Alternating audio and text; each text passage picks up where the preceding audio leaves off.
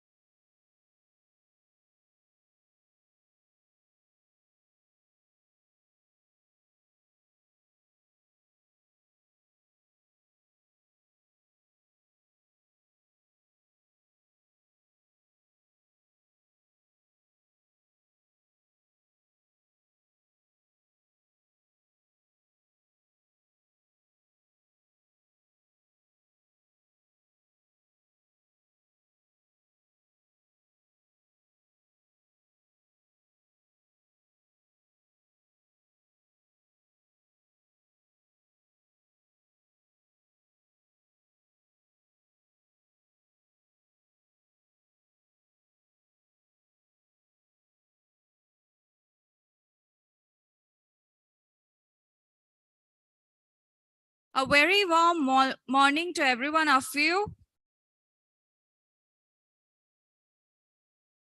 A very good morning to one and all present here. I, Shruti Suryavanshi, I, Shrestha Adhikari, are very pleased to be the MCs for today's event. It gives me immense pleasure to welcome all of you to the day 3 of this conference on Global Traditional Food Summit 2023, organized by the Council for Promotion, Research and Trade in Traditional Foods, New Delhi, and deemed to be University, Bengaluru, in association with AFSTI, Association of Food Scientists and Technologists, India, Mysore. Conferences are used to bring together people with common interests and discuss issues and ideas relating to specific topic. It allows experts in one field to gain insight into breakthroughs and paradigm shifts in other closely linked fields. So let's leverage this opportunity to build our network and expand the horizons of our knowledge.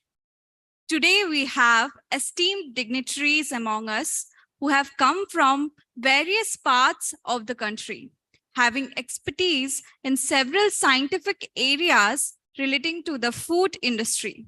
It's a pure privilege for all the attendees participating virtually and physically to be a part of this great day. We will have a profound exchange of knowledge between us and we will get to learn a lot of things. Traditional foods are an important part of cultural heritage and play a significant role in shaping our understanding of different communities and regions of the world. As we begin today's event, I want to encourage all of us to carry on the same enthusiasm for today's event. Finally, I want to thank all of you for taking the time to be here. Your presence and participation in this conference are a testament to your commitment to making a positive impact in the world. I hope you will find this conference to be an enlightening and enriching one and will be a takeaway of inspirations. So, seeking the blessings of the Almighty, we will start our conference, and I would like to invite Ms. Shivani for the morning prayer.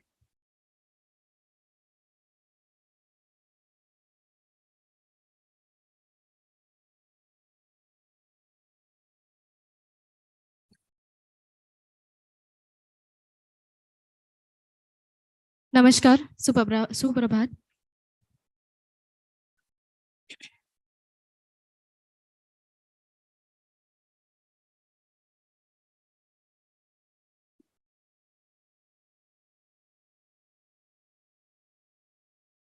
अच्युतं केशवं कृष्णदामोदरं रामनारायणं Janaki वल्लभम्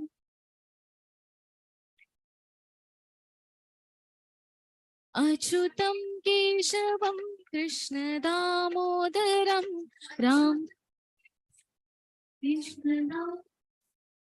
रामनारायणं Janaki वल्लभम्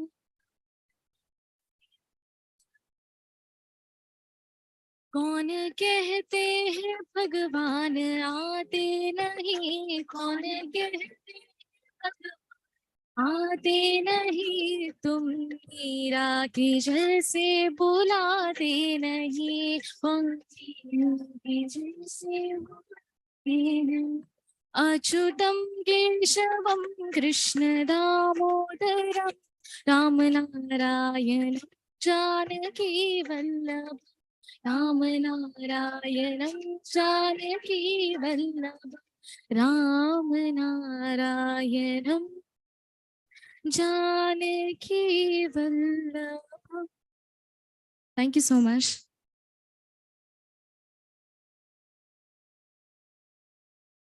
Thank you so much, Shivani. Now, I would like to invite Dr. Surendra S. Concocta, IAS retired President CPR TTF, Secretary General, CQFS, former Secretary, Government of Delhi, former Director FSSI, former Chairman, State Food Commission, Himachal Pradesh, to be the chairman for today's session. Sir, I request you to come on stage. And I request Dr. Yogesh Kumar to present a bouquet to grace his presence for this occasion.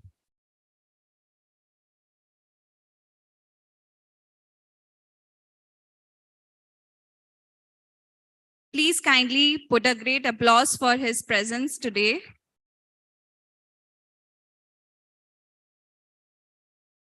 We are very blessed to have you, sir. Now I would request Dr. Surendra to address the gathering and grace the occasion with his blessings.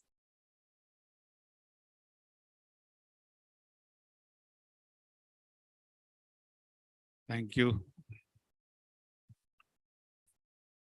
Namaskar, Suprabhat. On behalf of CPR TTF Delhi and Jain University, it gives me immense pleasure to welcome Professor Jamuna ji and Professor Pant, Assam University VC, today for this third day of our conference. This day is much more important than the earlier 2 days, in the sense that we talked about food safety in traditional food.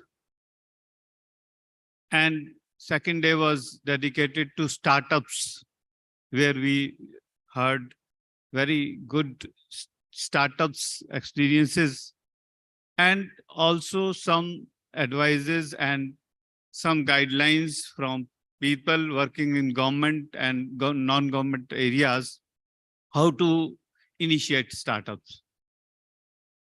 But you know, this whole traditional food system is a comprehensive system. It has to be viewed holistically in its totality. So today we are going to take up this important topic of traditional Indian food system as a whole. Unfortunately, we somewhere were in between, we lost direction and we went away from our traditional cropping methods, traditional way of agriculture, where we were integrating and having multiple crops, multiple type of agriculture system, which include animal husbandry, beekeeping, everything together at one place. And so the agriculture operation was going throughout the year. Unfortunately, the money came in, people went for cash crops, and we adopted monoculture. That was against our basic ethos of Indian culture, where we, like for the last 2 days, we are hearing that every course or 4 course language changes, water changes, or food changes. So that was our traditional strength. So we went away from there, that strength, and adopted certain methods which were not native to this place, aligned to the whole culture of this nation. And this is a big nation, and we have very different, diverse practices. I don't know how many of you must have heard, there's a place called Zero in Arunachal Pradesh. Very small, Atatani tribe lives there. So they had unique culture of growing, doing agriculture for thousands of years. What they do, they grow rice in that, paddy. And along with that, they have fish in that, And fish and rice, for that they use rice straw to feed to pigs. And pigs excreta is fed back to the agriculture field on which fish and rice grows. So there was a cycle. Sustainability we talk of today, we had this existing in our traditional heritage system. So if you see today we have a lot of pesticides we use. You take any crop, we have number of pesticide, number of sprays. Why there was a need? Because we stopped doing intercropping. We had multiple crops, one crop after another, which was natural barrier. Even if you have a intercropping, one crop in between, the pest doesn't go from one to another because there are different pests for different crops. So we were using natural inhibitors. Instead of that, today we have a lot of pesticides everywhere. Same is true of manure. Today we have organic agriculture, or whatever name we call traditional agriculture or some other agriculture. Organic is a very new term, novel term. We imported again this term from outside. We were already organic. We were doing that. So we have to see in a holistic way. Food is not only which comes on my plate. It starts the moment we grow in the field. Seeding to feeding, the last stage. Every stage we had taken care of. So we need to take care of that, whatever we grow. And traditionally we were growing different crops, and season wise there was different crops available. That's why we have such a variety in our foods also. Idli is a common food, but you know, there are different varieties in different areas within a state also. In Karnataka, there may be 100 types of idlis all over the country, because every state, every place, even small places, district within districts, you find that variety. So that variety was our culture basically. And we are lucky today that we have very good speakers, experienced speakers in Professor Jamuna Prakash from Mysore University. In a way, my alma mater. I got a degree from Mysore University way back in 81. So she has a vast experience in nutrition. Professor Pant has written books also on different cropping systems. He is Vice Chancellor of Assam University, very experienced person who has spent almost I think all his life in Northeast, mostly Arunachal. He was director of NIRD, National Institute of Rural Development, which has a campus in Guwahati. After that, he's taken off as we see Assam University, very prestigious and old university. So you will be really learning a lot from the experience of these two stalwarts. And we are lucky to have them, one virtually, one physically. Madam, we are thankful to her because she traveled from Mysore all the way early in the morning. We traveled her. But that is the passion of these people. They are passionate about traditional food system, and health of the people and health of this nation.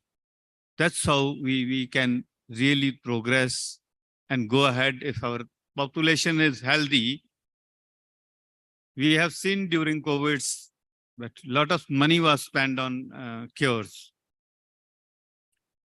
Our Ayurveda system, our system of health is basically based on food.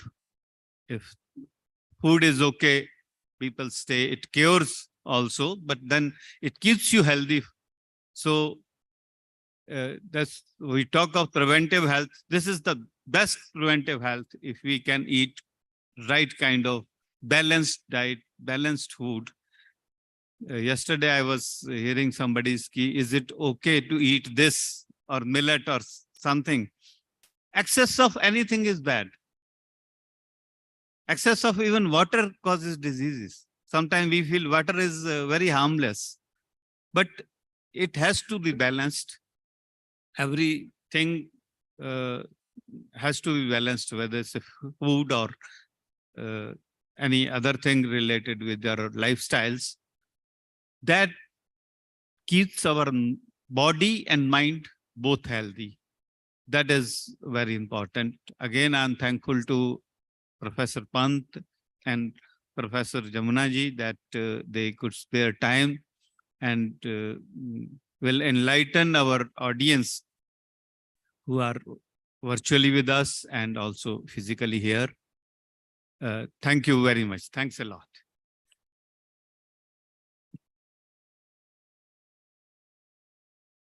Thank you so much, sir, for your words of encouragement. Now, I would like to take the honor to introduce Dr. Jamuna Prakash ma'am, who was a professor at Department of Food Science and Nutrition, University of Mysore, India.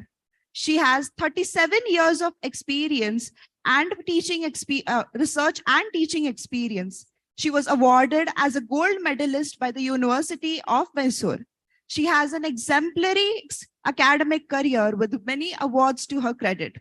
She is actively involved in research as evident from publication of more than 180 research and review papers, 3 books, 9 book reviews, and more than 280 presentations. She is editorial board member of 6 journals. Her presented and published papers have won many awards of more than total 1,000 citations. She has completed many research and educational projects funded by different organizations and consultant for many food industries. I would like to call Dr. Jamuna Prakash ma'am on stage. We are very honored to have you, ma'am, with us.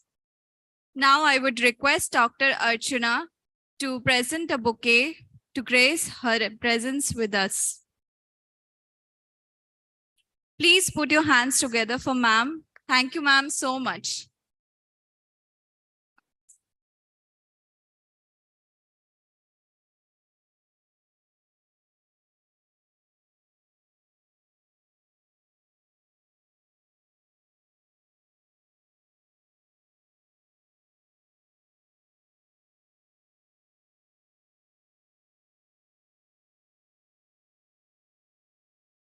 Thank you, ma'am, so much for joining here with us. Now we'd request you to deliver a talk on traditional Indian food systems, a health and nutrition perspective. Thank you, ma'am.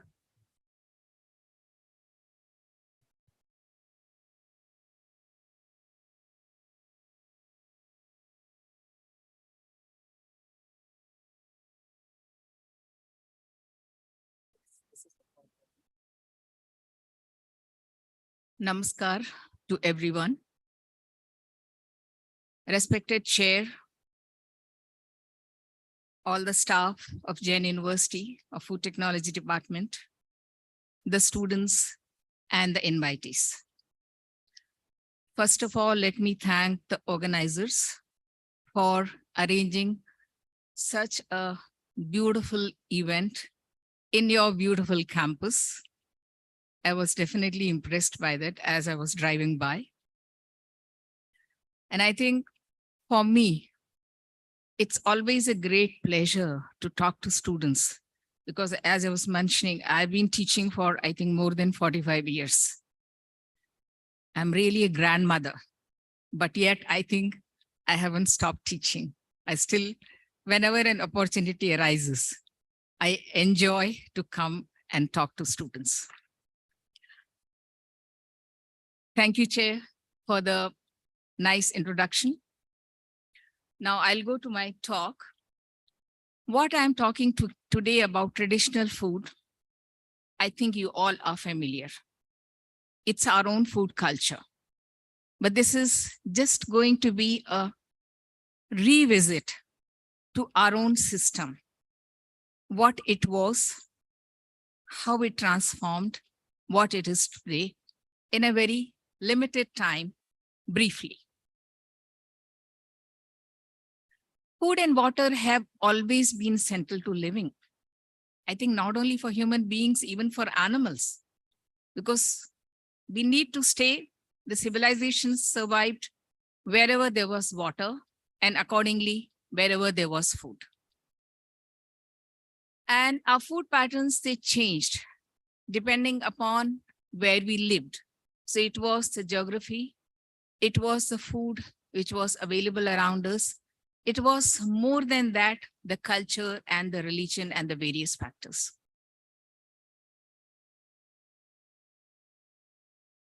I think it went back. Yeah. Broadly, we can sort of divide our culture into three different parts: a prehistoric era, a historic era, and the present era. Because this is where, as a nutritionist, I can see that major transformations or major changes have taken place. Because whenever we talk about our tradition, one thing we know is that we are talking about thousands of years of history. Okay. Traditional wisdom was observation-based, experience-based, what people saw and what they recorded and what they learned. In case of modern science, it is evidence-based. Somewhere it is good, somewhere it is bad, both ways. Because see, science is only 200 years old. Tradition is thousands of years old. And we want to answer the tradition with the young science. Now that may not be always possible.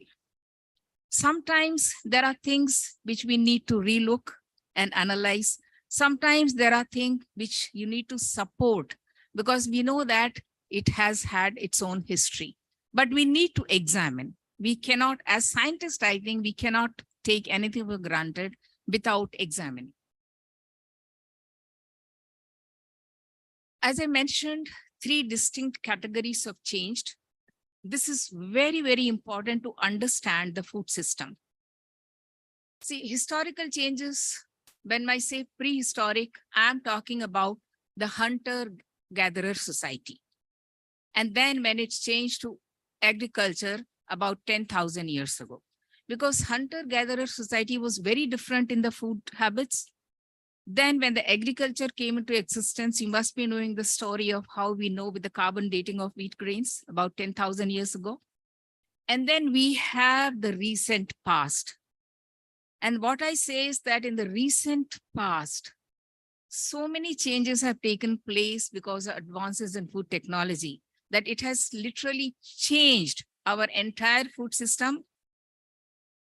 It's given us a lot of convenience. But the question is, has it given us a lot of health? I think that is something for you to debate upon. There's been a lot of change from the hunter-gatherer to what we have today's processed food sector. Okay. And how do we know about this old system? Of course, there have been a lot of evidences, whether it is the stone tools, whether it is some paintings, whether use of fire for cooking or agriculture and all that. See, we've also had the story of Mohenjo-daro, wherein we found containers for storage of food grains. So some things like this in the history, we know that what was happening. Now, some of these systems, which was pretty old, I think we saw or we see today in the indigenous or the tribal population. I'll give you some examples. Because they continue what was being done. Mostly they dwell in forest. They are changing to the urban system, but fortunately, very slowly. So what are the tribal diet patterns now, because there are some studies available on this also. Very similar to the old society of hunter and gatherer. They mostly use the forest produce, and of course, it is the seasonal produce. So there are varieties of wild meat and fish. There are smaller grains such as millets, which nowadays we are advocating for health. There is also minor forest produce, which is gathered and used for trade also. They do have primitive knowledge of medicinal properties of many plants. This is amazing, because even in the state of Karnataka, you must have heard of Hakki-Pikki tribe and then Soliga tribe and all that. You ask a 10-year-old child could identify 200 varieties of medicinal plant in the forest, which we just don't know about. It was like amazing to see that knowledge, but they carry that knowledge from generation to generation. They do store some vegetables, fruits, and meat, which is in a dried form. And they do have a very diverse diet. Of course, they do have some superstitious belief, which we don't find, let us say, we don't find scientific evidence, but it is there. It is there in their system, and they are adopting urban diets. This is just a very small collection of what the tribal diets are today. Just to use an example. See, from Chhattisgarh, it's a tribe called Baigas. They use wild rice, okay, wild rice in black Nkana. Finger millets and kodo millet, honey, mahua, weaver ants.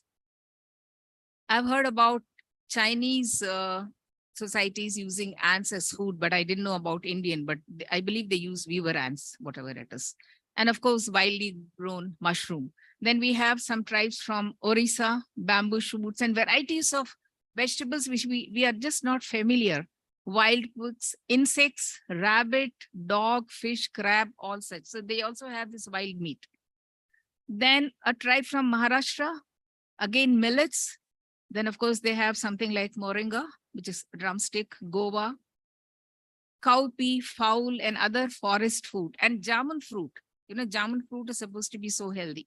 It's widely grown there. From Tamil Nadu, honey, birds, small wild animals, banana flowers. Then we have from Karnataka, Jenukuruba. Jenukuruba, the name itself comes because they collect honey actually. They sell honey. They also have roots and tubers, greens. They use a lot of amla. Actually, in this BR Hills forest, there are a lot of amla trees. This desi variety of amla, not what we get, the big one, smaller one. And these people collect that and sell that, and they also use that in their food quite a bit. Stone moss. Stone moss is a spice. I don't know if you are familiar with this. Pattarful, it's called as in Hindi. In Kannada, it is kalhu. That is used for palav and for many other spices. So that one, it's a kind of fungus grown on the stone. So that's what they use, and it's very flavorful. Then Garcinia cambogia, you must have heard this, for lowering cholesterol. See, all this is a part of their diet, even kokum fruit and all that. So these are all, see, they are carrying the tradition of this forest food with them. Okay, so the science and tradition of eating. Now, when we come to this, as I said, tradition is of course very old, and science, we want evidence. One thing which we know in our tradition is that water, food, and health were very, very important. Okay, so we knew that for health, we need to have good water and good food. And information regarding traditional food, I think as our chair explained, mostly we get it through the ancient scriptures or through Ayurvedic manuscripts. One thing we know is that Indian traditional meal patterns were very different from the other communities around the world. And now also it is very different. Our traditional food system, I think, is not seen in many other societies, except maybe a little bit of likeness I see in Korean food culture, where they do have a lot of vegetables and a legume, and of course they use soybean, and they have rice, and they use meat also, fish and things like that. So only Korean food culture I find which is similar to our culture. I don't find anything else similar to our culture. What is unique about our diet? Of course, vegetarian diets, I think you don't see anywhere in the world, except now when people are trying to become vegan. That's all. We don't have this at all. People want to become vegetarian for the health reason, but otherwise, no, it's just not there anywhere. Diverse foods, use of diverse foods, and processed and unprocessed foods, of course, this has changed quite a bit. Earlier system, we had low technology units. Now, of course, it's highly advanced. Observation-based concepts, I want to explain this more. And of course, how we ate food, etiquettes of eating. See, vegetarianism, that actually maybe came only around 3,000 to 5,000 years ago. Before that, the practice of eating meat was all around, because this mention has been there in our Vedas also. Like everybody across on the board ate meat. It's later on that meat eating was stopped and people started becoming vegetarian. Maybe it was because that killing of animal or taking of life, that was prohibited. That is one reason. Buddhism and Jainism came into picture. That was another reason. And there was enough food to eat. I think that is a major one. Because people could grow food because of agriculture, they stopped eating the meat. And that was also a spiritual dimension. See, that is a part of culture. Very important it is. That is, we started worshipping utility objects, whether it is a cow or a hearth or pounding staff or grinding stone, all these were worshipped. They are worshipped to this day in some cultures. About the diet diversification, back then, the diets were very seasonal. Whatever was available around us, geographical, the choice was limited and restricted. But now, the change is that foods are available throughout the year. You can find watermelons throughout the year. We don't associate that with summer at all. You have gooseberry available throughout the year, because, we were making pickle only once a year for the whole year. Now, anytime I want, it's available in the market, I can make it, no problem at all. It's available in all the places. Globalization, that's a plus point, of course. We have plenty of choice. There is no restriction. But what is happening is the selection of food is ruled by taste. See, when you get ice cream of different flavors, pista, raspberry, strawberry, vanilla, that is not diversity. Diversity is when you eat different kinds of grains or different kinds of vegetables. That is something missing, because especially the younger generation looks for tasty food, not for healthy food. There is always a fight between me and the younger generation. Anywhere I go, I keep reiterating this point that you are eating a lot of unhealthy foods. Generally, nobody agrees with me. So I agree to disagree with them, but I don't have a choice. But still, I keep instilling that what you are eating is not healthy.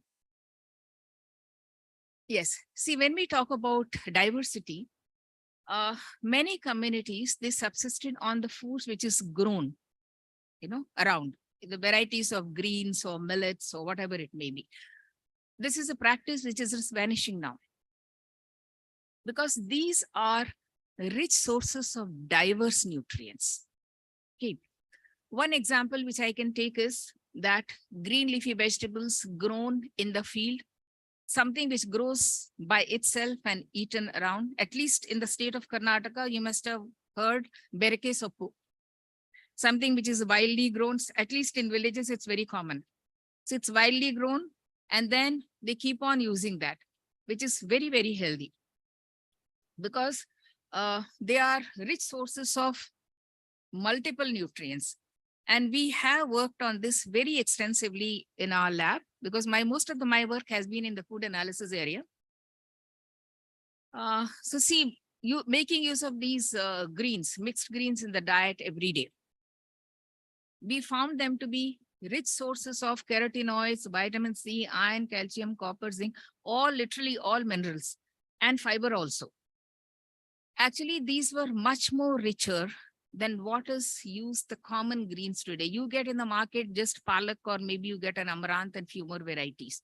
This is very different. These are unconventional greens. And we found them to be almost having twice as many nutrients as these greens. See, then we also have a lot of this traditional indigenous knowledge, which we are losing now. One of them is cooking in iron pans. Okay, a practice which is no longer existent because we have a lot of non-stick pans which have come now. No, we want to use them. We want to use all kinds of fancy things. So the iron vessels are just vanishing from the kitchen. But I have worked on this also in my own lab. When we cook in iron pans, the total iron content increases and what we call the bioaccessible iron, the iron which is available for absorption, that also increases tremendously. Okay. So at least till 4 decades ago, iron vessels were used for boiling milk. This was a daily practice, and also for cooking food. So we would get extra iron. And this is something which can be told to all communities because, you know, iron deficiency anemia is 1/3 of the world population suffers from it, more than 2 billion. And we have all our, if you go to any latest National Family Health Survey, you find iron deficiency anemia to be more than 50%. It's just everywhere around, too much. So this is one easiest method. You take an iron ladle, of course, it must be cast iron ladle, put it in the curry you are doing. That's all. Just use that ladle for the curry. Some amount of iron will come into the curry because the medium should be little acidulent. That's one requirement. Normally for the curry, for the rasam, for the sambar, we use a bit of tamarind. And tartaric acid is an iron absorption enhancer. It really increases almost by 4 times. I worked with that also quite a bit. So you just keep that ladle into that vessel. Iron content increases, available iron increases. This is one way, very easy way you can increase the iron content in the diet. And this has been practiced upon, this has been researched upon. One community in Cambodia, they distributed to that, they also have a lot of iron deficiency problem. They distributed one iron fish because see, for their community, fish is supposed to be a lucky charm. So they made one iron fish about this size. They distributed to all the families around in the community. They said, whenever you are cooking some dish, put that into that vessel. Okay, some curries, whenever. They did that and they were following with hemoglobin levels or whatever, you know, the markers of, biomarkers of all the iron deficiency anemia. And within 6 months, they saw that the iron content of the whole community increased by 1 to 2 gram, which is a remarkable increase. Hemoglobin increase of 1 to 2 grams is really good. It does not increase that readily. It was just one easiest experiment which could be done. And this got an award. So for our system, because we don't use fish and all, I suggest just a cast iron ladle. Put it into the vessel and every day you are getting your iron. Over time, over a few months, your iron levels come up in blood also, no problem at all. Yeah, something about observation-based concepts. Again, the dichotomy between the science, evidence, and the observation-based concept. The concept of hot and cold food. We do have very few papers wherein they say that this exists, but most of them say it does not exist. But this is very unique to our system. We have a belief in hot food and cold food. And I think this belief, at least according to me, I feel that this is true. Because see, this has come from, because we have varied seasons. So once the season, in hot summer season, we are supposed to take cold food. In winter season, we are supposed to take warm foods. So, and this system works because it works on the body. Even in Ayurveda, they say that according to the climate, you need to change your type of food. So based on that, maybe this system does work for us. Food avoidances during pregnancy, lactation. Again, a lot of papers are published on this, but this is something to be examined because some of them are correct, some of them are not correct also. Okay, both are there. See, there used to be a system of not giving papaya to pregnant women, saying that it causes abortion. In between that, when I was a student, that they say that this is totally wrong concept and nothing happens and they can eat papaya. But then later on now, there is evidence to show that papaya has these protein breaking enzymes, right? So that can cause abortion if you eat too much of papaya. So that's the reason that, see, that point of time, we did not have this science to prove, we did not know the reason. So they just, this was an observation-based concept that pregnant women are not given papaya because it may cause an abortion, right? But in between, how this gets changed, they said that pregnant women should not go and stand under a papaya tree. That has no meaning at all. So these beliefs also get changed. This is where I said that we need to examine. Ali, like in some communities, when we used to do a lot of surveys before, so we found that in some communities, they restrict the fluid given to lactating mothers, saying that the milk will get diluted. I mean, this has no basis. Okay. Yeah, again, in the traditional system, we include food from all groups. Traditionally, I'm not talking about what we are eating today. There is a difference. Traditionally, we used to include food from all food groups, and that's what made the traditional diet balanced in its own way. One example I could get, maybe you have heard about this before also, from Arthashastra of Kautilya, he mentions about some amounts which should be taken in a day's diet. See, unbroken rice, maybe that was what was available. By the way, unpolished rice, you know, is much more healthier than the polished rice. 454 grams, and this 360 gram is a balanced diet for a person, adult man again, doing moderate work. This is from the latest ICMR 2020 publication of estimated average requirements and RDA. Maybe you're familiar with that. See, because in 2020, the RDAs were sort of redone and given. And it is from that book wherein they've also revisited the balanced diets and given. So I've taken from that source. See, ghee, pulses 114, and in that it's 120, almost closer. Ghee 77, and here we have oils and fats 20, and nuts and oil seeds also 30, because that also provides a lot of fat. Most of the nuts are 50% fat.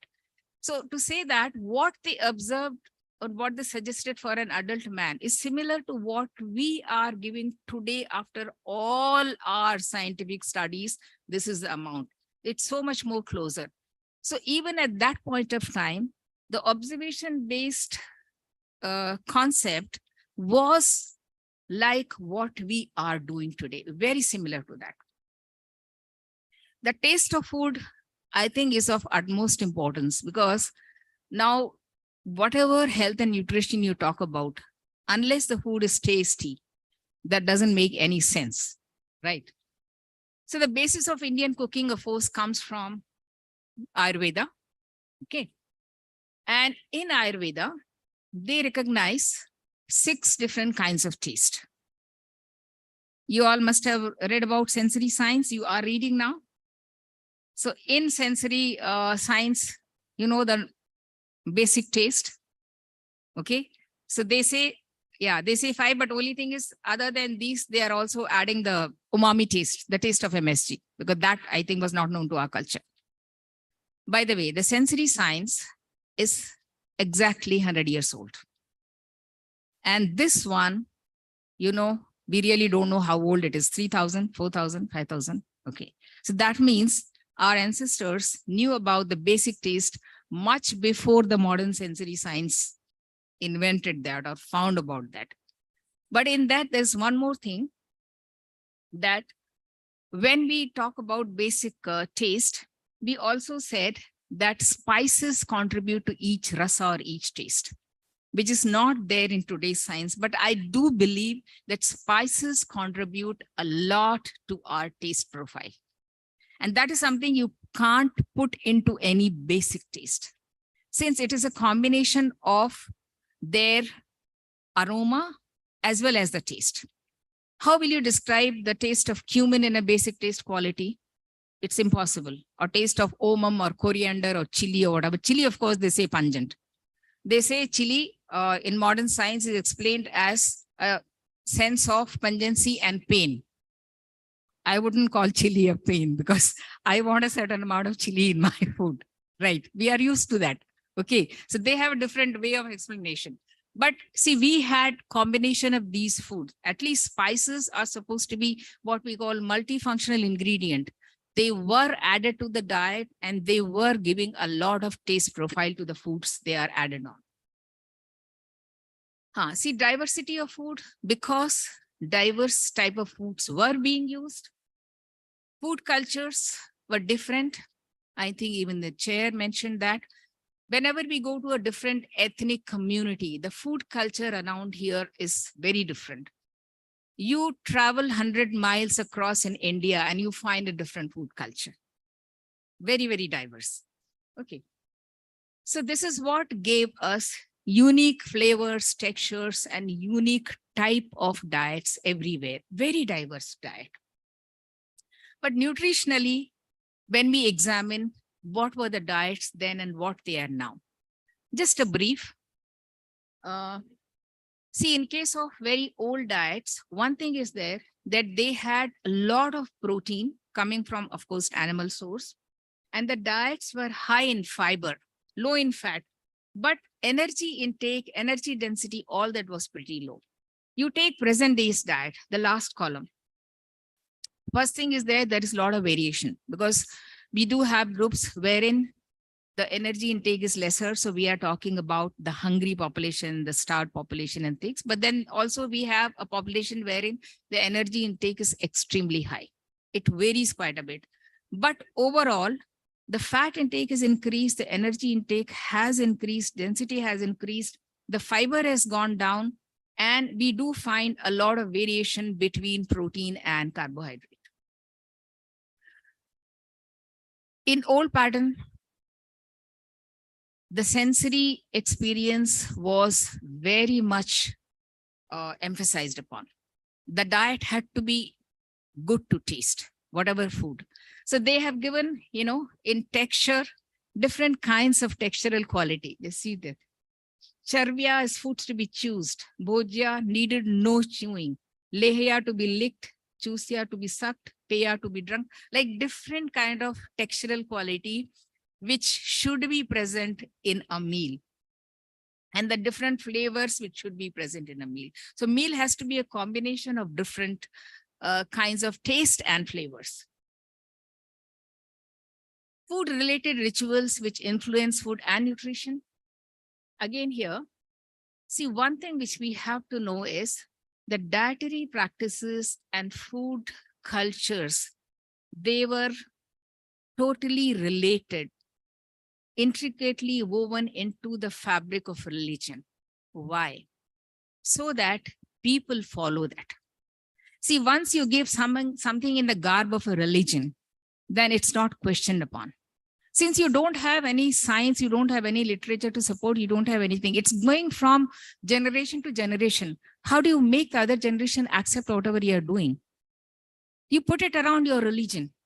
There are no questions asked. To this day, I think at least in our culture, we don't question something which comes from the religion. We just accept it, right? So it was all a part of religion. It was also a philosophy of life which told us about so many things. Harmony with nature, concept of sharing and giving. These are all the hallmark of our food culture which influenced food and nutrition. One example which I can give you about philosophy of life is, at least down here in the state of Karnataka, when we have a New Year festival, we take neem leaves with jaggery. So that is to say that in life, you get sweet things and you get bitter things. You need to accept both with a balance. So that also taught us about harmony through food. Yeah, food was always a basis of emotional and psychological security. I think, again, this is something we are rediscovering now through modern science. Because generally it was the women folk who will prepare and serve food, and children and, elderly people will be served first. All these protocols were followed.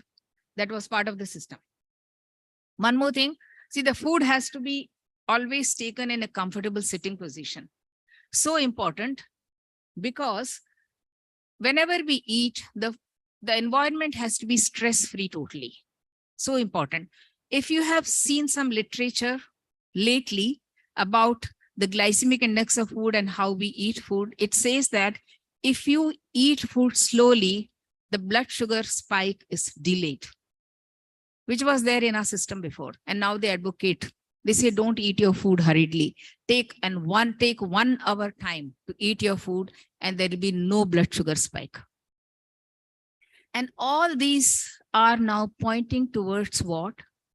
Healthy gut microbiome for optimum absorption of nutrients, for immunity and for mental health. A happy gut gives you a happy brain. That's what it says. For your happiness, your biome has to be healthy. And how does the biome becomes healthy? You eat good food at the same time in a good environment, in a happy situation. So all these we are finding relationship now through the modern science, which was already there in our culture. Fasting and feasting, very common in many, many cultures. It has its benefits. You know that fasting has to be done to give rest.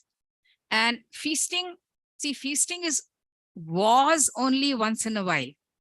So what will happen during the feast? You are going to prepare a lot of extra food, and maybe sweet preparations were only for feasting because we had to eat less sweets. It was once in a while, not every day. Okay. Because see, sweet is something which genetically we like. Salt is an acquired taste. We get used to salt because we start eating salt, and slowly the level can increase also. But sweet is something genetically, our genes are programmed to like sweet. You give sugar solution to a baby, it will start licking it. It's like that. So we do like sweet. And that's the reason that we have to restrict the amount of sugar we take in a diet. It was restricted by our culture. Now it is not, because sweets are available all around, everywhere. Eating ice cream or eating sweets has become an everyday phenomenon. Fasting was to give rest. At the same time, see, fasting was not meant for people in special condition. Somebody who's sick or during pregnancy for children, there was no fasting allowed. So even that there was a system. Harmony with nature. Since all the food preparation involved some natural resources, it came into our culture that you worship everything which is a part of that system. It was there. See, respecting and worshipping all objects. Worshipping all sources of water. Actually, I think there is one festival before Deepavali, the first day, we are supposed to worship water. It is there. In different communities, it's in different ways. Okay. In tribal populations, they worship trees. They don't cut any trees. All this is there because we need that. Because the nature has to be in harmony with what we are today. And that was built into the system. Taking care of cattle, worshipping cattle, all that came because we needed all these resources. This actually doesn't have anything to do with nutrition, but I sometimes put this slide because I'm really fascinated. See, they did have a very good system of weights and measures. This is one particular kind of seed. It's called as Gunja in Kannada and Ratti in Hindi. Okay. See, the quality of this particular seed is that the weight is almost always equal. Any seed you take from the plant weighs the same. And this was being used for weighing gold in older times. So from this, they developed a good measuring and weighing system. And by the way, these seeds are very poisonous. These are not edible. They cannot be eaten. Okay. Concept of sharing and giving. Very important in modern days because see, in olden system, anybody who came to the doorstep asking for food or a guest, in our culture, they were all taken care of by giving them, enough amount of food. Nobody went away without food. So this sharing and giving was to equalize. Now, 2021 report, I think, Global Nutrition Report, that talks a lot about nutrition equities because we are losing that. But this nutrition equity was available in our food culture in olden days, where food had to be shared. Okay. Now, in case we develop that system of sharing food now, I think maybe that was meant so that nobody remained hungry, which was a very good system. In present scenario, I'll just, I think, rush through this because you're all familiar, but since I had to start from these three different food systems, major change has occurred in the last 50 years. Major is not the word. I need to use a much more stronger word, I think, which I don't have in my vocabulary. Okay. Most of the processed foods are in the refined form. Again, okay. Excessive use of sugar, salt, fat, everything. Synthetic colors also, right? A jalebi is not a jalebi unless it's orange in color. And it's only feasts our eyes. We don't have to have that color. So like that, you have so many foods in the market with added colors, which we don't need. All the synthetic colors are coal tar dyes. Of course, it does undergo a lot of food additive safety issues, undergoes entire protocol. But yet, in case we don't need something, why to add that to the system? Because it has to go through the liver metabolism. These are all xenobiotics. That is, they are not the substances which are metabolized by the body. The body can metabolize natural substances, not foreign substances. So we are straining our bodies with something which is not natural. Yeah, so traditional meals, of course, were healthy because we were using unrefined fresh foods. Soil fertility, again, I think the chair mentioned that is very important. When it comes to agriculture, we have the multiple cropping system or monocropping system. See, the soil fertility is going down like anything. In case you follow the newspaper, just last week, there was a huge article, I think 10 days ago, there was a huge article about the soil losing its fertility in one district of North Karnataka, where they are unable to grow anything whatsoever at all. Now that will happen everywhere. Because of the use of fertilizers, chemical fertilizers and pesticide, the soil fertility is going down. And also because of monocropping system and also multiple cropping system. In one field, so many crops are grown one after another. Hybrid varieties, nutritional value, I have just put a question mark. I don't have time to explain that. Yeah, see, if all foods are available all through the season, is it in harmony with the human body or the human nature? I don't know. It's a question mark because really I don't know about that. Varieties. Okay. The diversity we are losing because the agriculture depends upon the demand supply pattern. So the only foods which are in demand in the market, they will be grown. Something else which may be healthy, but because it's not in the demand, it's not grown. So we become a victim of this system. Refining of foods, I think being a food technology students, I need not explain this. This is a real problem. Everything in the refined form, all foods which are coming to the market, any bakery product is made only with maida, use of trans fat, margarines or daldas or vanaspatis. All these are real danger, and a lot of sugar and a lot of salt. The processed food industry puts an extra amount of salt because the consumer likes the taste. The salt is an addictive taste. We get used to that. And that's why they add that and we start liking that. And we are getting used to extra and extra salt because WHO says only 5 to 6 grams of salt per day. Habitual Indian diet is 10 to 12 grams of salt per day. We have to reduce it consciously. It's not possible unless we do that. Yeah, dehydration. I'll just explain the last one. See, dehydration technology is one which is very, very vastly used in the food technology, food processing. But dehydration reduces the absorption of nutrient at least by 30 to 60%. A lot of studies I have done with this in my own lab. I know that. The absorption just goes down like anything. So it's nothing like eating a fresh food. Okay.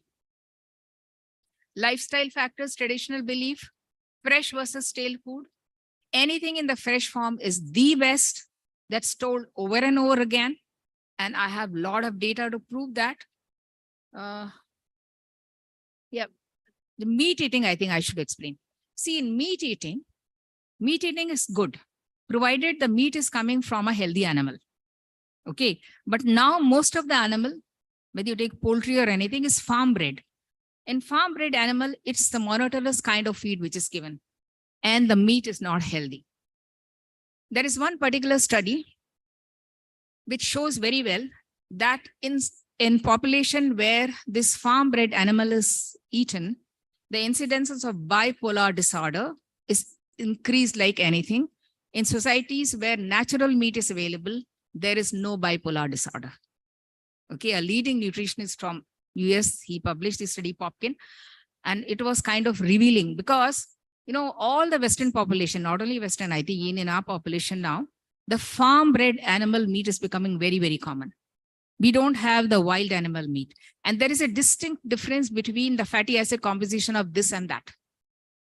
So in the meat eating population, this is a danger. Not only that, you've heard of the use of hormones and antibiotics in meat. They use a lot of hormones so that the animals grows big. They use antibiotics so that after slaughter, the animal meat does not get spoiled. Last summer, a study in Delhi stated that 45% of the chicken sold in Delhi market had drug residues. 45%, which is huge number. So these are all the issues with modern kind of food. Okay. Concept of hygiene and sanitation. See, we study so much now about HACCP. Food safety, we are advocating that. But this was inherently built into the system. Because, see, in the kitchens were separate. And whoever prepared food was supposed to take bath and only then enter the kitchen. And nobody else was supposed to get into the kitchen. Okay, these are all built into the system so that there is no contamination which goes to the kitchen. It was like that. And the food is dealt only with one person, and that person will serve the food and get back to the kitchen. So nobody is touching that prepared food. So we are kind of preventing contamination. See, this is because I'm talking about a time when there were no medicines available. Okay, so if somebody had a food poisoning and diarrhea, there was no way it could be treated. But it was built into the system that nobody fell sick, right? See, now also we have like so many huge places like temples wherein food is served to thousands of people every day. Whether you take, time is up. 5 minutes. Oh, I'll finish it. Okay. Yeah, when I start talking, maybe I may not know the time. Okay. See, when you have temples like, let's say, Dharmasthala or Tirupati and something like that, thousands of meals are served every day. Not a single case of food poisoning is ever reported anywhere. How is that possible? That's because they follow a system, and this system was inbuilt into their preparation and serving without any scientific knowledge of food safety protocols. This is just a summary. This is the last slide. I talked about locally grown fresh food, very important for our system. Smaller grains, unrefined foods, very important. As much as possible, as much as you can incorporate into your food. Lower level of processing, minimum level of processing, again, as much as possible. See, the best thing to do is that you take food which you take in a smaller quantity. For example, you use the spice mixtures. That will not harm your health if you're buying a processed food. But don't go in for highly ultra processed food like synthetic drinks or bakery products. Avoid that. So you will be sort of maintaining health. And you have a new, I should say, epidemic of ordering food from outside, which has become very common in last 2 years. You have the Zomatos and the Swiggies available everywhere. So just at the drop of a hat, take the mobile and order food. Do you know how much of fat, oil, salt, sugar they add to these food? You are not aware. When you do the nutritional analysis, you will be amazed at the amount of fat added to all this.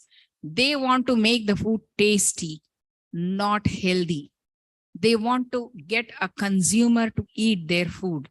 They are not bothered about what happens to the consumer after the consumer eats their food, right? So your health is in your hand.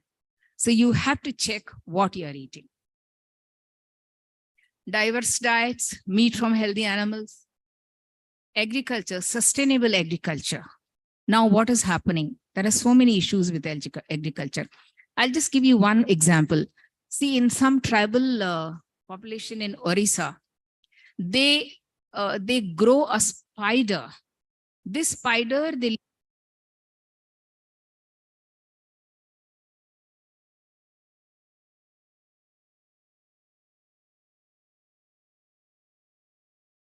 such knowledge is available in our indigenous population.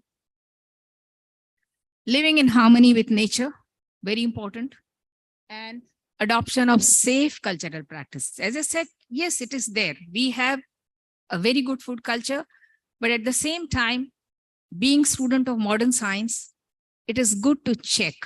It is good to examine once and then adopt the practice. But yet there is a lot which we can adopt from these practices. Traditional food culture, what it has. I think this is my last slide. So thank you so much once again for giving me the opportunity. This is a topic that you can go on and on. There is a lot of data available today. I didn't want to use any data whatsoever. I made it data-free talk because once the data gets added on, then it's unending. So if there is time for question, I'm not very sure how the session is. I can answer some, otherwise it's fine. So thank you so much once again. Thank you, Professor Jamuna, enlightening us on Bharatiya Dharohar, or heritage food, which always looked beyond food security towards nutritional security, emotional and psychological security. That's a great talk. Thank you very much. Thank you so much, ma'am. It was really an insightful talk. So with your permission and sir's permission, can we open the round for some questions from the audience? Yes, we have our first question. Hello. Thank you very much, madam. It was a very informative and detailed presentation, and we are very happy. Something more I wanted to know from you. As you said that there is a traditions have changing the food habits from long back. Is there any effect on the genetic of the humans on that by changing the food habits? Yes, definitely. See, there are one study which tells us about, no, I think there are many more. Some studies which tell us about, see, our genes have not really got adjusted to the changed food habit. Because what happened, since thousands of years, it was a meat-eating population. We had less of carbohydrate. This more of carbohydrate started coming only from past 10,000. See, 10,000 is like the time wherein they found some grains and that. Maybe just 6,000, 7,000. Now, when these grains, a civilized population and like agriculture came into existence, we started eating grains. The carbohydrate intake went up slowly. So maybe the genes are in discordance with this particular change which happened.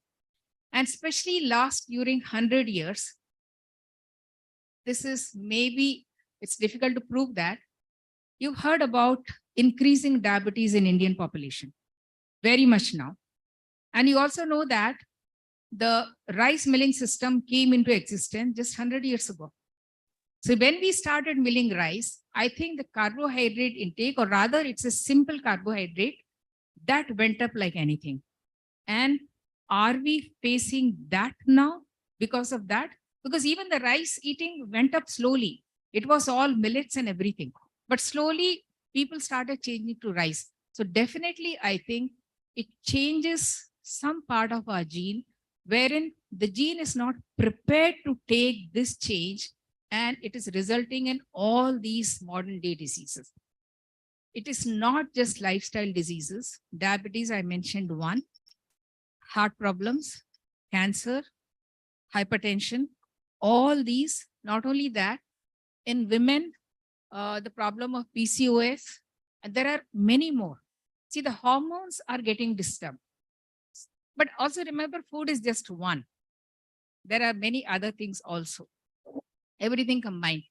Because in one of the talks, I heard that the, mm, the air quality is changing in such a way because of the traffic pollution that is causing a change in our metabolism, especially in the population who live in dense areas. See, because this traffic pollution, it settles in the air, and because of heavy particles, they come down. And we are breathing that again and again. That is one problem. Another problem is the use of chemicals all around us, a lot of chemicals. The air quality is changing. And then also we have the problem of plastic. I think plastic is coming in a big way. There's a lot of microplastics in the environment. And remember, we use a lot of plastic for the food. So I don't know what is going to happen. All the water bottles are plastic. The food containers are plastic. Sometimes the food in which you cook also are plastic, because in microwave, we use plastic containers. So these are all the extra ones which are getting added on to the existing problem of the changing food system. Food system, yes, it does cause a problem in our genes, definitely. Thank you so much, sir. Thank you so much, ma'am. We have another question from Dr. Rao, sir. Hello. Good morning, ma'am. It was very, very informative and also very knowledge intensive talk which you have given. I think it shows your experience and also your in-depth knowledge about this whole system. I think maybe you will be the right person to answer this, but this is a little bit it's not a very specific question. I'm wondering, because yesterday we had some traditional food startups who came and made some presentations. And today we know we have got a lot of westernized or ready to eat and modern foods which are available, which is competing for the same consumer. And we appreciate the value of traditional foods, but we cannot go back 100% to the traditional foods, because we have to continue with whatever gains or benefits we are seeing in the modern food and the modern technology that's bringing us this. So I just want you to, with your foresight, or maybe with the type of background you have, can you foresee what will be the future of food industry? Is it going to be a fusion between traditional and modern? And if so, it's already taking place, of course, in some of these industries. And what do you think maybe in the next 20 years or 50 years, how the food industry is going to look like? See, traditional foods, yeah, a lot of support, especially last 30 years, the traditional food started coming into picture because many of these commercial manufacturers, they started preparing foods and sending them. But you notice one thing, most of them are snack items. Most of them, or rather I have to say all of them. Okay. And also all these from a nutritional point of view are really unhealthy. I'm sorry to say that. I'm a food scientist myself, but yet I find that most of these are not healthy. That is one issue. And when you talk what may happen in future, see, in case our consumer gets more conscious about what they are eating, there's one thing we can do is we can try to make these, we convert them into healthier products. That is possible in the food industry, very much possible. You have more of phytochemicals. You add less of fat. You use, let us say, healthy fat. You use less of salt. You use less of sugar. It is possible to convert these products into health product, but really health product. Yesterday, you've seen I am not supposed to name them, but a leading beverage manufacturer. You've seen the controversy in the newspaper yesterday that they are using 49.5% sugar in their beverage. It is really unhealthy. Okay. So if you want to use 20 grams of that, 10 grams is only sugar being added on, right? How can they call their product healthy for brain function, for immune function, everything? You see the health claims. I don't know how it missed FSSAI, but anyway, that's what is happening. It is possible provided the consciously attempt to make the product healthier. Why not? It is possible because we have done a lot on the product development and we have seen that it is possible to turn out products which are healthier, mostly by blending, also by using some technological processes. I'll just give you one example. See your chapatis, it's a staple food, all right. But you know, wheat has a very high content of phytic acid, almost 700 to 800 milligram. And that's what reduces the mineral absorption, not only iron, all the mineral. Now, suppose to this wheat atta, when you are mixing, you add 10 gram of, let's say even you have 1 kg of atta, 10 to 20 gram of sprouted wheat. You can sprout wheat and dry it and keep that. You add that. Once you sprout wheat, there are a lot of enzymes, especially amylase and things like that. And that also has phytase. So that will just bring down the phytic acid level to such a low extent that mineral absorption increases. There's no change in the texture, no change in the taste, absolutely nothing. So we are making the existing atta more nutritious by using this one small low-level technology, which is possible. So these technologies are, I think, are available. There's a lot of literature of low technology as well as blending foods in different forms. And it really gives, see, because we developed one wheat atta with certain legume preparation and even something else, extra fiber and all that. The glycemic index we checked was just 51. With no cereal, you can get 51. It was one of the tastiest products which came out, and that was so good for diabetes. So it's possible to have that. It's really possible to have that, provided they make up their mind, you know, from the manufacturer side. Because as I said, they will sell what consumer likes. They will not sell what is healthful for the consumer. So the consumer has to demand. So it's up to us. That's why all the younger population, I keep telling them, you need to buy what is healthy. That will find a market. Good morning, Thank you ma'am. so much, ma'am. Sorry. Good morning, ma'am. Ma'am, we have one more question from our student side. Good morning, ma'am. It's really a great session, ma'am. My question is, ma'am, how vegan food are suitable for the Indian context, ma'am? I didn't What get is it your now. opinion? Can you please be louder? Ma'am, my question is how vegan food are suitable for the Indian context, ma'am? What is your opinion, ma'am? Vegan food again, no problem at all. It can be taken, provided you need to just have the nutrients balanced out. Okay, no issues at all. It is possible. See, vegan food, the protein source is it's not a problem. You can have a lot of combination of cereals and pulses. And then most of the time they take tofu and soya bean food. That's absolutely fine. See, soya bean, I do have one issue in case you are using that for a vegan food. As long as it is fermented, sprouted and all that, that is fine. But otherwise, soya bean again is a very rich source of phytic acid, 1 to 1.5 gram. I have analyzed all kinds of soya sample in my laboratory. That's been my work quite a bit. And I don't advise soya for this reason. Because see, our diet, basically, the absorption of iron is very low. It's even other minerals, because I have worked mostly in context with iron, I'm mentioning that.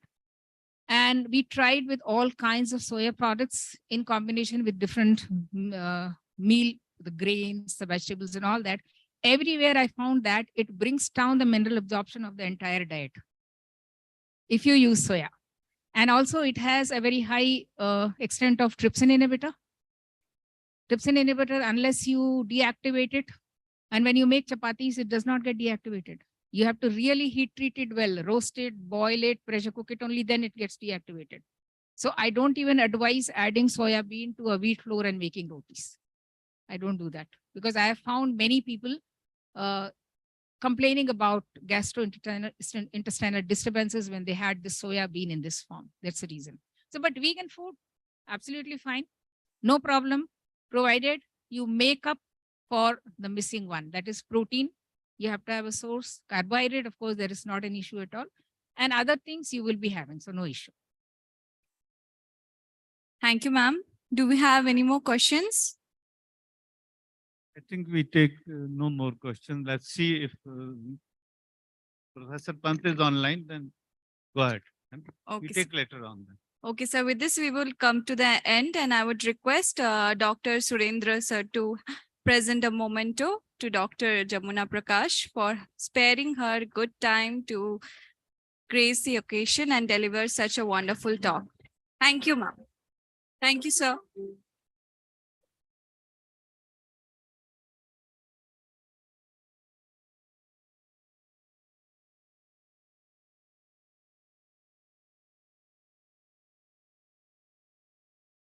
Now, I would like to invite Professor R.M. Pant, the chief guest of today's event. Professor R.M. Pant will be joining us today through online mode.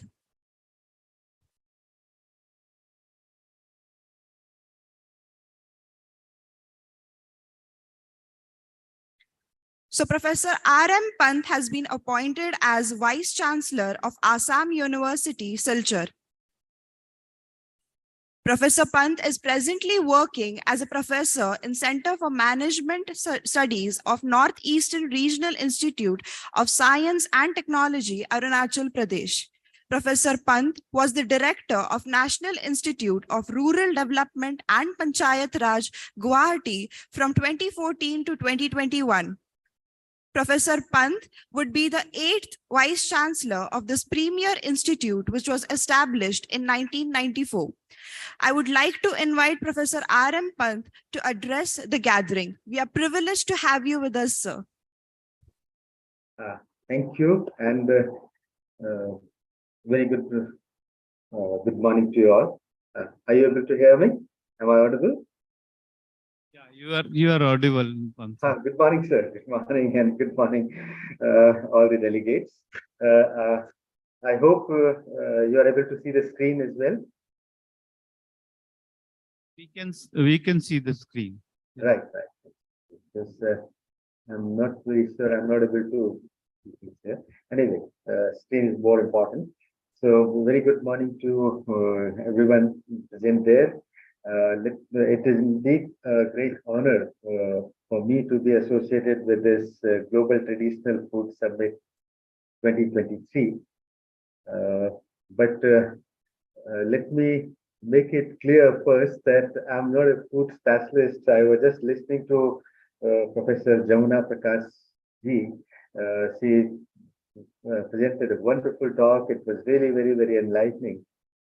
I'm not a food specialist. My only connection with food is that I eat it. That's it. And I'm going to talk about Northeast. And yes, I've been in Northeast for last 25 years.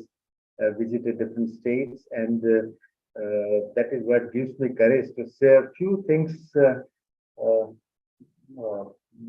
about Northeast and their food habits. So traditional food of Northeast India and the future prospects of millet in value addition. That is the topic I've chosen, and I've compiled some information hurriedly. So if you find few things out of the track, please forgive me. You'll have excuse me for that. Let me begin with a brief introduction of Northeast India. As you would be knowing, that Northeast was known as the land of seven sisters. We had 7 states in Northeast India: Assam, Arunachal Pradesh, Manipur, Mizoram, Tripura, Manipur, Nagaland. 7 states. Can you do it on a presentation mode? This is small. Sure, sir. Right. Now, can you see it now? Thank you. Thank you. So basically, Northeast, we had 7 states, and these 7 states were known as 7 sisters. But now with the entry of Sikkim in Northeast India, we were struggling what to say. Should we make it 8 sisters or 7 sisters or 1 brother? And then our Prime Minister Modi ji, he coined a very beautiful term, Ashtalakshmi for Northeast. So now Northeast is Ashtalakshmi. 8 states are there in Northeast region. And Prime Minister Modi ji termed it as Ashtalakshmi, and it really deserved this, pseudonym, sobriquet. Because this area is full of natural resources, so much of cultural diversity is there, biodiversity is there. I'll come to it a little later. Northeast basically comprises of 8% of country's total geographical area, and population size is very, very small. Just 3.76% of country's population lives in 8% of country's total geographical area. That is one advantage Northeast has. Low population density. In fact, just now, the anchor, the young lady who was comparing, she introduced me as the professor working in Arunachal Pradesh. Yes, Arunachal has got a very small population, 17 persons in a kilometer. So, and other states also have very low population density. So that is one advantage which gives a lot of hope for Northeast development. Northeast is known as the land of Kanchenjunga, Brahmaputra, Kamakhya, and Tawang and whatnot. It's a very beautiful region, absolutely pollution free and organic. That's its major strength. Very rich biodiversity. In fact, most of the states of Northeast India fall in the category of hotspots of biodiversity. And it is not only rich in biodiversity, but also it is equally rich in cultural diversity, and of course, food included. You come to Northeast, and I'm sure your taste buds will get a new flavor. So it's wonderful, being in Northeast. It's got so much of diversity in every aspect. Green Revolution that happened in 60s mainly, was confined to northern and some other states of the country, and eastern part, and especially Northeast, was completely untouched. Northeast was completely untouched with this Green Revolution. And people in Northeast, basically, they go for this shifting cultivation, and they are known as Jhumiyas. Shifting cultivation in local language is called Jhum cultivation. And most of the people were still practicing Jhum cultivation. They are still practicing Jhum cultivation. And, Green Revolution did not come to Northeast. It was a kind of blessing in disguise, as this land is still, organic by default. So whatever we grow here in Northeast India, it can be termed as organic product. And traditional food, it's part and parcel of tribal life. Northeast, we have very rich cultural heritage. We have large number of tribes living in Northeast India. Okay? Just to name a few, in Arunachal, where we have a very small population, there are 26 major tribes and more than 100 sub-tribes. And in Nagaland, there are 16 major tribes and then many other sub-tribes. Like every state, we have large number of tribal population. And they are very close to nature. They live with nature, in fact, and traditional lifestyle, traditional food, it's a part and parcel of their lifestyle. When we talk about millet and other coarse grains, which basically suffered with the entry of Green Revolution. Green Revolution, had some favorite children, I would say, wheat or rice. Other coarse grain took a backseat when this Green Revolution happened. But in Northeast, these coarse grains are still in practice, and they are still dominating the platter of Northeast people. So millet and other coarse grains, they are very closely associated with local festivals. And when a daughter gets married, sacks of millet and coarse grains are gifted to daughter as a wedding gift. And same happens when local festivals happen, community feasts are organized, and there also these coarse food grains are served in different manners. Say, for example, in Arunachal, we have Nyokum festival, which is one of the biggest festivals, many festivals. Similarly, in Mizoram, we have Chapchakut, Bawalkut. In Sikkim, we have Losar. So we have, Northeast is, again, as I said, it's a cultural, hub.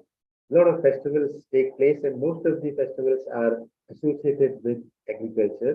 And when it comes to agriculture, it means this coarse grains and traditional food. And during these community feasts, local beverages are also served, and they are basically made of rice, millet. I'll come to it a little later. So basically, the Green Revolution didn't come to Northeast, and it was a kind of blessing in disguise, especially when we talk about traditional food culture Northeast. Heritage food of Northeast India, the seeing is believing. In fact, it's very difficult to describe it in few words. Northeast plateau is so full of traditional food, heritage food. In Assam thali, khar would be invariably a part of that Assam traditional thali. Pitha is present on every occasion, especially on all three bihus that Assam celebrates in a year. Pitha is, invariably would be there. Then fish tenga, black rice of Manipur is fetching a very high price now. Traditionally grown black rice now is having very high demand in the international market also. And glutinous rice in Assami it is called Bora Saul, and in Garo, Jaintia, Khasi, they make many snacks of these Bora Saul, glutinous rice. They are now trying to come out with modern products using this Bora Saul. Beautiful cakes, very tasty cakes, and all are also coming to market. Sikkim, Kodo millet of Sikkim is very much in demand, and a lot of value-added products are coming up. And in Northeast, this beverages made out of these rice or millet are very popular. In Arunachal, Apung is invariably a part of any festival, right from childbirth to death. Apung is served at family level, and whenever any community feasts are there, Apung is served. Apung is kind of rice beer, locally made rice beer. In Missing community, it is known as Noggin Apung and Poro Apung. So it is always served, whatever may be the occasion. Similarly, in Meghalaya, rice beer or millet beer chaat is there. In Nagaland, Jutho is there. Sikkim, Zan is there. And if you go to higher altitude of Sikkim, especially 10,000 feet, 11,000 feet, you get very tasty chang made of millet, which basically suits the cold environment of those high altitude places. And in Assam's tribal areas, Dima Hasao, Karbi, Anglong, there are very few, very popular beverages coming up and dominating the market also now internationally. Judima is local beverage made of this rice or millet, rice and millet something, and that has been basically recognized, that has been given this GI tag. Laopani among Lolong tribes is again very popular. Fortica among Kacharis, and Horalang is a typical Karbi drink which now tourists are relishing. I was mentioning about this Judika, Judima rice wine. This is now being exported, and this has got GI tag for this Judima. This is a typical Mizo thali. Most of the thalis of Northeast are dominated by local products, be it non-vegetarian or vegetarian. A lot of green vegetables. It's a typical system that they are being followed for since time immemorial, and you can see this how they cook. This is a typical Arunachali food being cooked in forest. they are well equipped to live even in the rough terrains. They are very well trained to live even in typical forests.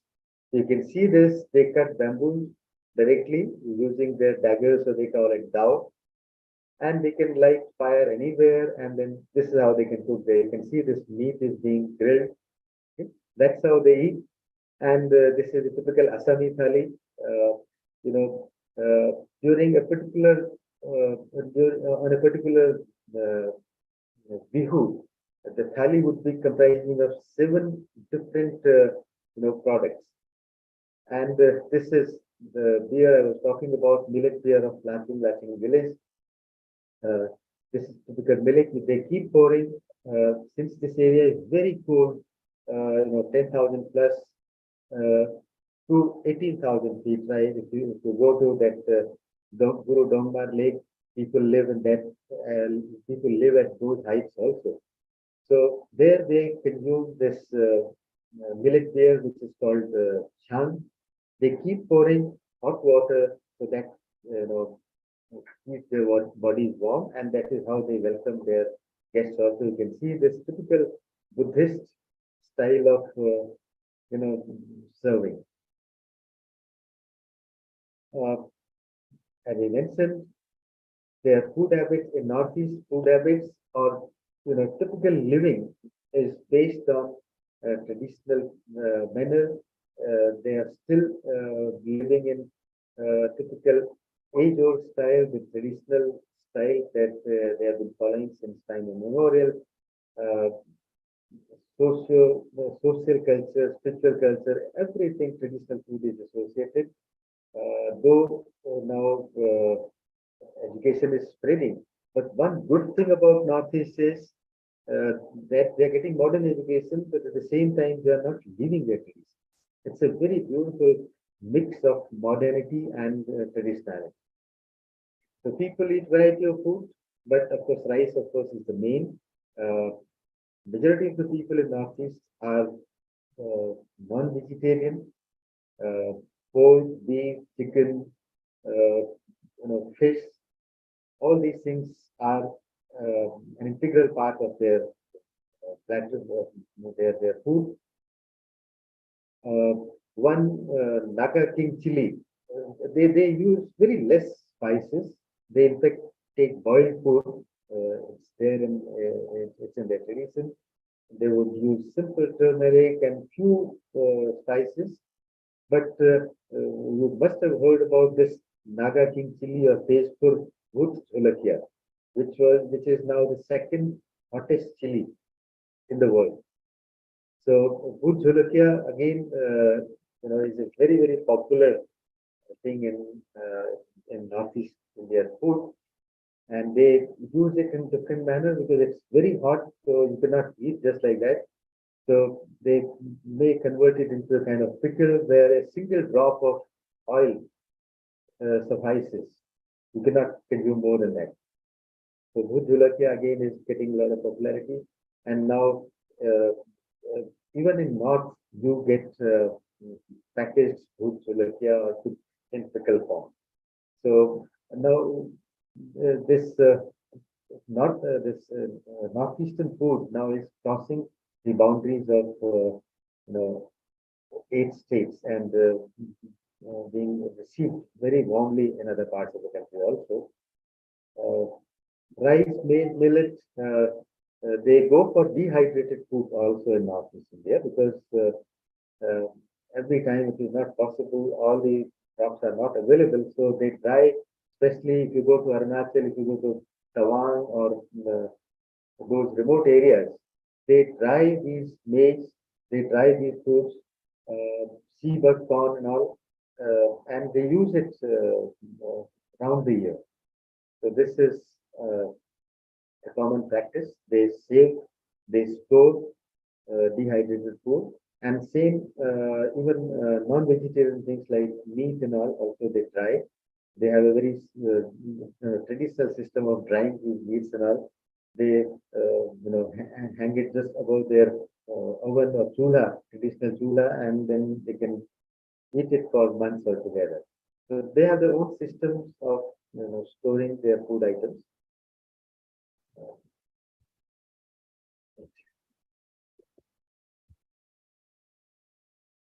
And now gradually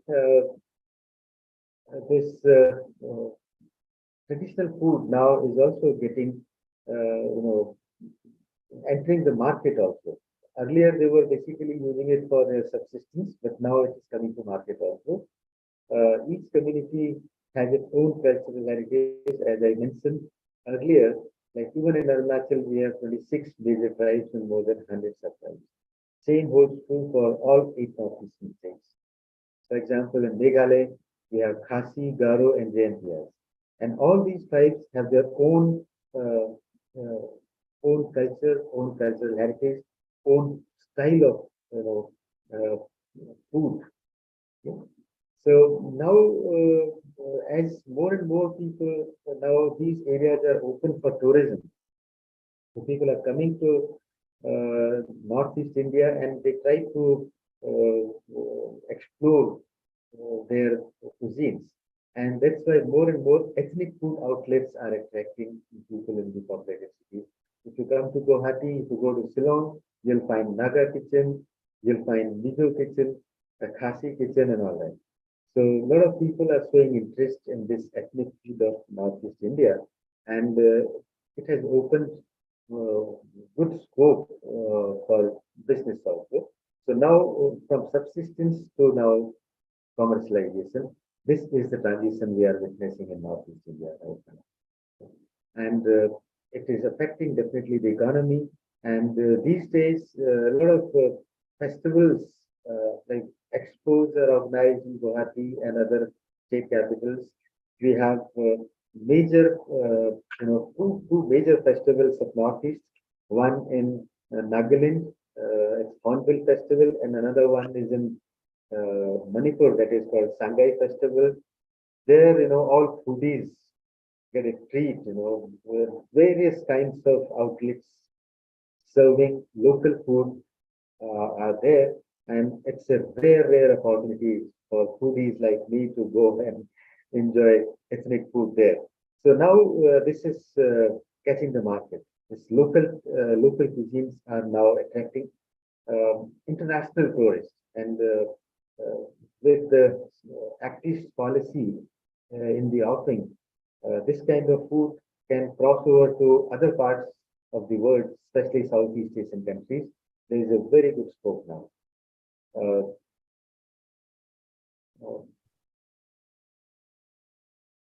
Traditional food, and of course you are aware that Northeast again is very rich in tea production also. The first tea gardens came up in Assam, and first time when Britishers realized that tea is available in India, it was in Arunachal Pradesh. This thing, Singpho tribes were basically in present Changlang district. Britishers found some tea leaf, and the Singpho tribe, they're still using, they're still taking tea in the traditional manner, smoked tea. They dry, they smoke, they dry tea and put it in bamboo tubes and keep it for future. And this is again attracting a lot of tourists. In fact, the smoke tea of Singpho tribe of Arunachal Pradesh. So a lot of new things are coming, which have been there in their traditions, but now we are seeing this transition like from subsistence to commercialization. Now Singpho tea is fetching a very high price, maybe a small 250-gram tea may fetch a price of 4,000, 5,000, something like that. So now they are entering into market and making a big difference. Millet, which is a very common, ingredient of Northeast platter. We have at least 5 types of millets available in Northeast. Here there are 7, but at least 5 I have come across. I have tried here 5. types of the Skodo millet, finger millet, foxtail millet, pearl millet, and jowar millet. These little millet. So these I have seen, I've tried here in the office myself. And as I mentioned, I'm not a food specialist, I'm not an agriculturalist. So you know it better than me. I did not dwell on this.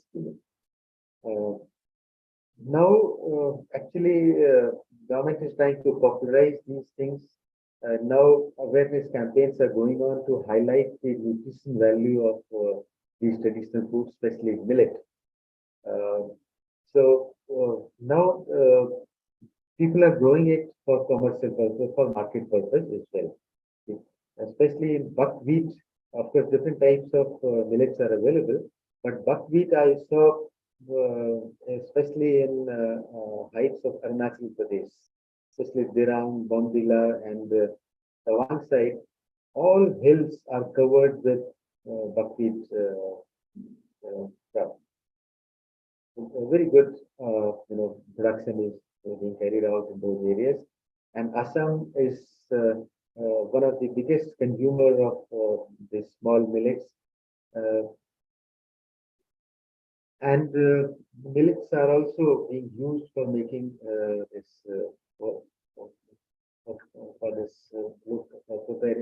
preparation of local beverage now. So now a lot of emphasis is being given on these traditional foods, and importance of these is being understood in right earnest. Of course, in their scenario, I did not discuss that. You already know it.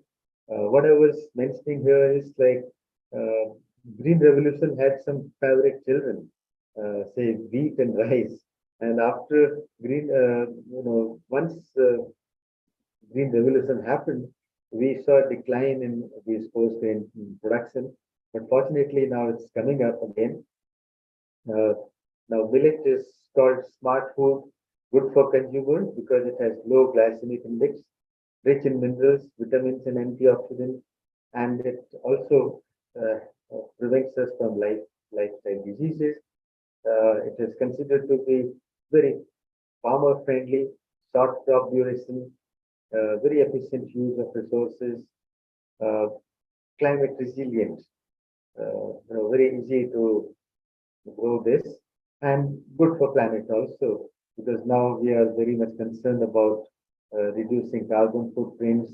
Water sources are depleting, so we are definitely concerned about that. Energy efficient. So basically, if we promote products like millet, crops like millet, it's a win-win proposition. It's everyone gains. This is why millet, because rich in minerals. I'll come to next slide. Dietary fiber, all millets are very high on dietary fibers and high on minerals. Pearl millet and foxtail millet, they are high on protein. Calcium, finger millet is high on calcium, and then iron rich, pearl millet and little millet, they are quite iron rich. I think I'm not the right person to talk about all these things because Madam Jamuna Prakashji has already handled this topic. She is a food specialist. I've been traveling in whole of Northeast and have observed that now a lot of possibilities of value addition are there in these traditional crops. Say, for example, millet. People are now coming out with new recipes. A lot of value addition is being done. They are dehydrating it and keeping it for the whole year. They are processing it now, adding value in various forms. And new recipes are coming. I'll come to it a little later. Yeah. Now, people prefer even chapatis made of wheat. These things are being replaced, especially where health consciousness is growing. Now, this millet is replacing wheat in a big way. Porridge is now very popular, especially at breakfast time. Cooked grains, sweet and savory products. Various, no, these traditional crops are being offered in new avatars, I would say. A lot of new things are coming in to serve to cater to our modern taste, and that's a good thing. What do we hope to accomplish? As things are changing, people are realizing the importance of coarse grains. Awareness of this awareness about the nutrition offered by these coarse grains is now happening, and more people are showing interest in that. Smart food choices now in many forms. As I said, value addition is happening in many ways. So smart food choices are coming out of these traditional foods, and health benefits, of course, is there. And few things I would like to. In fact, I prepared this PowerPoint in a very hurried manner. Many things are missed out. I would like to mention here that some success stories have emerged in certain parts of the country. Like in Uttarakhand, SHG members are involved in making laddus of this millet laddus or maize laddus and all, which are being offered in different temples as prasadam. Same thing, millet namkeens, millet biscuits are also gaining popularity in the market. So a lot of scope is here. The Northeast also can accomplish. Northeast can also use this as we have, many Northeast is again a very important religious tourism destination. Say, for example, in Kamakhya Temple and Mata Bari of Tripura. There are several temples, there are several gumpas, means monasteries are there. And their millet, these coarse grain, value-added products of these can be served, can be offered as prasadam as being done in Uttarakhand. It's a success story. It has helped create employment among less privileged people. Same thing can be tried in Northeast, and in fact, some NRLM, SRLM, these organizations which are basically promoting self-help groups, they're trying to introduce these things in Northeast also. So this will not only help popularize these products, but also help enhance the income levels of the people. So I have nothing more to say. As I repeatedly saying that I'm not a food expert, but still, if you have any questions related to Northeast and lifestyle in Northeast, I'll be very happy to respond to your questions. Thank you very much for giving me, for listening to me. Thank you very Thank much, you so much, sir. Professor Pant, for giving insight into traditional heritage of food from Northeast, the pattern, the economy, the variety, the diversity of Northeast is really remarkable. Your experience, of course, for so many years, you worked there. So I'm sure our audience has learned a lot, because most of us have not even visited Northeast. So it's a kind of new area of knowledge for them. And especially this millets, variety of millets was being used there. That's also exceptional, which we are not aware of. And the most important, you said that PDS system is, public distribution system is kind of harming. Yeah, that's very true. When I was in Arunachal, people told me that 30 years back, when PDS system was not supplying, started supplying wheat, they didn't know what to do with wheat because they were not aware of how it is cooked, how to make chapatis, or they had not seen some of them. So instead of having diversity in our PDS system, unfortunately, we have confined to rice and wheat. Anyway, thank you very much, sir. You came, spared your valuable time. Thanks a lot. Thank you, sir. Thank you so much, sir. Thank you. Thank you so much, sir, for taking so much time and delivering your knowledge with us. Now I would request Dr. Shweta MS from Food Technology Department to deliver a word of thanks.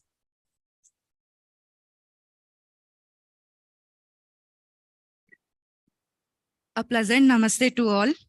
So it's my immense pleasure to extend my thanks and gratitude to the most experienced personalities who are with us today, both physically as well as virtually. So I'm Dr. Shweta, Assistant Professor, Department of Food Technology, J deemed to be University.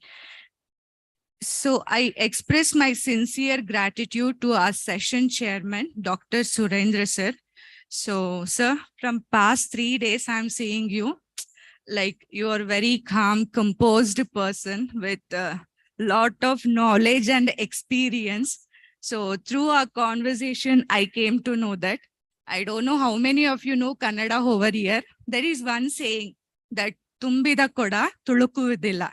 I don't know exact version of this in English, but if I put in English, it may sound randomly like this: the pot which is full of water never spills. That is what I came to know when I had conversation with you, sir.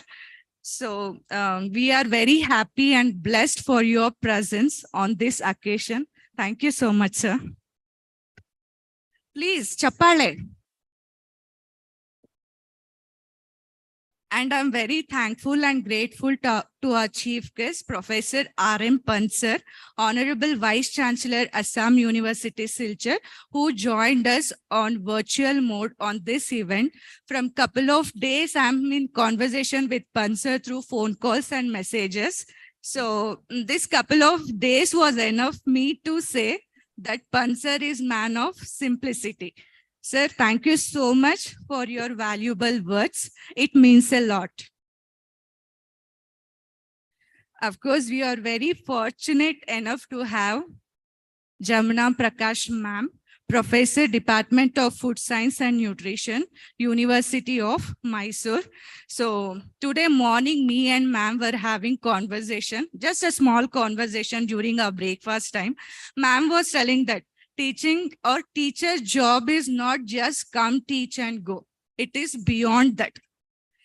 To be honest, ma'am, from the day one of my profession, I'm following the principle of same.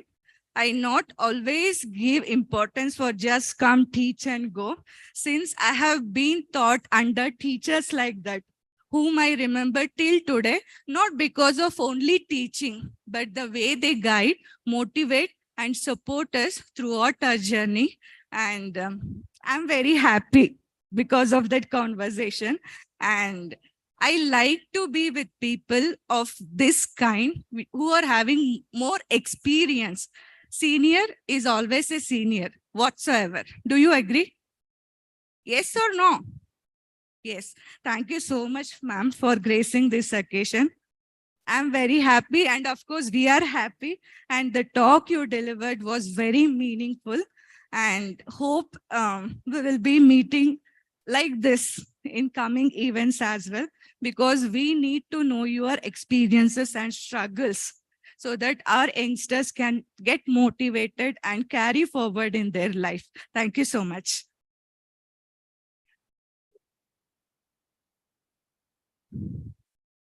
So it is our duty and responsibility to express a special thanks to Dr. Rao Saheb Mohite sir, convener, GTFS 2023, and our beloved HOD, Dr. Amar Shankar sir, Organizing Secretary, Global Traditional Food Summit 2023.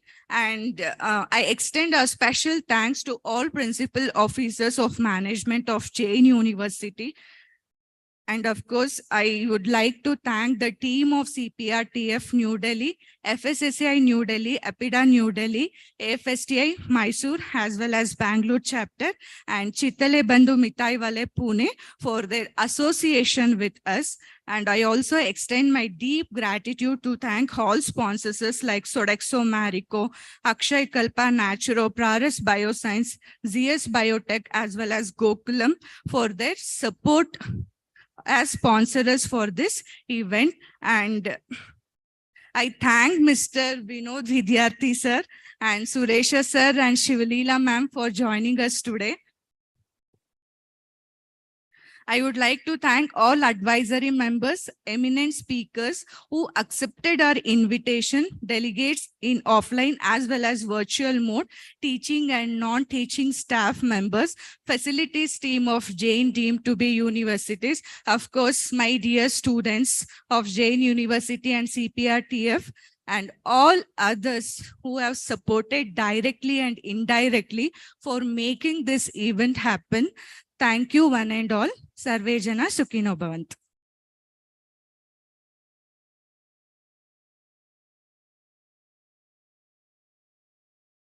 Thank you so much, ma'am.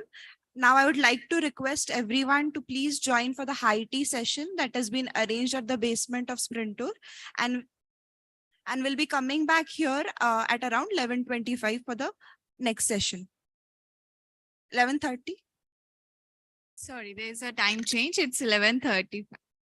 Please kindly refresh yourself and please stay tuned for the next session because it's going to be more interesting, and join us by 11:35. Thank you so much. Now we will be displaying our e-posters. So please kindly take your good time to have a look at it. Thank you.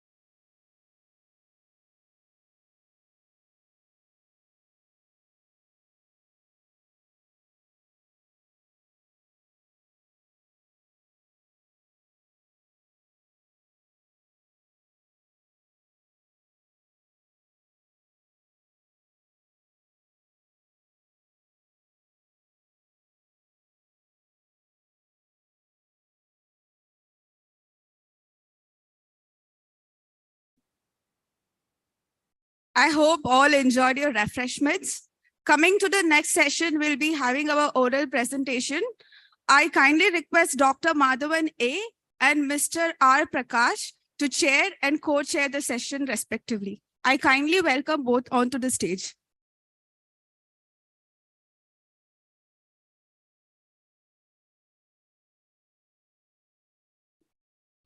I request Dr. Ishita Audi to provide the bouquets to the chair and co-chair of the session.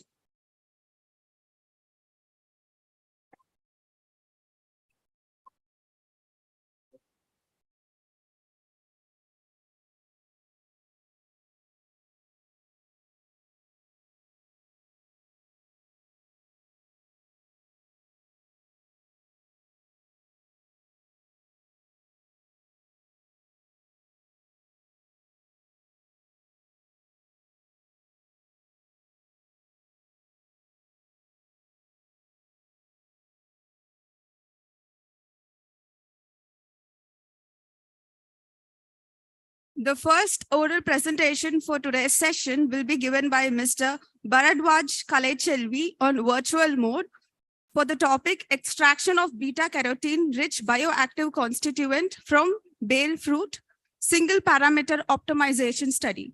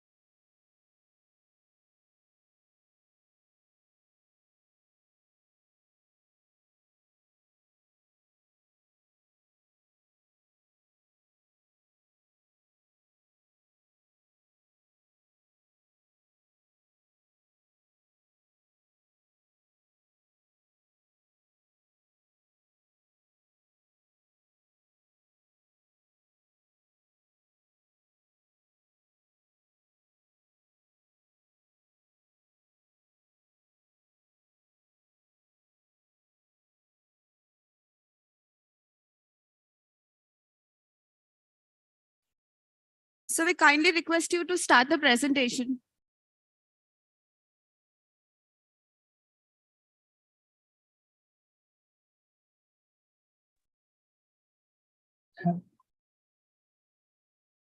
Good morning to one and all present here.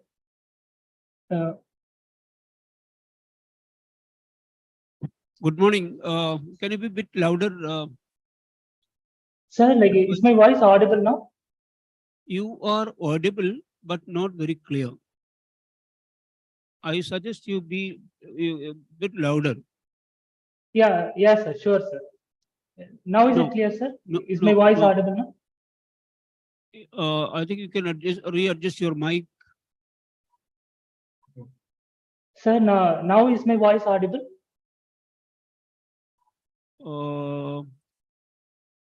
Is it audible to you, audience? No, no. Okay, sir, just a minute. Can you increase the volume of your mic, audio system?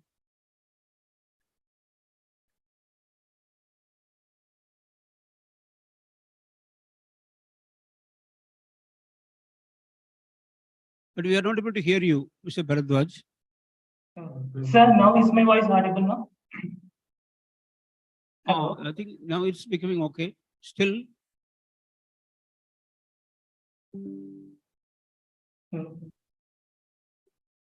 Sir, now is my voice audible? Yes. Very good, very good. Okay. Thank you. Okay, sir. Yeah, yes. Yeah, please carry on. Yes. So you So, can good introduce morning your- to. Yeah. Yes, sir. So good morning to one and all present here. My name is Bharadwaj. I'm studying MTech Biotechnology in Sri Venkateswara College of Engineering, Sri Perambudur.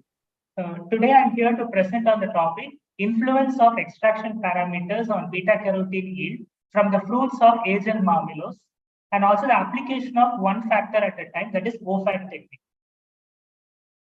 So this is the content of the presentation. First, I'm going to start with my introduction part, then the review of literature, then followed by aim, methodology, results, and discussion. So coming to the introduction part, so let me introduce this fruit, that is the Azel marmelos. This is also commonly known as bale fruit, or it is also known as bilwa fruit. So the bilwa leaves are commonly used in temples, mostly in Shiva temples. You would have seen this bilwa leaves. So this bilwa tree, when it is a full-grown tree, can yield 100 to 200 fruits, and it gives a 20 to 30 tons per hectare. So these fruits are very much rich in carotenoids, phenolics, alkaloids, and much more.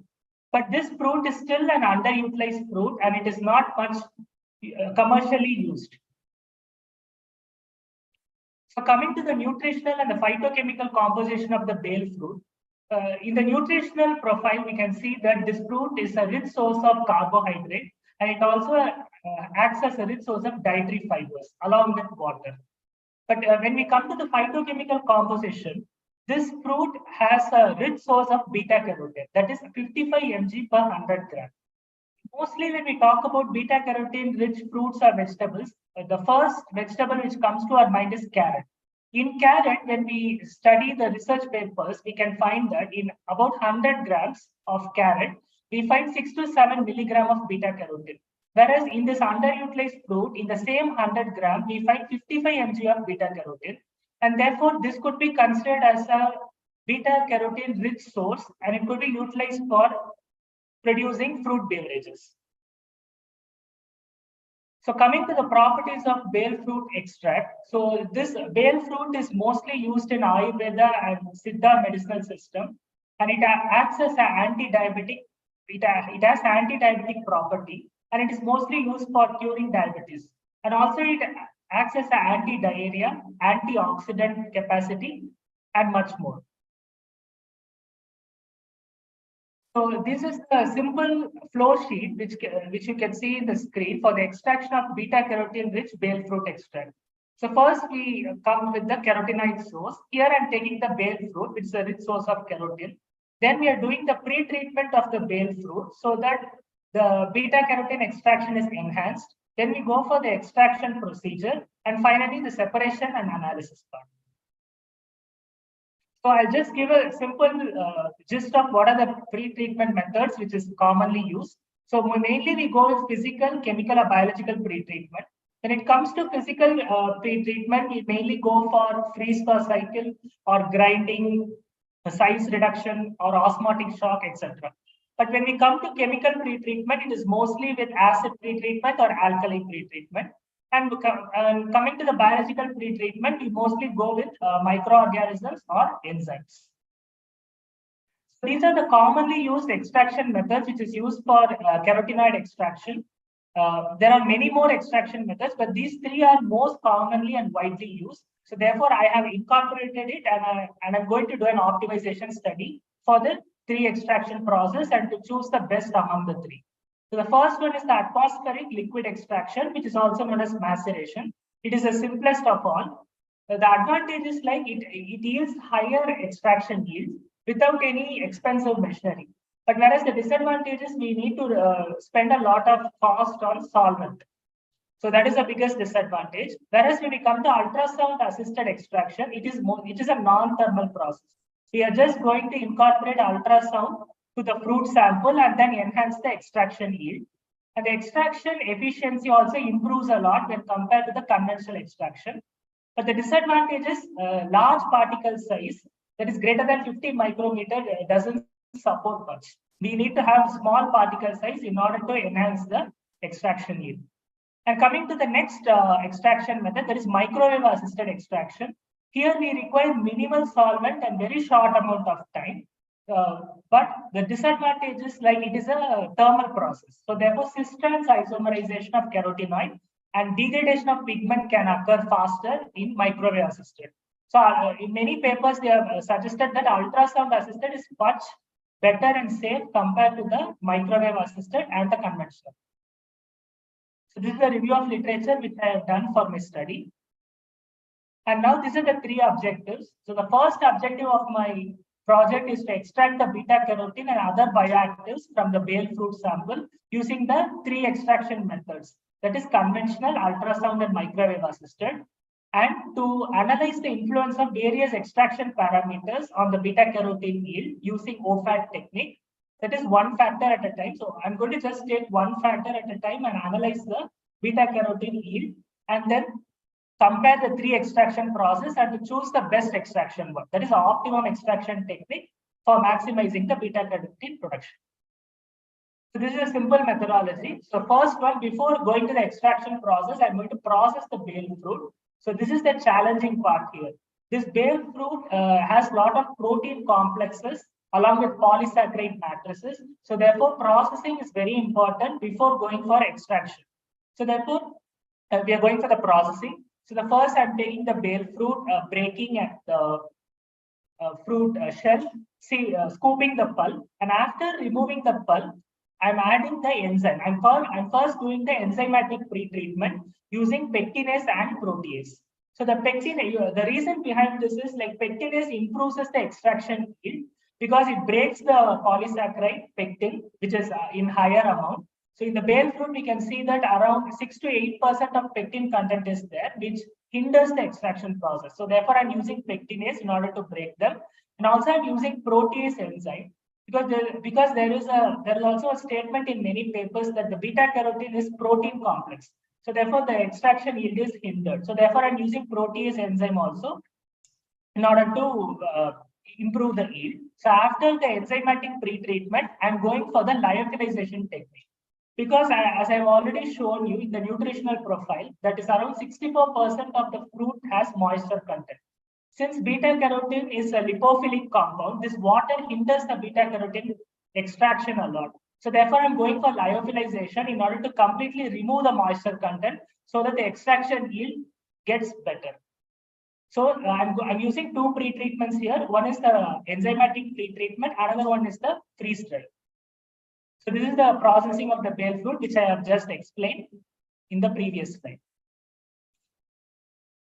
So this is the overall methodology. First, I'm acquiring the bale fruit, then processing of the bale fruit using enzymatic pretreatment and freeze drying method. Then finally, I'm going to do the extraction technique, that is conventional, ultrasound, and microwave. So this is the simple procedure for conventional extraction, followed by ultrasound assisted extraction. And this is the procedure for microwave assisted extraction.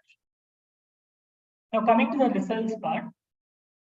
So this is the beta carotene standard graph. And now I'm going to check each factor, how it affects the yield of beta carotene at a time. So first parameter which I have chosen is the effect of extraction time on the yield of beta carotene.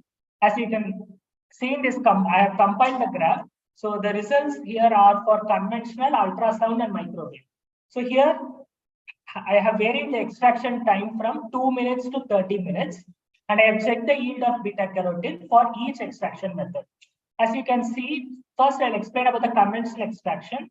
As you can see the trend of the graph, initially there is a slow increase in the yield of beta carotene as we move from 2 minutes to 10 minutes of extraction. But we can see from 12 to 16 minutes of extraction, there is an exponential increase. And finally, there is a saturation of beta carotene yield. Because as we already know, the diffusion is governed by Fick's law of diffusion. So this that is a concentration gradient plays a vital role here. So as we increase the extraction time, the concentration gradient gets saturated. So therefore, the extraction yield gets saturated here. So coming to the ultrasound assisted extraction, you can see that for every extraction time, for example, 2 minutes of extraction or 4 minutes of extraction, you can see there is an improved yield of beta carotene when compared to conventional extraction, at least by 4 to 5%. So therefore, we can prefer ultrasound assisted extraction in comparison to conventional one. As you can see the trend here, the same trend is followed even for the ultrasound one. It attains a maximum peak and then it attains a saturation. And finally, coming to the microwave assisted extraction, the extraction time gets reduced a lot. In case of ultrasound and conventional one, we went for 14 or 16 minutes, whereas in case of microwave, in just 4 minutes, we are able to attain 0.29 mg per gram.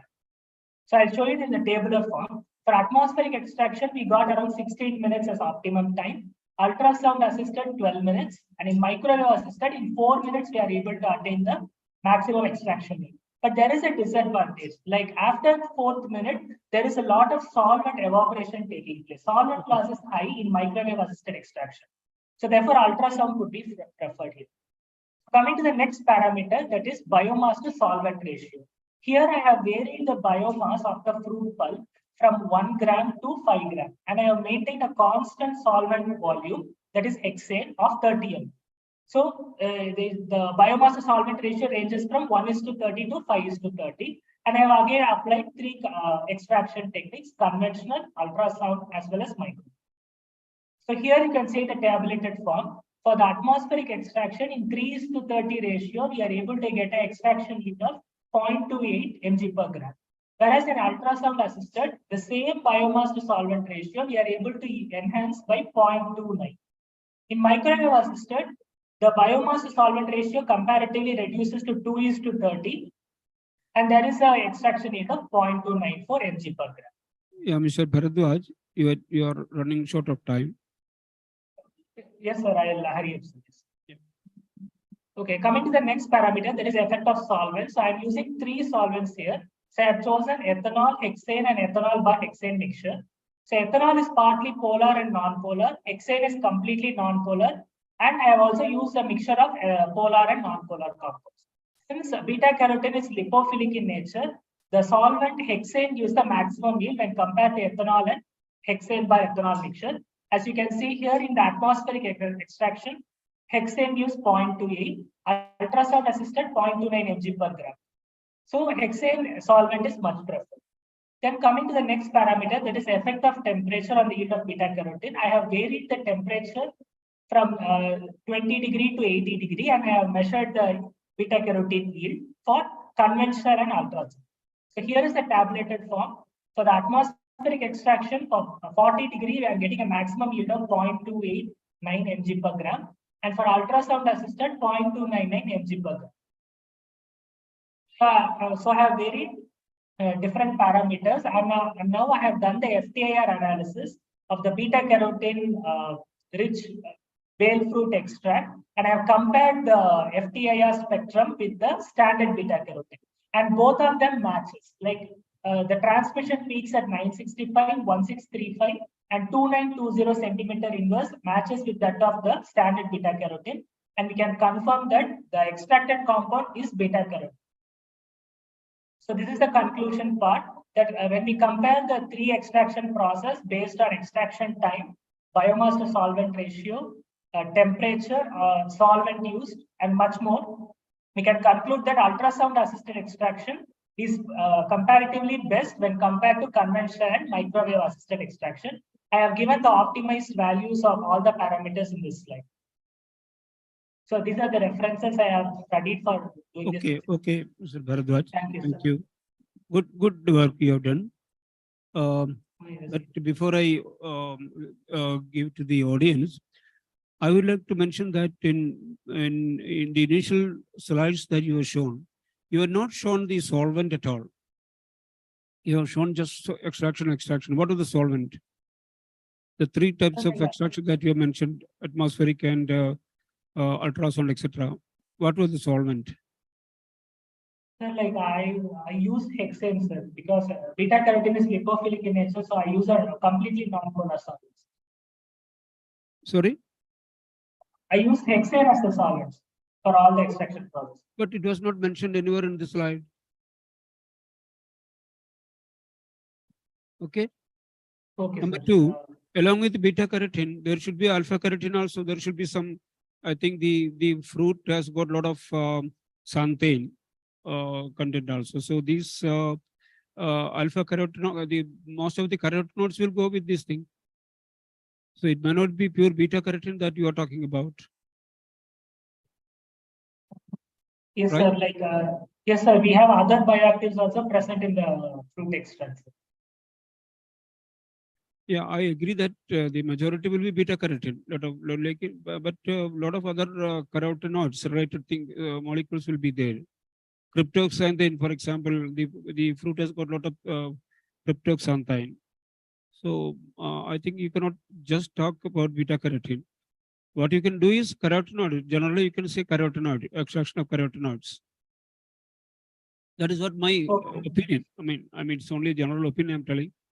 You are a better judge for that. And it is open to discussion. Anybody has any specific question? Yes, yes, yes. Please. Yeah, just a minute. Mr. Bharadwaj, I am not from the research academic side, but I'm more from the applied and then industry side. The whole presentation, I think, was quite systematic, but I have a basic question, what was the purpose or need of this particular work actually? I think that is the first one to be answered. Any work that you take up, what is the problem statement or why is it needed? That I don't find the answer. Okay, sir. Sir, actually, I'm doing this as my final year project. So this is only a part of the results I have shown, but my main objective is to prepare nano-dispersed bale fruit juice, sir. Because in commercial market, we don't have any bale fruit juice as such, as a fruit beverage, sir. So I'm actually preparing bale fruit beverage. But this work is the first objective of my work, sir. So that only this part I have presented here. But my work is to prepare fruit beverage out of bale. Okay, fine. Thank you. Hello. Yes. Hello. Yes, Hello, sir. Mr. Bharadwaj. It's a good presentation and your work is also good. So I wanted to ask which method you use for this yield calculation of carotenoid. Which method you used? Okay, sir. So basically, like I did the beta carotene standard graph. So generally, I did a UV analysis of all the extracts, sir. So Okay, spectroscopic method you have used, right? Yes, sir. And one more thing, like this ultrasonication generally creates the magnoacoustic effect, and that lead to the increase in temperature also. So once it comes to the quality of carotene, any study you have done in that or not? Sir, like we have studied the papers and they have mentioned that around 48 to 50 is the range of temperature in which the beta carotene starts to degrade, sir. So whatever samples we have done for ultrasound, that too in the optimal time, say the 12 minutes, the temperature was not reaching 48, sir. It was around 44 or 43 only, sir.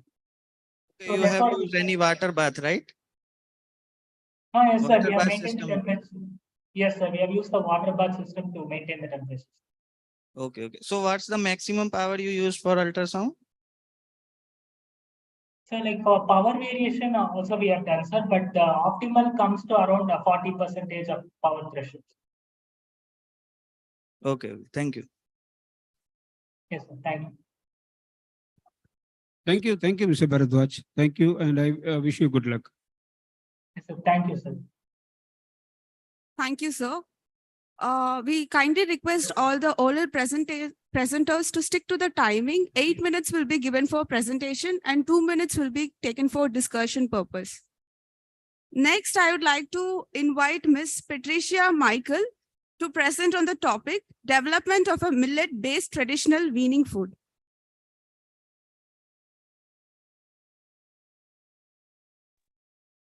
Thank you, madam. Yeah, please carry on. Sir, is my screen visible? Not yet. Yeah, it's okay.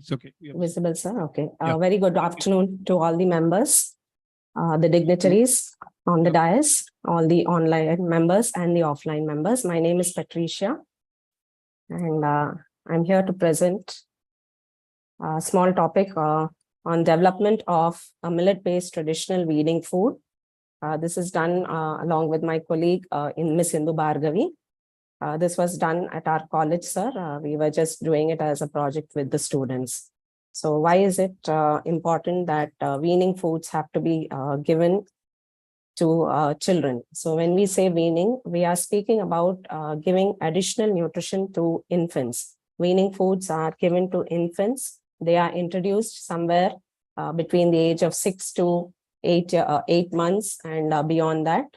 The need to give weaning food is because mother's milk, definitely it is not going to be matched with any other kind of food. Mother's milk is going to be one which is a complete one, but after a certain age, the child is growing, the child's development is occurring both physically and mentally. So in order to meet the growing demands of the physical body and to meet the needs for the development of the brain as well as the psychomotor development, it is important that the child be given adequate nourishment. So when we speak about weaning, we should understand that the child should be able to accept the food. So when will be the right time to give weaning food or introduce a weaning food to an infant is when the child is able to understand tastes, the child is able to sit up by itself, and the child is able to respond. So the right time will be, though it can be given even from 5 and 6 months, a little after 6 months will be the ideal time to give the child weaning foods. So weaning is nothing but it is a dietary transition. We call it as a period of dietary transition that is going to be needed for the requirements for the growth and the development of the infant. So the right age will be a little after 6 months, and later on it can be introduced to all foods and bringing in the foods that will be matching with the family. So it is not something that will be very different from the family food, but we are trying to introduce the foods gradually in such a way that the child is able to adjust to whatever food is being given even at home.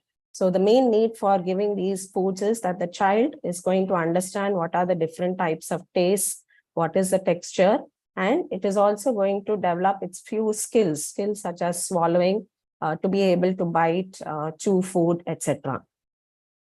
So there will be certain characteristics that are going to be kept in mind when we are speaking about introducing a weaning food. So these weaning foods basically should be ones which are rich in calories, and at the same time they need to be having adequate amount of proteins, vitamins, minerals, and a decent, a little amount of fiber too. When we are making any of the weaning foods, one should understand the consistency. So to begin with, we give foods which are liquid in nature. So very often the practices of giving fruit juices which have been diluted, and then we progress to maybe vegetable soups, and then gradually you're giving foods which are ripened fruits, mashed fruits, and then moving on to vegetables, cereals, and so on. So whatever is the kind of preparation, it is best when it is made in the form of consistency, which is which is of pouring consistency, which enables a child to swallow it easily. We also should make sure that understand that the child is just beginning the process of digestion of these new foods.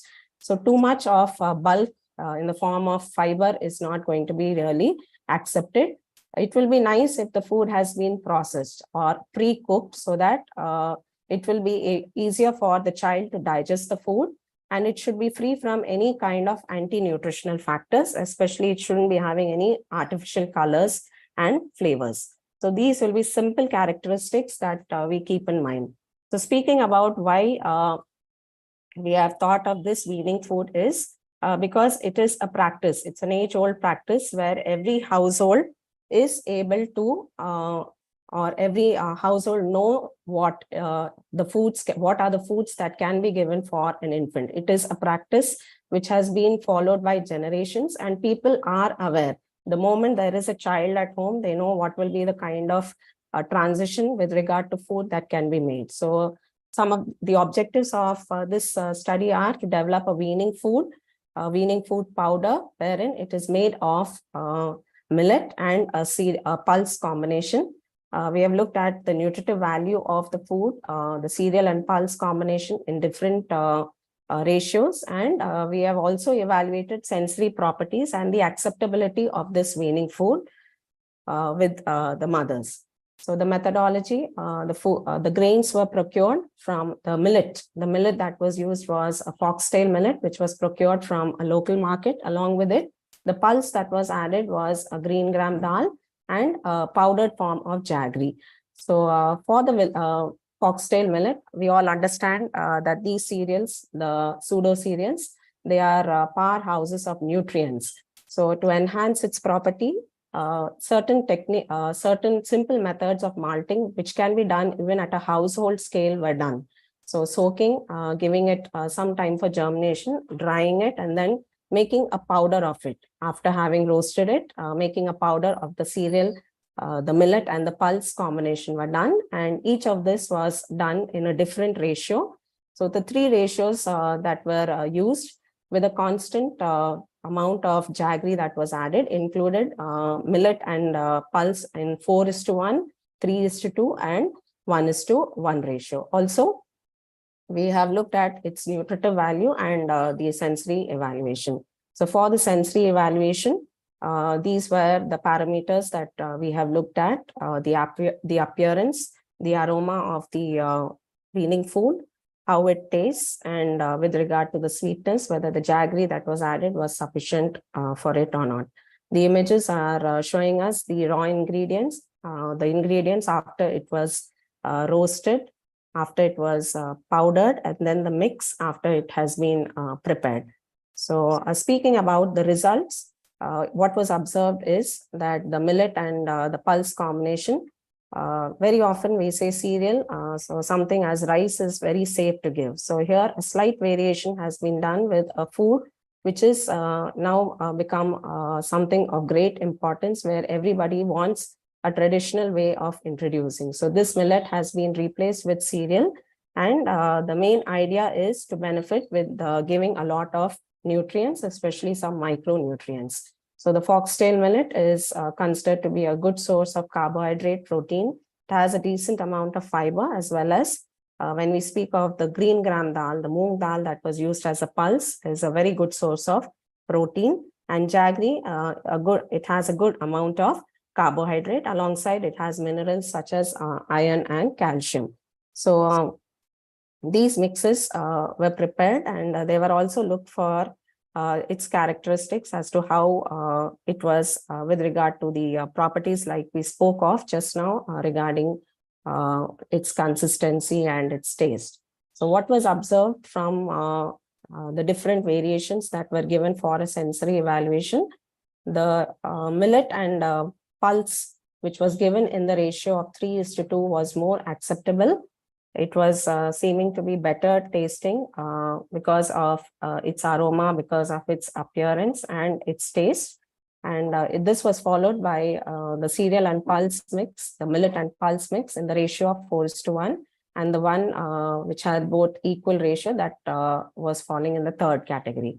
So with regard to the nutritive value, the first weaning mix in the ratio of 3:2, giving us almost 87 kilocalories, then 95 kilocalories for the weaning mix of 4:1 and 46. So the quantity that was given was a very small amount. First, it was given so that it can be tasted, and we were trying to understand how best it was going to be accepted. So the main purpose is the reason why we are looking at traditional weaning food is that it is going to be an alternative for commercially made foods, and it will be a very cost-effective one, and it will enhance, it will be useful for the growth of the infant. I wish to thank the organizers for having given me this opportunity. Yeah, thank you, Ms. Patricia, right? Yes, sir. Yeah, Patricia. Okay, okay. It was good. I think you have done a lot of work. But the results that you have discussed, these are all the results have not been proven, no, by virtue of any experiment, or it's only a calculation. It was just a simple calculation, sir. And yeah. When you say it is good or bad, it is Yes, it is sir. only as per literature. Yes, sir. So I mean the what do you call it? The study doesn't end there. I mean, we can't call it a complete study unless you prove your results by experimentation. Yes, sir. Anyway, it's a good study. It's of course in a short span of time. That's all good. Thank you very much, sir. And anybody has any question? Yeah, please. One question is there. Hello. You Yes, are sir. telling this product is meant for 6 months to 24-month babies. Yes, sir. So there is a regulation the fiber content should be not more than 1% for the winning foods, which are meant for 6 months to 24 months. So whenever we use millets, that should not be advocated to the kids who are 6 months to 24 months. Rather, it is for 2 to 5 year children. I have worked on these formulations for my PhD from 2012. All Yes, these sir. formulations till up to the preclinical trials with rat experiments, we have done it. But these formulations, whatever you are mentioning with pulses and millets, probably we cannot go ahead with the formulations for 6 to 24 months. Probably Sir. it should meant for 2 to 5 year children. Your comments, please. Sir, if malting is done, it can help reduce on the fiber content. The formula which I have developed with foxtail millet has a fiber content of 6%. Okay. The malted formula. All right, sir. Well, I feel, Ms. Patricia, your study had been concentrated upon the nutritious content of the material. Yes, You sir. did not consider the other aspects like the regulations and the other clinical trials and all those things. No, sir. So Yeah. I think being a small study, Mrs. Suresh, I think we can accept as such, because It's a at a small nascent study, stage. per se, yeah. Okay. Yeah, it's Okay, at thank a you, nascent. Patricia. Thank very you, much. sir. Thank you very much. Keeping All in the mind best to that you. this has to be given to 2 to 5 year children. Yeah. Thank you. Thank you, ma'am. The next presenter will be Ms. Indu Bhargavi on the topic Development of NutriBars from Locally Available Millets.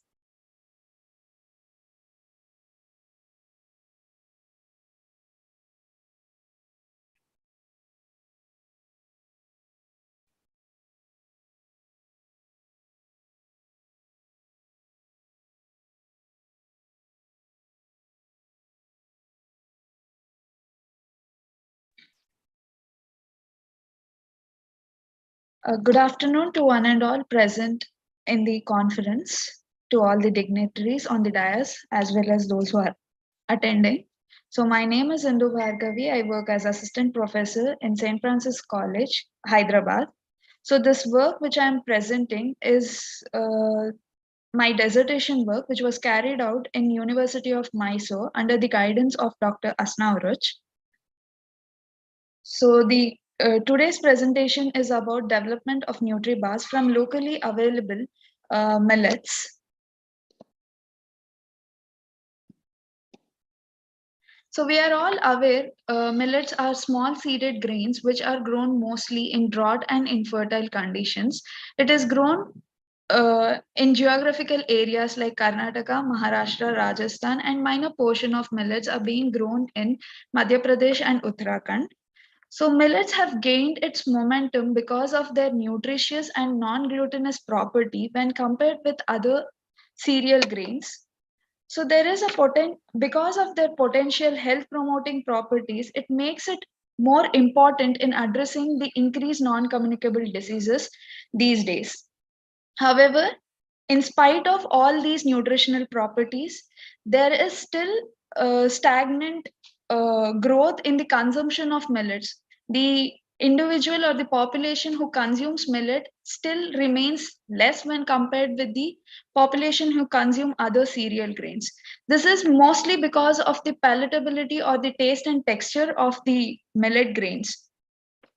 Hence, to address this kind of issues, they have food industries have come up with a lot of ready-to-eat products which are being developed using millets to meet the population who are mostly conscious about their health in recent years. So millet has been in trend in recent years. So in my current study, an attempt was made to develop NutriBars using locally available millets and were subjected to popping, and the NutriBars were developed using different kinds of sweetness. So in the methodology, the procurement of millets, the selected millets, which is the pearl millet, finger millet, and little millets, were procured from local market, and then they were subjected to tempering. So the main purpose of tempering was to increase the moisture content in the millets. So when compared with the other cereal grains, millets have a very minute concentration of moisture. So moisture, we all know that moisture plays an important role in increasing the pressure within the seed and helps in bursting it open. So for that purpose, the millets were subjected to tempering. The tempering was 7%. After the tempering was done, the millets were subjected to traditional way of popping. That is, the puri bhatti was used for the popping of millets, where sand roasting was the medium that was used for popping. So if you can see, the sand roasting was done at the temperature 250 degrees Celsius, and the popping was carried out for not more than 2 or 3 minutes. So once the popping was done, the millets were cooled down and they were further used for the development of NutriBars. So the NutriBars that were developed, the NutriBars which were developed were the different sweeteners which were used was honey and dates for the standard NutriBars, while the other NutriBars, that is the jaggery, palm jaggery and brown sugar NutriBars, we made use of the syrup of palm jaggery, brown sugar and the jaggery NutriBars along with the dates, which played as an important binding agent in the preparation of NutriBars. Once these mixtures was mixed, it was subjected to baking in a preheated oven at 180 degrees Celsius. Once the NutriBars were developed, it was again refrigerated in -5 degrees Celsius, and then they were cut into pieces. Further, it was subjected to nutrient analysis, sensory evaluation, and shelf life studies. In nutrient analysis, the major components that was tested was the moisture, fat content, protein, dietary fiber, carbohydrate, calcium, and iron content.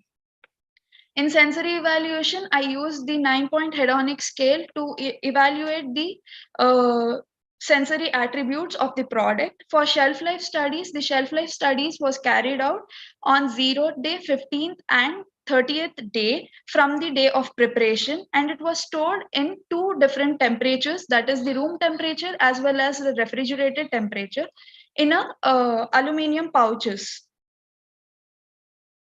So in the shelf life studies, the microbial testing was carried out. The free fatty acids and peroxide value was tested in the products.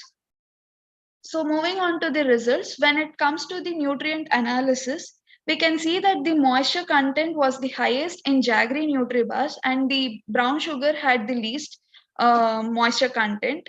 When it comes to the fat content, the majority was in the standard NutriBars, which was made using honey and dates, while the least was in the jaggery NutriBars. The protein content was mostly 1.97 in jaggery and 1.9 in palm jaggery NutriBars. Carbohydrate was again highest in the brown sugar NutriBars. Dietary fiber was high in palm jaggery NutriBars, and energy was high in brown sugar, jaggery, and palm jaggery NutriBars. So calcium content was the highest in palm jaggery NutriBars when compared with the other NutriBars. And each of the nutrient analysis which is carried out in the different NutriBars had a significant difference when we tested with the statistical analysis. Moving on to the sensory attributes. So when we see the sensory attributes,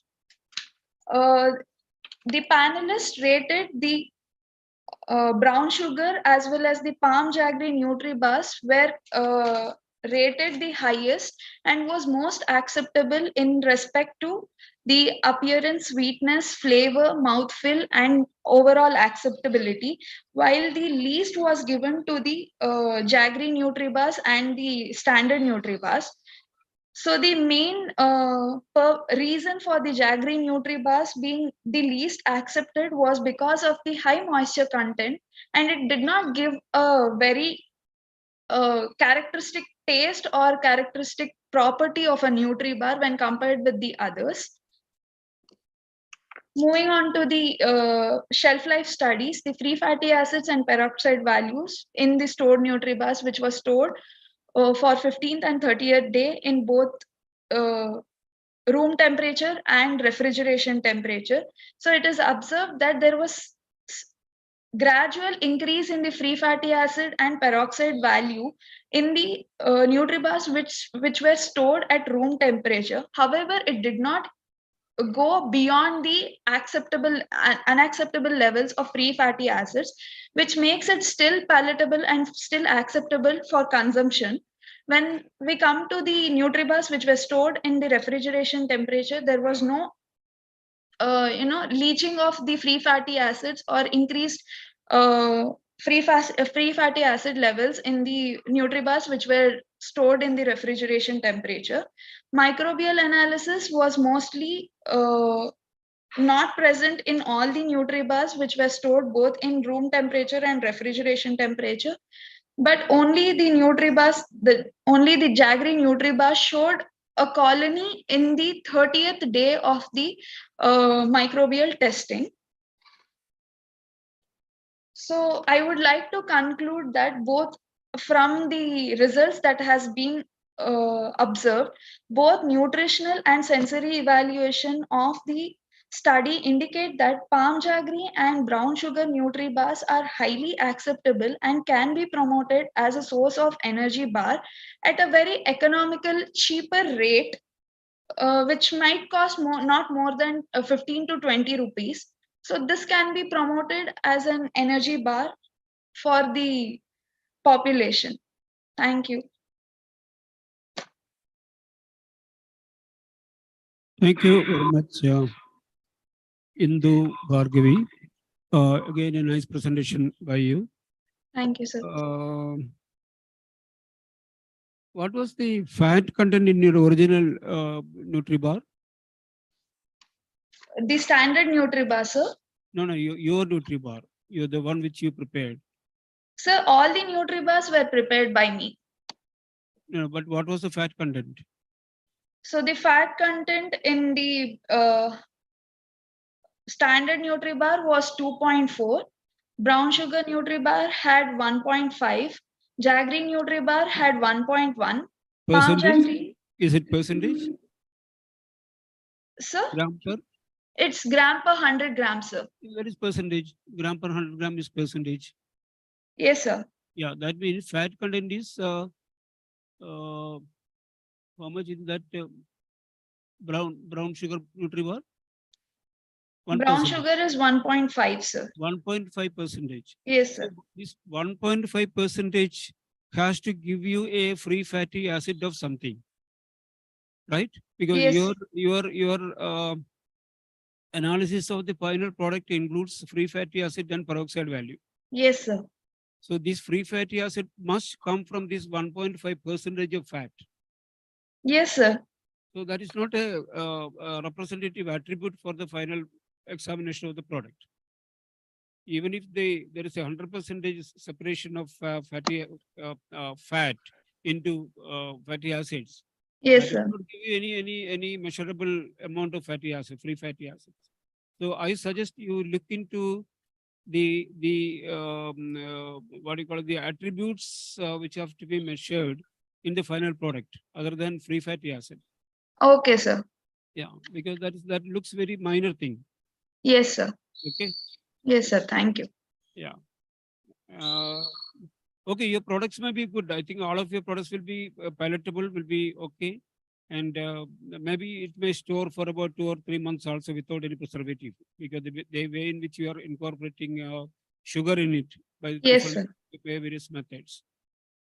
Sir, and I have made sure to create a hurdle, sir, because I have put it in the high temperature, then I again have stored in low temperature. So I have tried to reduce the microbial growth during the preparation. Yeah, right. That's a good practice. That's a good thing.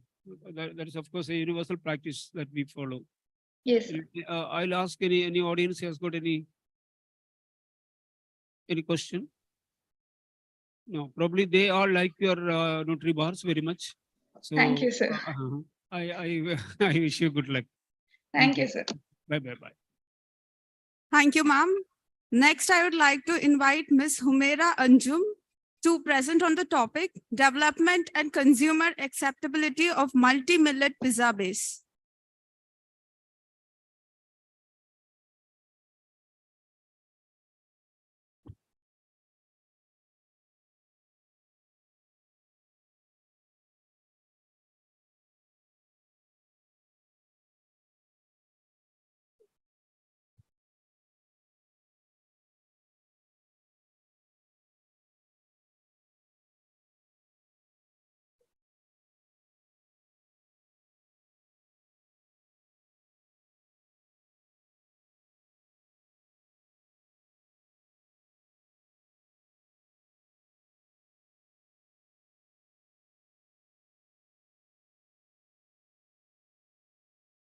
Good afternoon to one and all present here.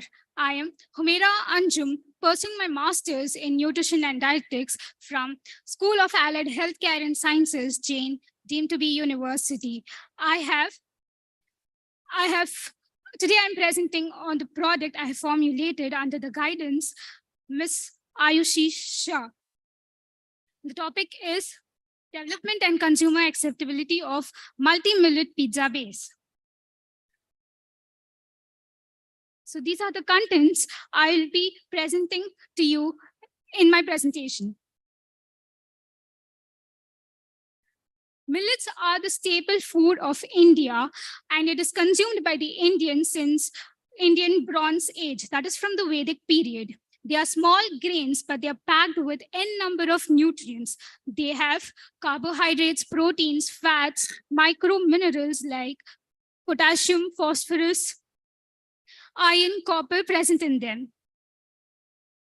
Today, bakery unit is one of the highly preferred cooking method because of its convenience. Pizza is not a traditional food for India, but it is a traditional food for Italy.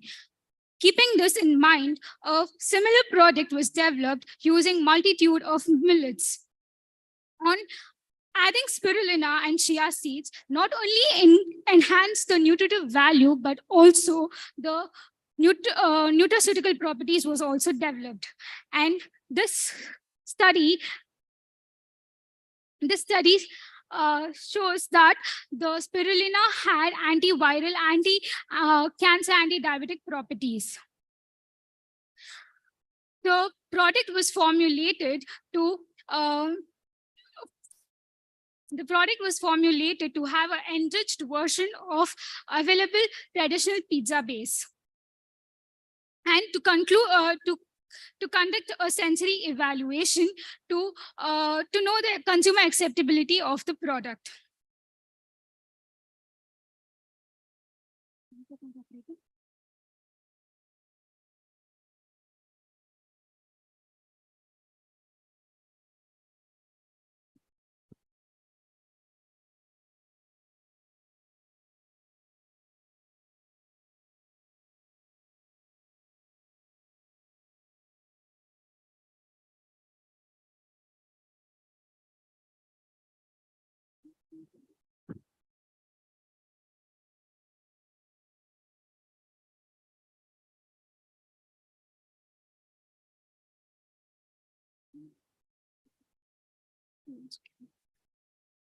So these were the ingredients used for preparing the pizza.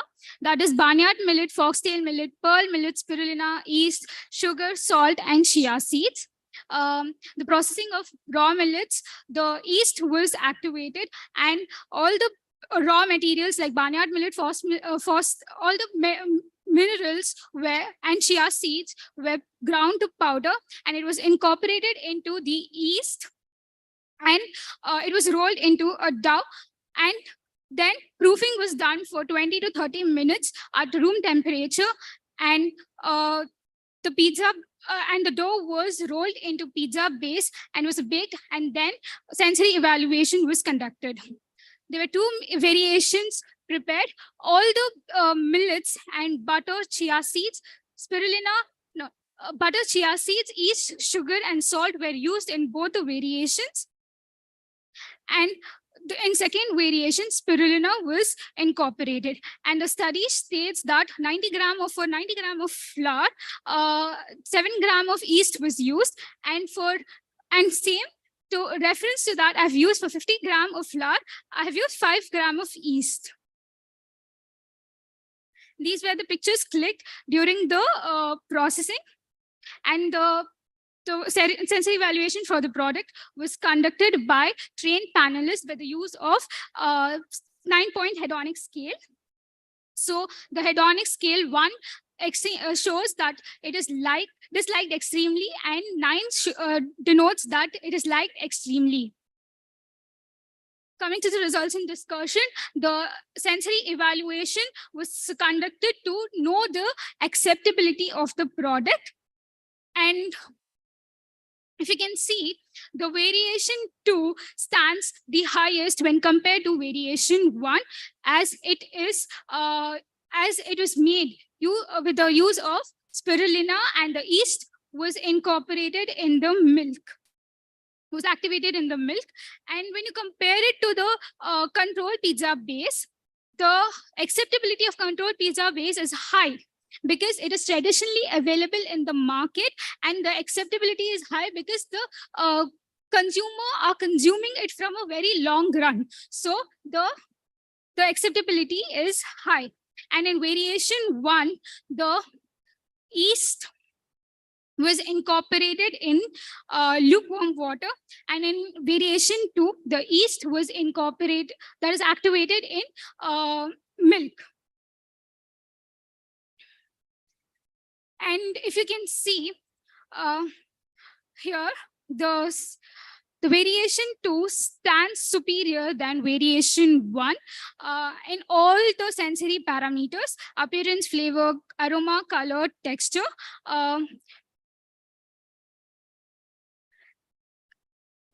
And when the variation 2 is compared to the control pizza, the acceptability is less in minor difference. And this study states that the spirulina incorporated in millet flour for baking cookies was highly accepted because of the sensory qualities and physiochemical properties. So the overall acceptability states that V2 was highly accepted, and because of its nutritive value present in it, and compared to V1. And I conclude that this product was formulated keeping in the mind to the individuals who cannot have the essence for consuming traditionally available pizza base. That is, people who have diabetes, obesity cannot consume the traditional pizza base. And this pizza base was developed, was gluten-free and enriched with nutrients. So the sensory characteristics states that the acceptable product was more or less acceptable to control pizza base. These are the references I've used in my presentation slide. And thank you for giving me the opportunity to present. Thank you. Yeah, thank you, Amina. Yeah. Well, tell you one thing. I did not understand why you incorporate spirulina in this at all. Why I have incorporated? Spirulina was incorporated. So it was, spirulina is rich in protein and all other nutrients. So the spirulina incorporated was. But your subject of study is millet preparation. Sorry, sir. A study shows that what is that? Development of consumer acceptability of multi-millet. Yes, sir. A foreigner has come here. Totally a foreigner known as spirulina. See, your study was based on preparation and development of a millet-based pizza base. Yes. Right? But how comes you have incorporated spirulina into it? Why did you incorporate? To enrich the nutritive value of the millets, to have a support to the product, as it is rich in protein and other nutrients. How much was the spirulina input? What is the percentage? What is the percentage? I've used 150 gram of flour, and for which I have used 5 gram of spirulina. That is, if I say for 3.5% or something. Huh. But one of the slides I see the control sample was more acceptable than the manufactured product. Control product? The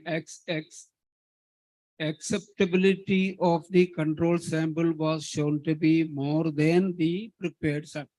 Yes, sir, because it is available in the market from a long period of time, and the acceptability is more because people are having it for a long from uh, from so many days. So a small variation was made, which was to have a nutrient dense pizza. Substitute.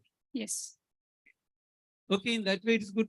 See, always we must go for value addition of the existing system. That's a very good thing, especially millet based.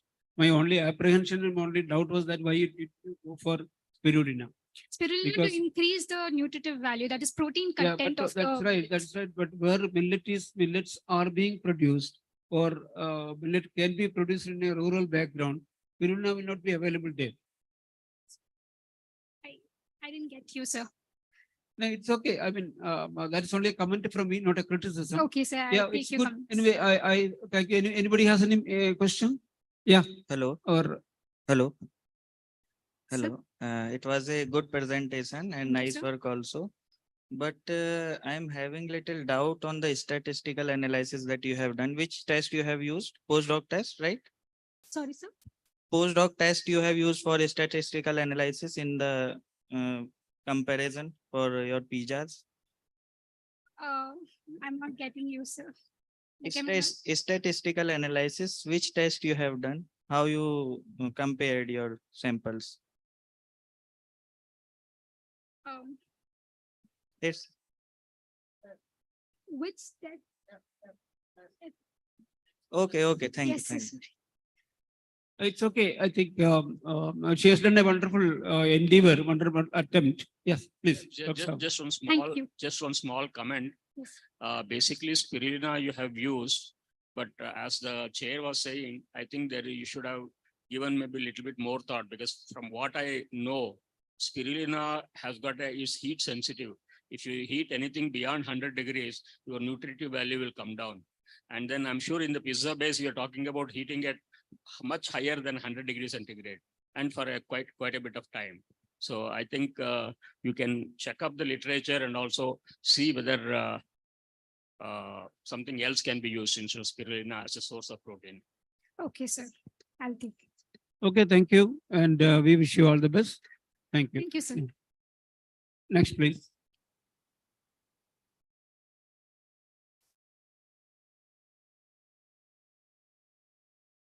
Thank you so much, ma'am.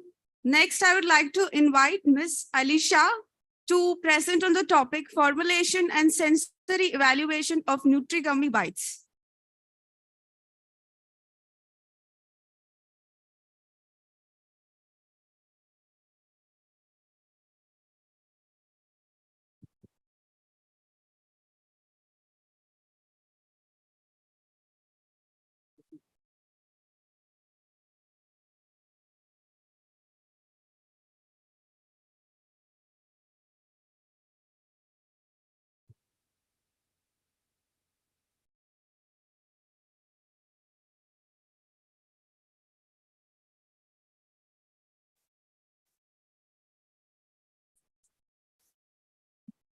Yeah, please start.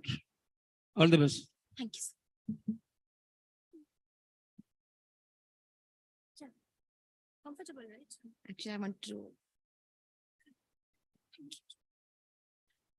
Good afternoon, one and all. I'm Alisha from the Department of Nutrition and Dietetics. Good morning, one and all. I'm pursuing my nutrition and dietetics from the School of Allied Healthcare and Sciences, Jain deemed to be university. I have developed the product Nutri-Gummy Vitamins. Bites. I'm here to present the formulation and the sensory evaluation of the product. These are the contents that I'm going to follow with the coming up slides. Traditionally speaking, what exactly is the traditional methods of the food that we have been eating? We cannot define it exactly. The things or the activities or the roots that we are connected with for a very long time can be said as traditional foods or traditional processes or traditional methods that we have been seeing. Using the traditional methods, I have tried to formulate gummy vitamins using the modern ways. People are very used to consuming capsules or tablets as the supplements for their vitamin deficiencies. However, in this modern era, people have also tried to adapt in more innovations, and one of those innovations are gummies. Yesterday or before yesterday, only one of the panelists was saying that how the traditions have been dying in our country and how we can use various innovations to come up with new patterns that can be used to save our traditions. For the same, we have incorporated these gummy bites aiming towards the anemic reproductive age group, basically the iron deficient age group. Anemia, one of the most vulnerable deficiency in our country.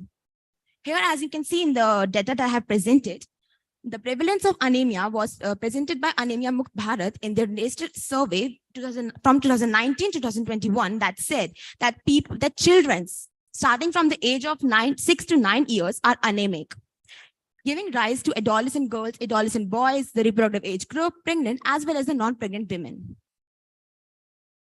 For the same, we have modulated the product, and this is the methodology that we have followed. The selection of ingredients were as follows: beetroot extract, moringa powder, lemon juice, jaggery, sodium benzoate and citric acid, lemon zest, salt, agar-agar.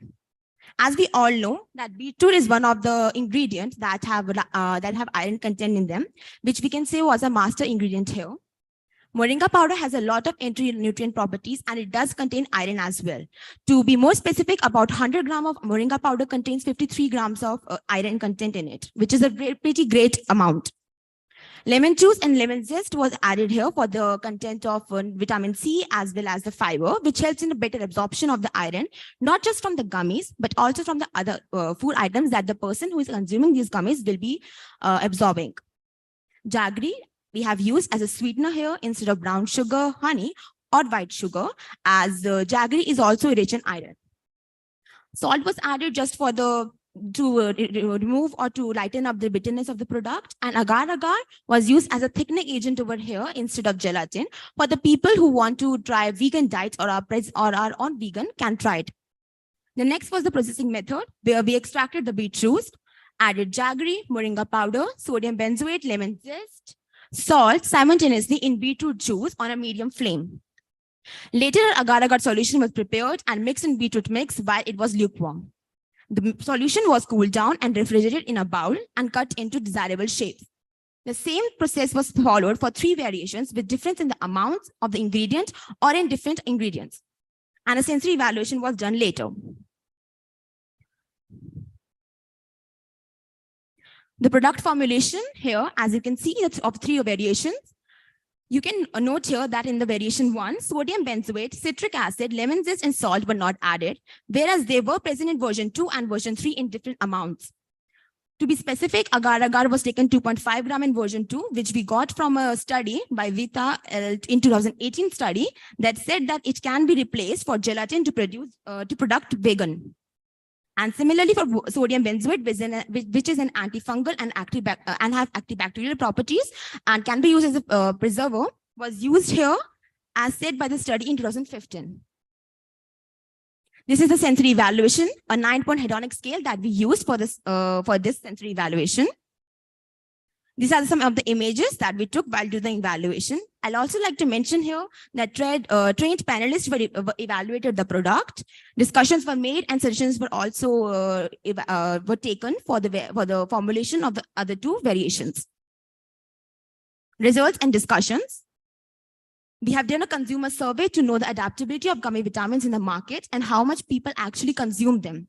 On the basis of that, we have asked various questions. Some of them are as follows: the type of gummy vitamins usually consumed, the age group of the female respondents, the reasons for consuming the gummies. Here, if you note, maximum people, that is 26.7% people have said that they are consuming the gummies for their vitamin deficiency. Similarly, the preferred choice of consumers were gummy vitamins over the vitamin or mineral supplements, which are traditionally being used. That clearly means people are adapting to the modern patterns and the innovations we are making towards. The improvements for consumption were made, where people said that the improvement after the consumption of gummy vitamins was 25%. Like 25% said that they did see some improvements in them, whereas about 58 in the next question, 26.7% said that their dietary needs were definitely met. These are some of the reviews. In the end of the survey evaluation, we left a column for the people to give their reviews on the consumption of the gummy vitamins they have been doing. And for the same, you can see some people mentioned that these gummy vitamins are slowly but steadily becoming important as supplements, whereas another respondent also responded that according to him, they can be addictive. I don't want to be judgmental here, but it might be because of the color, the taste, or the sugar content that these gummy vitamins do consume. This was a sensory evaluation that we conducted. The various parameters that were followed here were appearance, flavor, aroma, color, texture, which you can see that in appearance, flavor, and aroma, color, and the texture was different in all the three variations because of the amount of they were containing. The texture of variation 2 was found to be much better as compared to the variation 1 and 2, 3 because of the sodium benzoate different amounts that were present there. This is the data on the chart we have presented on the same parameter study. The overall acceptability was found to be that version 2 was the best acceptable product as compared to version 1 and version 3, which was 7.8. So to conclude, I like to say that with the modern era, we all are developing. Tradition patterns are not going anywhere. We all are adapting and doing the innovations. Similarly, gummies are one of those. So in a very short study, we have conducted this product to take a small step towards the innovation and to also traditionally adapt these macronutrients for the anemic reproductive age group, aiming towards our iron deficient population. And version 2 was the most acceptable one. That was what we concluded after the study. I'll also like you all to note that this is an ongoing study and we are still studying about the various variations. These are the references that I followed for my study. Thank you so much for your time. Yeah, thank you very much. That is a wonderful presentation. Can you go back to and tell me what was the variation 2? What is the constitution of variation 2? Variation 2, sir? Yeah. So it was the beetroot juice, moringa powder, lemon zest, lemon juice, sodium benzoate and citric acid, then agar-agars and salt, and jaggery also, sir. Sodium benzoate, they're in all Incorporated together, sir. Yes. How much? So with different variations, these were all similar, like beetroot juice was 75 ml for all the three variations. The only difference was that sodium benzoate was taken as 0.05 gram, which was different from variation 1 and 3. And the agar-agar powder was taken as 2.5, which was different from variation 3 and variation 2. That was the only difference in the amount of the ingredients. Agar-agar was more. Yes, sir. It was less as compared to the two. So that may be the reason why it is more crispy and the physical properties. So actually the texture was different because of that. Because of the sodium benzoate and because of the agar-agar, so there was not much difference felt. Just that sodium benzoate will not attribute to any physical properties. Huh. Sodium benzoate is other material. Of course, agar-agar presence of the level of incorporation of agar-agar makes a difference. That will change the physical characteristic and even the what you call it, the microcrystalline properties and all those things. Yes, sir. Okay, good presentation. Anybody has any doubt or comment? No, just tell us why at all you prepared this. What was your motive? Motive, sir.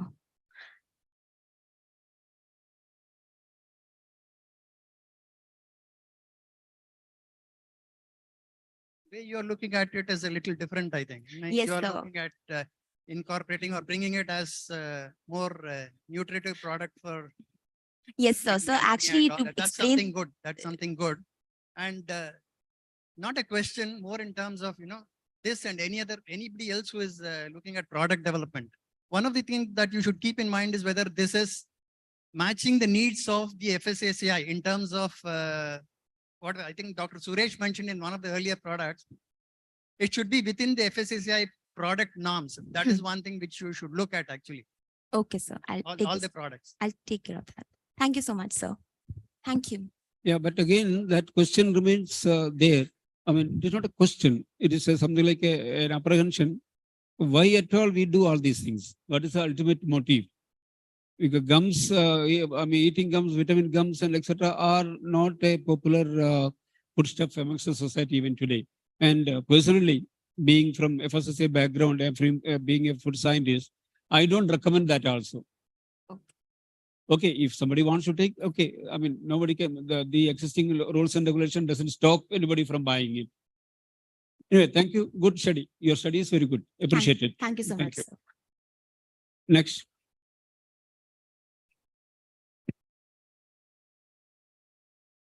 Thank you so much, ma'am. Next, I would like to invite Ms. Dhanashree S. Kulali over to the stage for her presentation on development of millet-based nutritionally rich instant drink mix powder.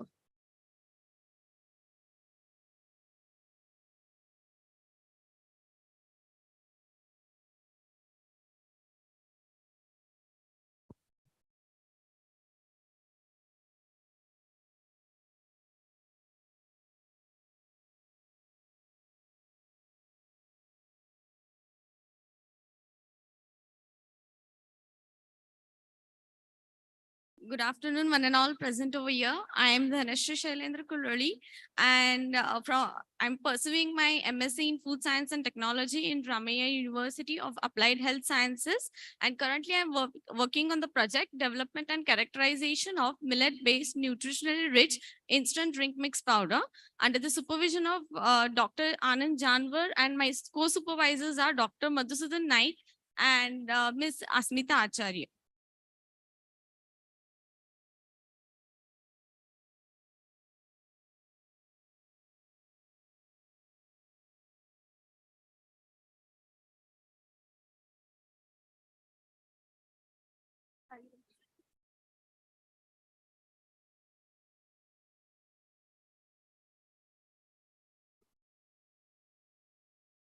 So as we all know, United Nations has declared a 2023 year as an international millet year, where India is trying to level up its position in cultivation of millets, where 55% of globally cultivation of millets is done by India, Nigeria and China, where India is one of the largest producer of the millet, accounting for 41%, followed by Nigeria and then China.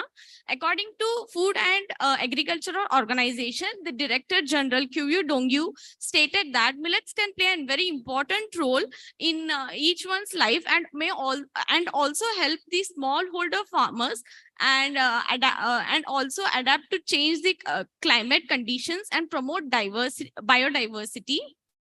So as we all know, millets are rich in macro as well as in micronutrients like protein, fat, fiber, carbohydrates, and micronutrients, particularly in iron, calcium, and phosphorus.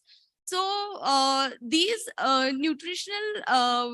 this type of nutrition also offers health benefits and also helps to maintain different types of disorders like diabetes mellitus, obesity, hyperlipidemia, cancer, and etc. So most of the millets are consumed in the form of solid food products or the traditional foods like idli, dosa, porridge, chakli, breads in most of the Asian and African continent. So why beverages? Because most of the people are not yet aware of the millet beverages present in the market. So various types of beverages are present in the market, such as water-based, milk-based, alcoholic, unfermented fruit beverages, tea, coffee, chocolate drinks, and etc. Milk beverages not only provides nutrition, but is also one of the instant source of energy and affordable and one of the consumers' demand. So here are some of the reported drinks of the millets, where the authors had targeted the particular population and tried to provide them nutrition through the millets. So here are my objectives, where my first objective was to prepare the millet powder from extracting the millet milk, then to formulate the premix. Then sensory attributes were carried out on the premix powder by including it in milk base as a milk base. Then flow properties, reconstitutional properties, and nutritional properties were assessed on the premix powder. Then the microbial analysis was conducted. So here is my methodology, where the millets were first cleaned, washed, and then soaked for overnight. Then wet milling was carried out in the grinder, as this project was carried out on a lab scale basis. Then sieving was done in 500 microns, and then the slurry was kept undisturbed overnight. The next day, the upper layer of the water was discarded and then drained out through the muslin cloth. The collected mass was then dried in the hot air oven at 50 degrees Celsius, and the millet powder was being obtained. So next was to formulate the premix for per 100 gram. So based on the review literature, I chose pearl millet and sorghum to incorporate in the formulations. So various trials were taken. Initial trials were taken in first was the honey. After including the honey in the formulated premix, I observed that appropriate solubility was not obtained. So I replaced the honey with the jaggery powder.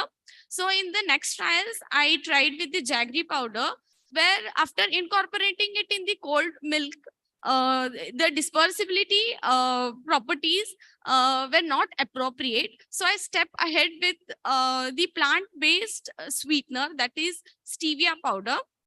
So according to the FSSAI guidelines, I formulated the premix with the stevia powder, which excelled in all three properties: flow properties, reconstitutional properties, and as well as the nutritional properties.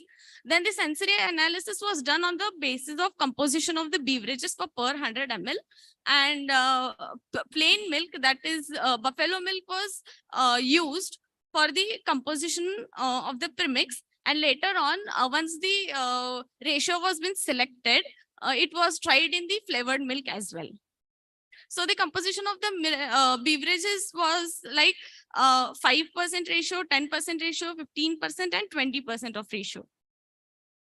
So the sensory evaluation of the milk-based beverage prepared using the premix was carried out by 9-point hedonic scale, where sample 1 included 5 grams of premix in 95 ml of milk, and the sample 2 contained 10 grams of premix in 90 ml of milk, where sample 2 was been selected as the highest score was observed through the all parameters. So these were all analysis which were carried out on the premix: flow properties, reconstitutional properties, nutritional analysis, and the microbial analysis. So these are the results of the flow and reconstitutional properties. Flow properties were carried out to check the behavioral characteristics of the powder and the dynamic flow and the shear properties. It was scaled on the basis of flowability, and the reconstitutional properties were calculated to check how much percent of premix is soluble in the cold milk, as well as dispersed in the cold milk. At what seconds does the premix get wet when it comes in contact with the liquid? So these are the results of the nutritional analysis, where my premix contained 12.12 grams of protein, 3 grams of fat, 5 grams of sugar, and adequate amount of micronutrients were also observed. So in per serving of the millet beverage, the nutritional analysis was carried out for the sample 2, as it was selected for 10% of the ratio, 10 grams of premix in 90 ml of milk, where 3.99 grams of protein was observed.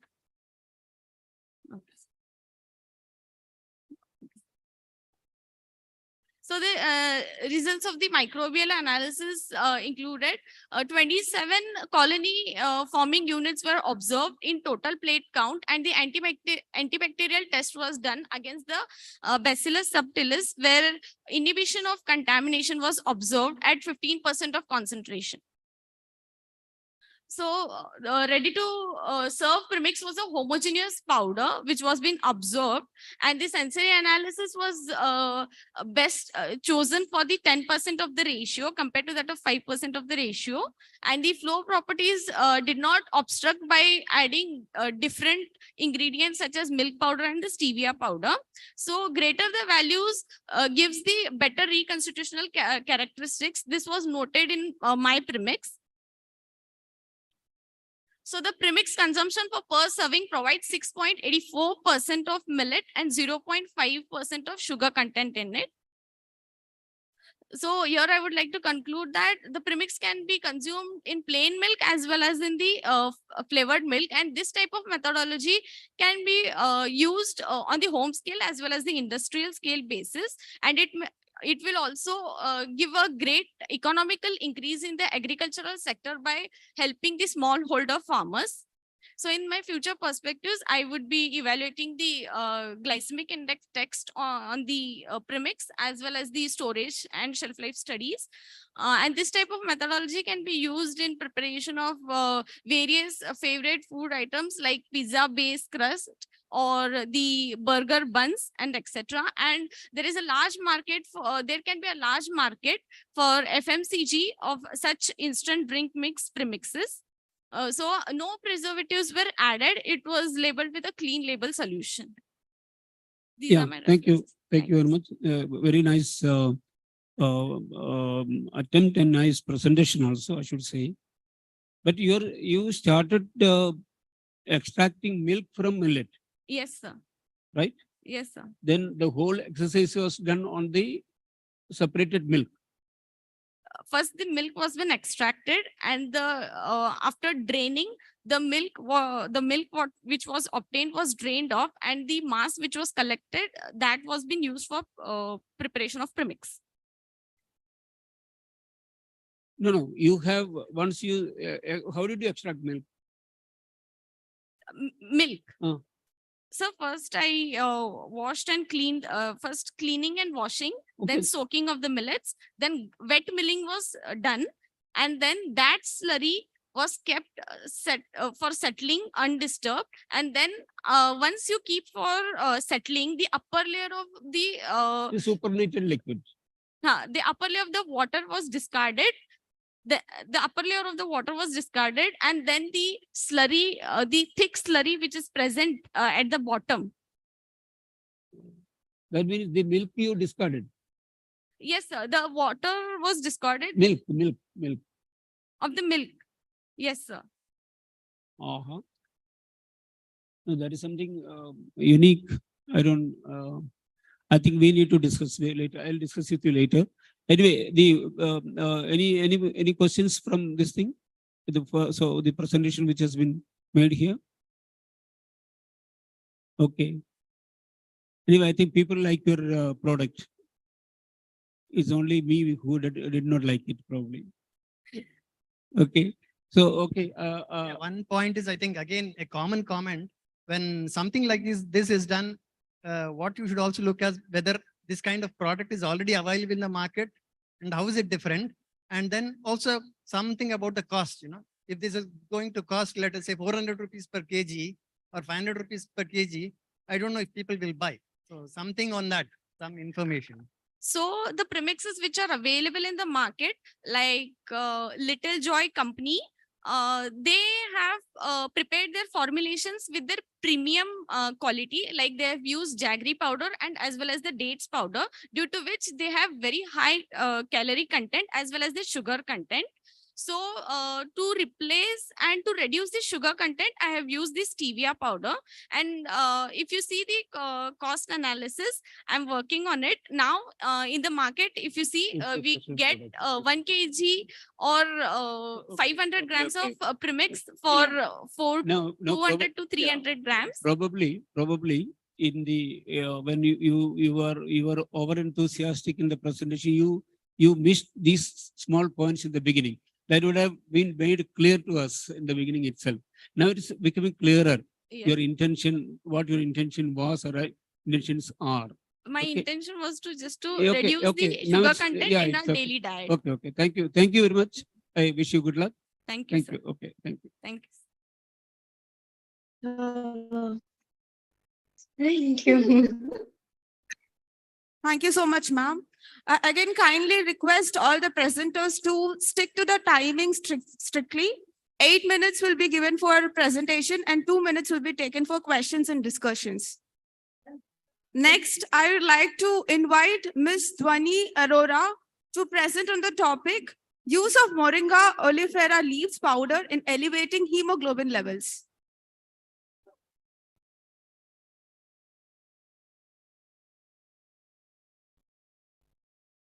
Good afternoon, one and all present here. Firstly, I would like to thank every one of them for this opportunity. I'll be presenting my study on impact of Moringa oleifera leaves on Moringa oleifera leaves on hemoglobin levels of lactating mothers, which is the part of the study carried out for my dissertation in the Maharaja Sahajirao University of Baroda under the guidance of Dr. Himangini Gandhi. Iron deficiency anemia is a cause of concern for pregnant and lactating mothers globally. As per NFHS 5 data, 52% pregnant women, both urban and rural, are anemic in India. Iron deficiency anemia is associated with maternal and neonates mortality, restricted cognition development, low birth weight babies, premature babies, and majorly stunting, which affects the nutritional status throughout the vicious cycle. A multi-pronged strategies are required to curtail maternal anemia. Food-based approach to prevent anemia is the most sustainable strategy. The study. Moringa oleifera is widely grown in many parts of India and is rich in various nutrients. Studies investigating impact of Moringa oleifera on hemoglobin levels of postpartum mothers are minuscule. Since Moringa oleifera is an indigenous plant, it is very much economical to reap its blades. Region-specific data for consumption pattern of Moringa oleifera is scarce. Current study is a part of last study of powder on prolactin levels was studied. Since current study had hemoglobin level with other biochemical parameters, data was analyzed in the context of anemia also. The broad objective of the study was to investigate the impact of Moringa oleifera leaves powder capsules on hemoglobin levels of postpartum mothers. The specific objectives of studies were to assess the background information of enrolled mothers, to monitor the compliance of Moringa oleifera capsules and placebo capsules for 30 days, to assess maternal hemoglobin level on day 0 and day 7 postpartum. Now coming to the experimental design, Vadodara district of Gujarat state, India was purposely selected for the study. There are 3 major government hospitals of Vadodara district. Purposive selection of one government hospital on the basis of maximum deliveries happening was done. All pregnant women in the last month of pregnancy without any complications were enrolled. Data was collected on background information of enrolled mothers and their frequency of iron-rich foods consumption. For phase 2, all lactating mothers of full-term live birth babies with no complications who gave consent were enrolled and were distributed into experimental group and control group randomly. Administration of 500 milligram of Moringa oleifera leaves powder capsules, that is 250 milligram capsule twice a day, was done for the experimental group and that of placebo capsules was done for the control group. Data on hemoglobin levels on day 0 and day 7 postpartum were recorded. Now coming to the interventional details, the Moringa oleifera capsule were manufactured by the local pharmacy in order to avoid any sort of adulteration. Freeze-dried powder was used for the encapsulation of the capsules to retain maximum nutritional benefits. Intervention of Moringa and placebo was for 30 days. Compliance was monitored in the self-compliance card and instruction at different points were done during the admission period and at follow-ups. Venous blood collection was done by a trained technician. Were tested in a NABL certified pathology laboratory on day 0 and day 7. The inclusion criteria for phase 1 includes all healthy pregnant women in the last month of pregnancy with no medical complications willing to deliver in the hospitals, and was completely essential. For phase 2, all healthy women who have a gestational age of 36 to 37 weeks who delivered live infants without any medical complications willing to breastfeed exclusively was selected. And again, the selection was consensual. Exclusion criteria includes all pregnant or lactating women with medical complications like breast abnormalities or hypertension, diabetes mellitus, or any other illness that requires medications regularly, or lactating women with preterm or stillbirth babies with complications like bleeding, infection, and women who didn't give consent will not be eligible for this study. Now, coming to the highlights of the finding, which gives an overview of what the research was all about. The maximum women, that is 67% women, were in the age range of 19 to 25 years, and 57% of the women were multipara. 67% of the mothers had normal delivery, followed by 97% of the live births. Now coming to the prevalence of anemia in the mothers, when the data was collected on day 0, 60% women were falling in any of the category of anemia. Now discussing the results for the prevalence of anemia in experimental group. In baseline on day 0, 50% of the category, whereas at end line on day 7, around 50% women were anemic, which shows the reduction of 4%. And in baseline HB level for the women were 10.9, which got increased to 12.3 gram per deciliter on day 7, which was found to be significant, and therefore we can say that there was a mean increase of 1.4 gram per deciliter. Now, the prevalence of anemia in the control group, around 60% of the females were anemic in baseline on day 0, which got reduced to 40% in end line on day 7. The mean HB of baseline was 10.3 gram per deciliter, which got increased to 11.1 gram per deciliter for the end line. A mean increase of 0.8 gram per deciliter was found, was significant. Now coming to the conclusion, prevalence of anemia in postpartum mothers is a cause of concern. The mean rise in hemoglobin levels of experimental group was 1.4 gram per deciliter, and that of control group was 0.8 gram per deciliter, which was found significant. Moringa oleifera leaves powder can be promoted in postpartum women to improve hemoglobin levels and optimize exclusive breastfeeding practice. Also, I would like to highlight that the research was partially funded by the Research and Consultancy Cell of the Maharaja Sayajirao University of Baroda. These are some pictures. The women who were administered with the Moringa oleifera capsules, the bottle of the Moringa oleifera capsule, the pictures of the capsules and Moringa oleifera leaves capsules and the placebo capsules, and the entire team who had a great cooperation. Yeah, thank you, Ms. Dhani. Though the efficacy of Moringa leaves on the increase of hemoglobin in human beings have already been established, your study also re-established the same thing.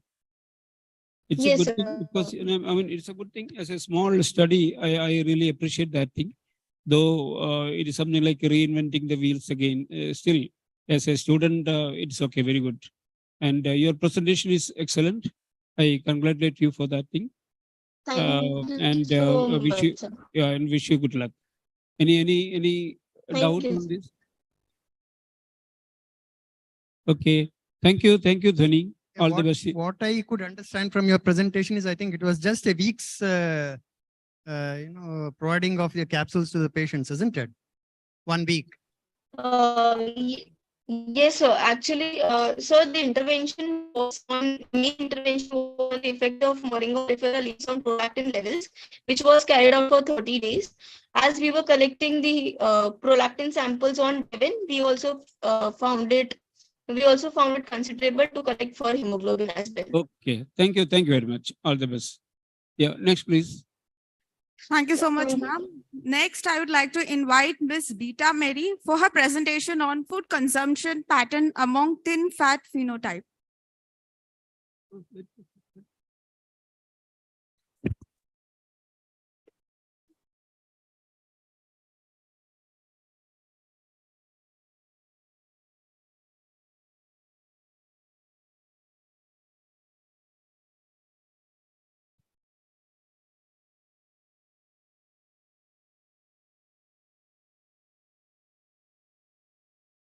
Good afternoon, one and all present. So my topic for my dissertation was food consumption pattern among thin fat phenotype.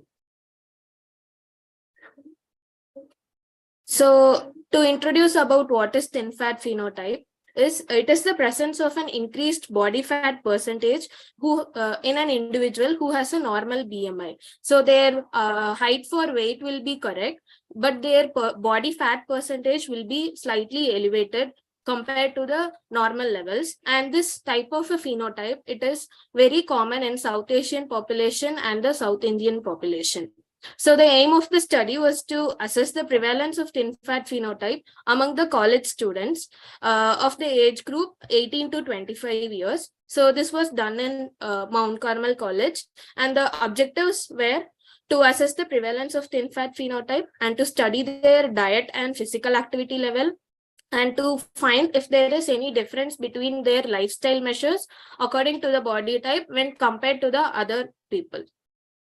So this is the methodology. So total of 150 students were participated, and the sampling technique which was used was a convenience sampling, and there were the inclusion criteria was the age group of 18 to 25 years and students who are willing to participate, and the exclusion criteria were students who are having some health conditions like PCOS, diabetes, or autoimmune diseases were excluded. And also if they're under any hormonal medications or any regular medications for any chronic conditions were also excluded.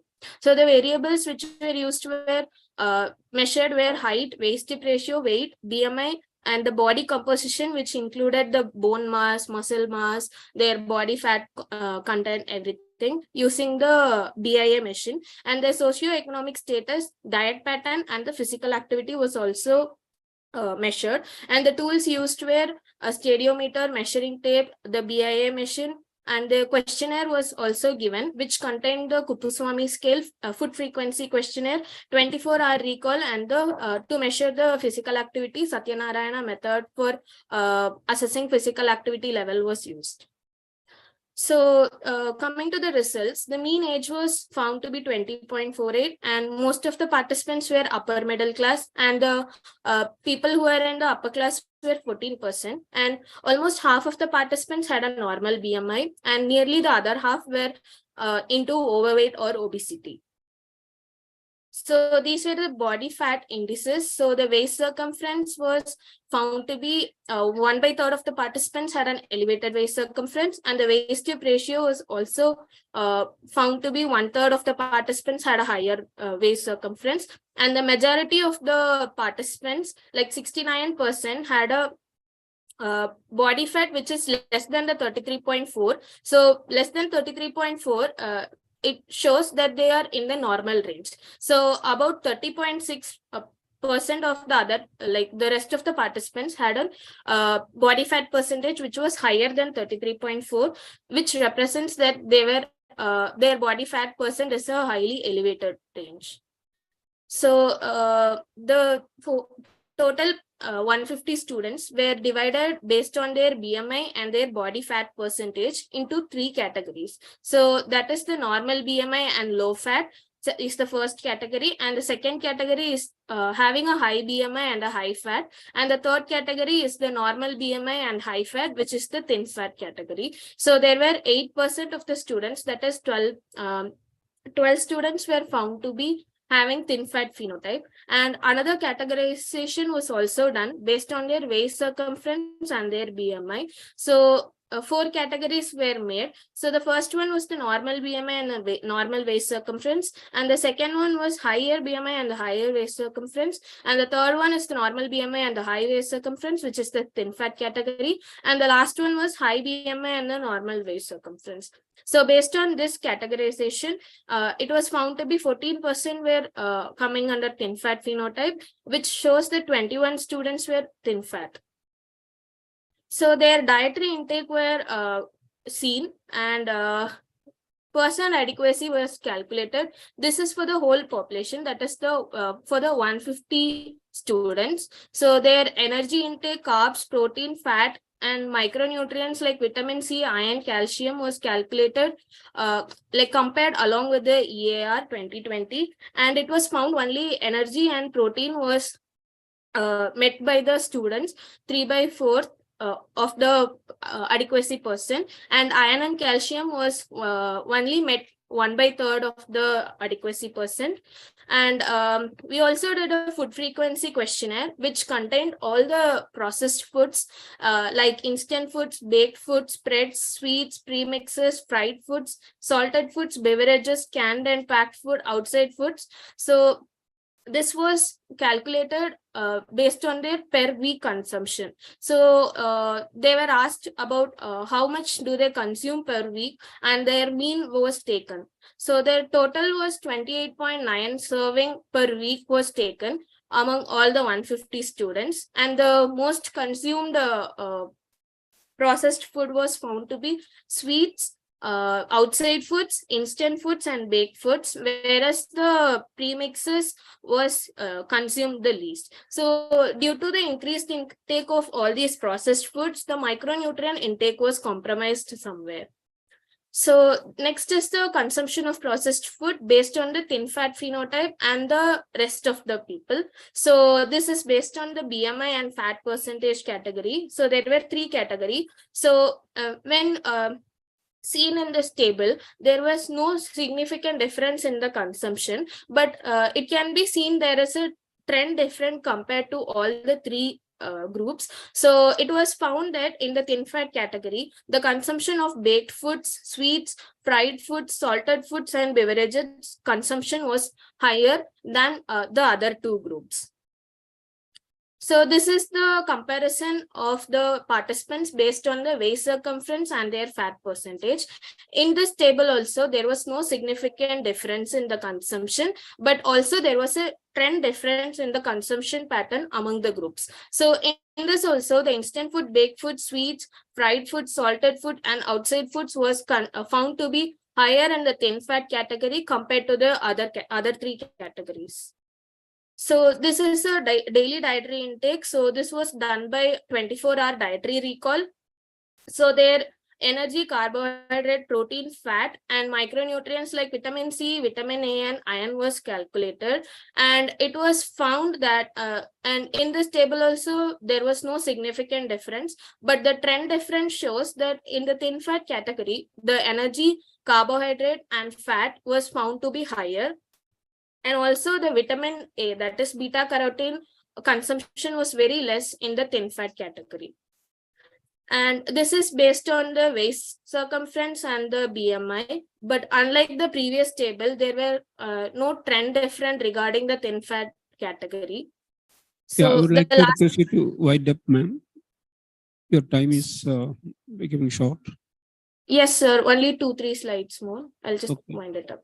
So this is the last parameter which was assessed, and this is the physical activity level. So almost all the participants, like the 150 participants, were found to be sedentary lifestyle. And this shows that the individual did not engage in any physical activity.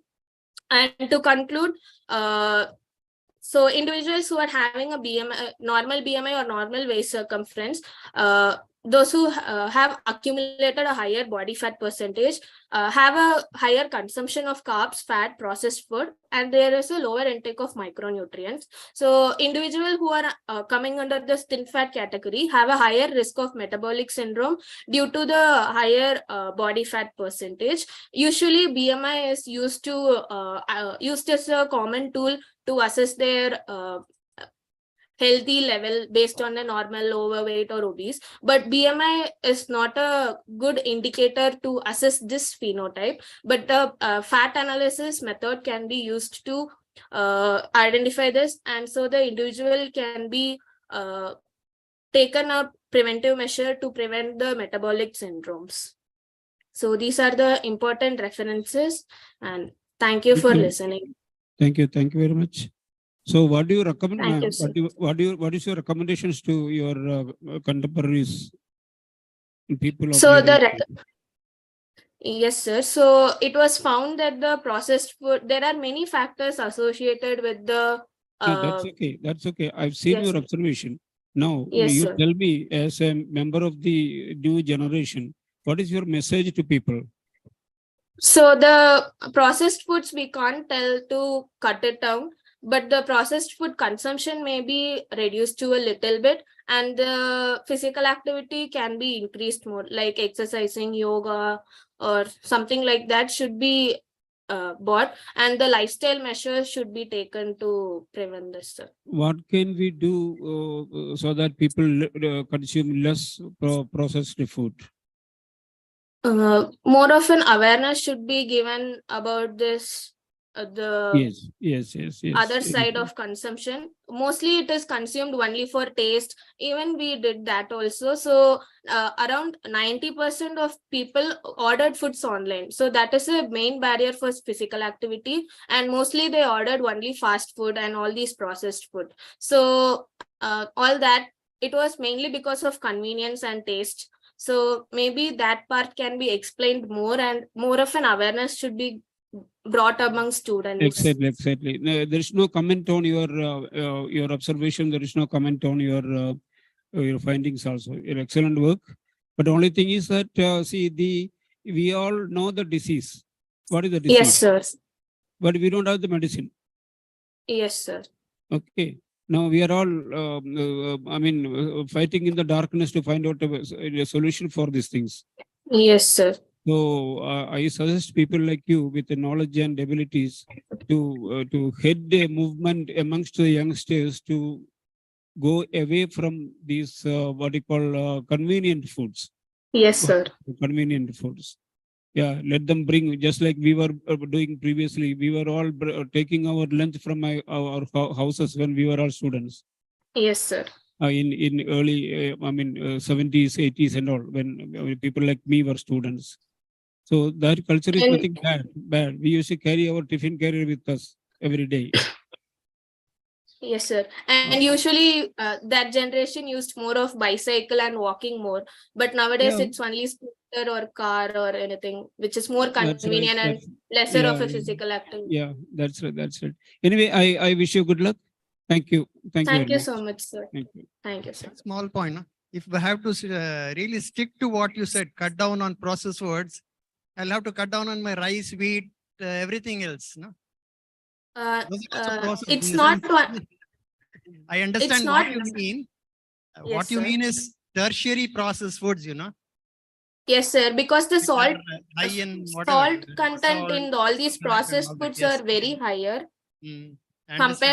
compared to the foods we use as a processed food. So rice, in rice processing, they don't use much of a salt, but on all the other processed foods they use high salt, so which can lead to hypertension. No, what you're saying is you're saying processed foods is bad. Processed foods is not bad. It depends on the consumption, selection, and all that, frequency. Yes, sir. And the frequency also matters. Not matters. a message that processed foods is bad.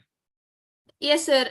Like you can't cut it down fully because there are college students who has to come early, so they try to eat out here only. But the consumption can be reduced if like mostly even in PGs the students are having Maggie for all 6-7 days, at least once or twice. So the consumption can be reduced like weekly twice or something like that in a gradual way, so that it doesn't lead them to any other risk in their later ages. Is one of our veteran scientists here would like to ask you a question. Yes, sir. Yeah. Yeah, hello. So very, very interesting work and also very interesting discussions going on. I just have one small comment. Yes, sir. We are talking about excessive things that Processed food consumption. in the processed which are detrimental to us. Now Yes, there is you probably know about the new nutritional labeling, that is star rating. Is it the traffic signaling, sir? The color coding, like the red, yellow, and green? 3-star ratings are going to be there, and then it is going to impact the traditional foods in a very big way. You have any opinion on that? And how do you think it's going to impact the food industry, maybe processed and traditional in general? This is just a general answer I'm expecting from you.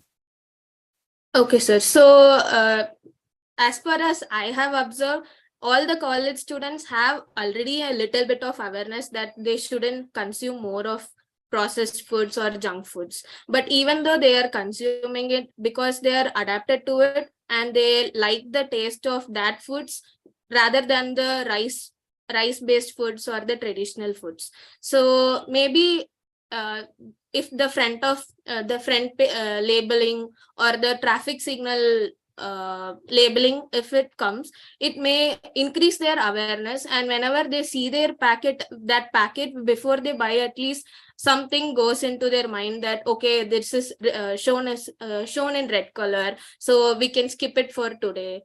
At least if that comes, it will be a better option for them. Okay, thank you, ma'am. Thank you. Thank you so much, Bye. sir. Bye. Thank you. Next, please. Thank you so much, ma'am. The next presenter will be Mr. Yashwant Jain, who will be presenting on the topic Rediscovering Traditional Foods as an Alternative to Modern Diets. Yeah, only 2 more presentations. So I think I request you to put up with us. Only 2 more. I think we can leave within 10 to 20 minutes. Yeah, carry on, Mr. Who is that? Miss Sweta Singh. So good afternoon to one and all present here. I'm Yashwant V. Okay, Yashwant. Yeah, please carry on. From the Department of Nutrition and Dietetics, School of Allied Healthcare and Sciences, deemed to be university, working under the guidance of Ms. Sweta Singh. And the topic for the day is rediscovering traditional foods as alternatives to modern diets. Traditional foods are a reflection of cultural heritage and have influenced contemporary eating patterns. Due to presence of functional ingredients like prebiotics, dietary fibers, antioxidants, and body healing compounds, traditional foods from India especially are also recognized as functional foods.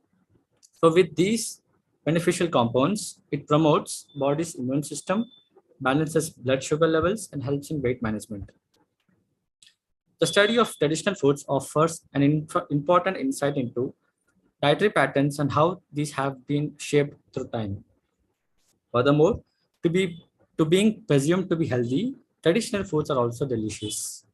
Most of us are attracted to modern alternatives rather than going back to Indian traditional foods when it comes to managing a balanced diet or losing weight. The main objective of the study is to review preferences among consumers between traditional and modern foods, and also to assess the purchasing practices and preference of consumers regarding traditional foods over modern diets. The methodology used here was a questionnaire was framed to assess the preference of traditional foods over modern diets. So basically, the preference option were given and survey method was used. The data was collected with the help of Google Forms. The age group for the same were like 19 to 30 years. The exclusion criteria were vegan food preference people with the special food preferences, people with food allergies. Yeah, and also finally, Mr. Yashwant, can I request you to kindly slip the methodology and go to your results and discussion, because we are running really short of time. Okay, sir. So, with due respect to you. Yeah, sir. I'll move to the results and discussions. So from the survey, we just got to know that the minor population of the people did not prefer traditional food, but then most of the people had preferred traditional food. But then few people preferred it sometimes because it might be due to various reasons like urbanization and the new industrializations. So people do not have much time to prepare traditional foods. And in the next question, it was asked about the consumption pattern of panjiri and dark chocolate. And it was clearly seen that dark chocolate consumption was more because of the convenience as well as the new modern eating patterns. But then I just wanted to say that panjiri has a lesser amount of sugar and fat levels when compared to the dark chocolate. Then moving on to comparison between Rajma Chawal and burger, which was surprisingly very interesting because people had opted for Rajma Chawal more than burger, and some people, like almost equal amounts of people, have opted for both the option as well. So people do want to consume traditional foods, but then due to lack of time and the preparation time is more, so that Rajma Chawal is not preferred that much. Has to be preferred, but then due to convenience also, burger is preferred more. Then moving on to dalia and muesli, people have not opted more for muesli. The reason might be because nowadays people are more of lactose intolerance, so eating a breakfast meal muesli with milk would not be that possible. So people have opted for dalia more, and dalia has a good amount of fiber and a lesser amount of fat when compared to muesli, and also has no sugar. So we can clearly state that dalia is more healthier than muesli. Then moving on to bajra and oats. Here, the consumption pattern of the bajra and oats clearly shows that people would prefer both bajra and oats, as oats is not a bad option to consume. But then bajra is slightly better because it has vitamin B6, which helps in lowering the high cholesterol issues, and also is having a low glycemic index, which helps in type 2 diabetes. Then in conclusion, the need of the hour is to identify the forgotten traditional foods which are rich in essential nutrients. And from the study, it was concluded that the people were confused. Yet they want to include traditional foods in their diet to lead a healthier lifestyle. And we also suggest and recommend food processing industries and food related industries to incorporate these ingredients in their products so that it is easily available to the customers, and with using lesser amount of artificial ingredients in the product. These are the references. Yeah, thank you. Thank you very much, Yashwantji. I'm sorry that I could not give more of time because of it's our mistake, not your mistake. I apologize for that. But you had done a wonderful job. Thank you, sir. So thank you very much. Thank you very much. Thank you, sir. The last presentation for today's session will be given by Ms. Geeta Chauhan on the topic Development and Quality Evaluation of Shrikant with Enhanced Functionality.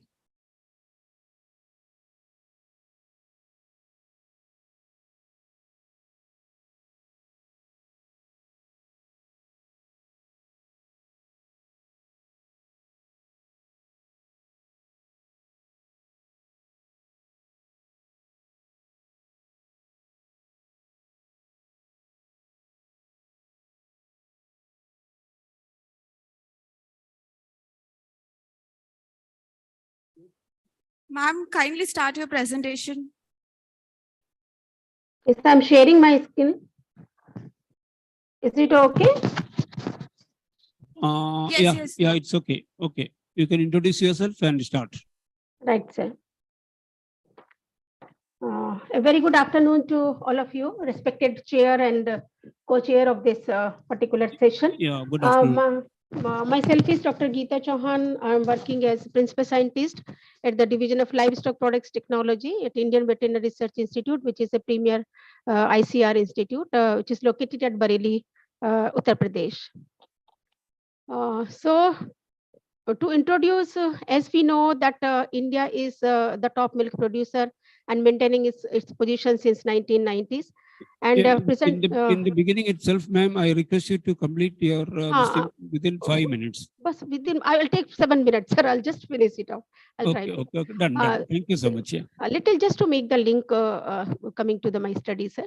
So as we all know that we are at the top of the milk production, and also we have now crossed the world per day availability, as well as we are with the more available commodity, this particular commodity, as well as the precious commodity. And need not to say that traditional food, since last 2 days we are talking of the traditional foods, and as far as milk is considered in itself is a very, very pious food, and irrespective of any restrictions and all regarding the meat and all eggs, etc., milk is to be consumed by all the sections of the society, all the religions. We don't have any taboo, we don't have any religion bar on this. So as far as the traditional milk product is concerned, as we know that most of the production which we are producing in the country is in the scattered form, and on that 48% is being used at the family level itself, at the household level itself, and the rest is coming to the market. And the rest which is coming to the market, again 50% is being used as the liquid milk, and the rest is most of that, the rest almost 45% is being converted into the traditional product. And when it comes to the Indian traditional products or the indigenous product, we know that they have a very peculiar taste, and very popular, liked by not only in the country but outside in other countries also. So today we are aware that today's consumer is health conscious. We all are talking about that the food should be the food, we should not consume the medicine, let the food be your medicine. So in this aspect only we have targeted our traditional food just to enhance more and more functionality into it in terms of a few targets we have taken. So we have acted on the Shrikhand, which is a semi-solid sweetish sour whole milk delicious and healthful dessert, particularly in western part of the country, and prepared from lactic fermented curd. So coming to the how, but this Shrikhand is that it is just the solid part of the curd. We just remove the whey from the curd, and that solid part, which is known as the chakka or maska in some of the places, in that we add sweets and flavors and other ingredients, and that is mixed or blended properly. That is known traditionally as the Shrikhand. So here what we have tried is we tried to add some kind of functionality into the product as the to gain more and more health benefits from this traditional product. Although I am a believer that most of the traditional foods in India are already come under the functional foods category. So in this we have targeted that to prepare the Shrikhand with low fat, with low sugar characteristics, and also the fruits and vegetable incorporation. So with this background, there are 3 clear objectives: to optimize the milk fat level and stevia level to prepare low fat and low sugar Shrikhand, and to optimize the incorporation level of fruits in terms of pineapple and guava, and also the vegetable we have taken carrot in chakka for the preparation of Shrikhand, and finally to study the product profile and storage quality of the developed product. So regarding the materials and methodology, first we targeted that how we are going to prepare the low fat Shrikhand, because traditionally it is considered to be prepared from the whole milk. So we try to lower the fat in the milk. So we have taken whole milk, then filtered, then preheated, and then finally we standardized the milk with different fat content in terms of 4.5, 3, 1.5, and 0.5%. And from this milk we went for the preparation of Shrikhand. By following this process, like we have gone for the extraction, and the chakka was utilized for preparation of the Shrikhand. Then we try to develop, because the Shrikhand contains a huge amount of sugar in it traditionally. So we try to use the stevia by replacing the sugar, and on the basis of preliminary trials we tried 40%, 60%, and 80% replacement of sugar by using the stevia powder. Then finally we tried to add the pineapple and guava pulp and also the carrot pulp separately in various proportions as 10 to 30% in the Shrikhand. So evaluation, then we went for the, when the product came up, we went for the complete product profile in terms of physicochemical characteristics and proximate composition, and of course the sensory evaluation. And then finally we went for the storage life determination of the product under the refrigerated conditions. Now coming to the, what we have come out with is that because all the things we know that development of a product or refinement of a product or improvement of a product is not a very easy job, because we, as in the today's session also we were saying that what we eat, that should be very appealing to us. So first of all, if it is not appealing, we are not going to consume it, and that is the difference between the medicine and the food. So here we went step by step and on the basis of sensory characteristics or the sensory acceptability. So in this we prepared Shrikhand, as we see that with the different milk with a different fat percentage like 4.5%, 3%, 1.5%, and 0.5%. And when we see at the sensory scores on the basis of overall acceptability and the other sensory characteristics, we selected this 1.5% milk fat or 1.5% fat milk for the further low milk fat Shrikhand preparation. So these are some of the photos. Yeah, that's okay. That's okay. Then in the same way, we try to replace the sugar, which is, I told you that more than 35% to 50% of the sugar is added in the proportion of chakka, which we are using for the preparation of Shrikhand. So here we try to replace the sugar with stevia, and we went with the three levels like 40%, 60%, 80%, and finally we selected the 60% one on the basis of sensory scores itself. Then we try to develop the pineapple pulp, and in this, as we see on the basis of sensory scores, we selected 20% pineapple pulp incorporation. On the similar line, we selected the guava pulp on the 20% on the basis of sensory itself, and also we have selected the carrot pulp on the basis of sensory evaluation to be the 20% optimum level. And finally, sensory evaluation, when we took all the treatments, those were having the different kinds of fruits and vegetables. On the basis of all these, we can say that all the three treatments, they were comparable, and they were liked by the panelists in terms of sensory scores. Now, this is the nutritional composition of Shrikhand with the optimum level of fruits and vegetables and prepared with stevia and low fat. We can say that in terms of protein, of course, it was little bit lower, but we try to come up with a good sensory characteristics and with a good nutritive value product here. Then this is the physicochemical characteristics of Shrikhand with different levels of fruits and characteristics. And these are all matching understood. with the standard listing. Yes. Okay, sir. Okay. So this is for the storage stability in terms of pH, water activity, TBRS value, and then of course microbial profile and other sensory scores.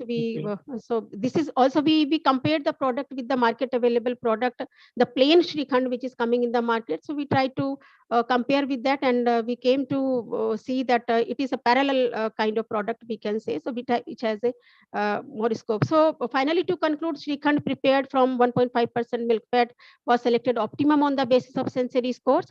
That is low fat Shrikhand, and the Shrikhand prepared by replacing sugar with 60% was selected optimum on the basis of sensory score, and Shrikhand prepared by replacing chakka with 20% of the pulp was considered to be optimum.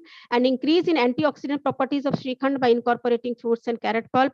Then Shrikhand incorporated with carrot pulp showed highest antioxidant properties, and this was selected for the further storage studies. So shelf life of control and selected product with optimum level of carrot pulp was found to be 9 days. Actually, we studied up to 9 days only. So that's all from my side. This seems to be a wonderful experiment, ma'am. What you've done is the traditional Shrikhand has been, the functionality has been enhanced. You're right, sir. Including the nutritive value and the shelf life. It is a wonderful thing. Shrikhand is a very popular sweet, of course, especially in the western part of the country. Right. And even I like it very much. Oh, thank you, sir. Thank you very much for this nice piece of work. And Thank you, sir. I wish you good luck in future. Thank you very much, sir. Have a good day, sir. Thank you. Good day. You too. Bye-bye.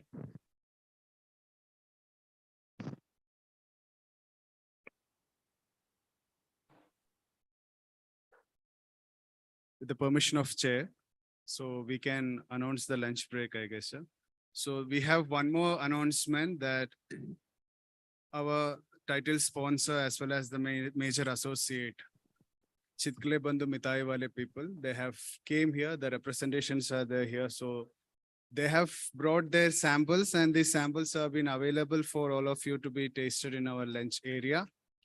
And I cannot just mention the samples. I think I have to take 2 minutes so that much more you can, I think you all are hungry, right? Much more you can feel that.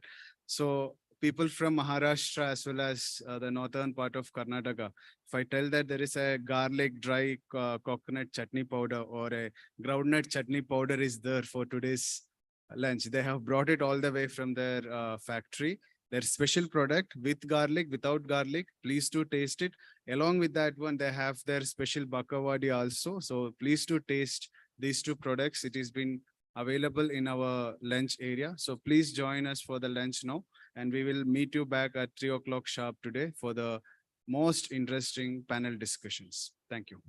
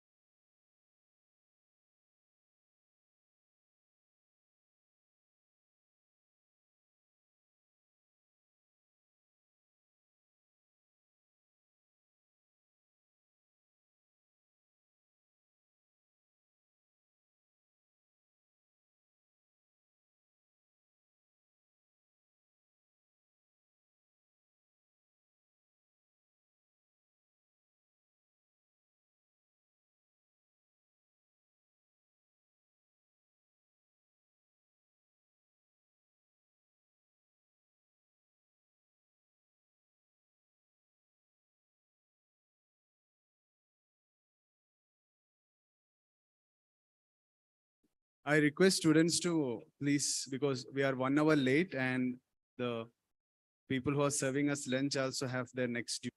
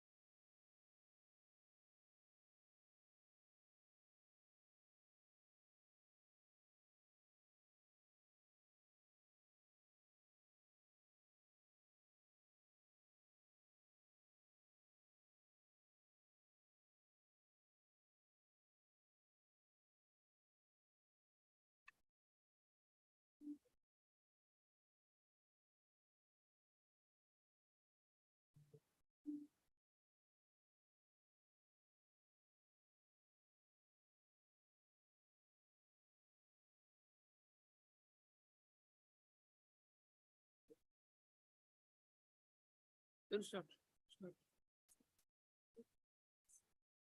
He's waiting.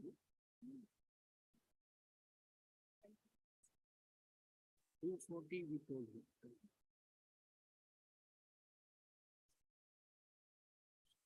You will not see. You will see. No, sure. You can notice it.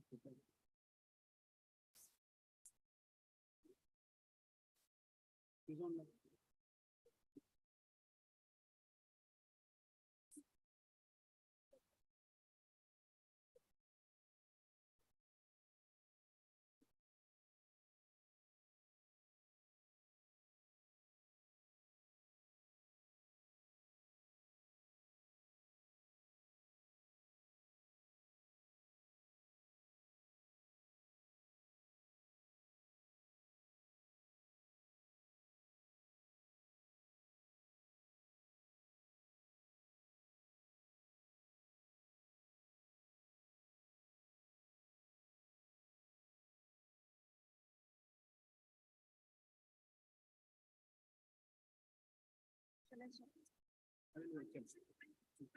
Just 1 minute, let him come on.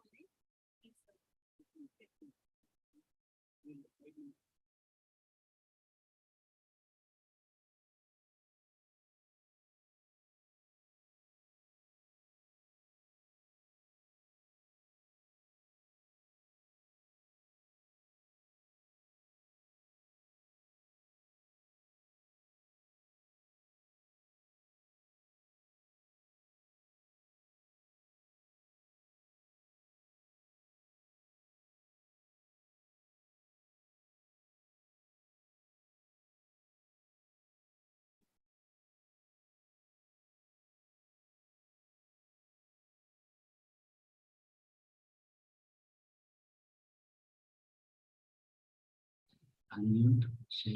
Okay.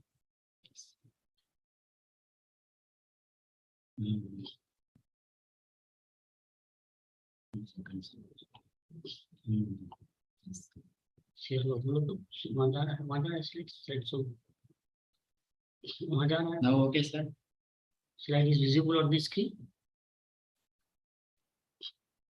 Already I shared PPT. Is it visible, sir? There in your screen, sir. I already shared. Now, okay.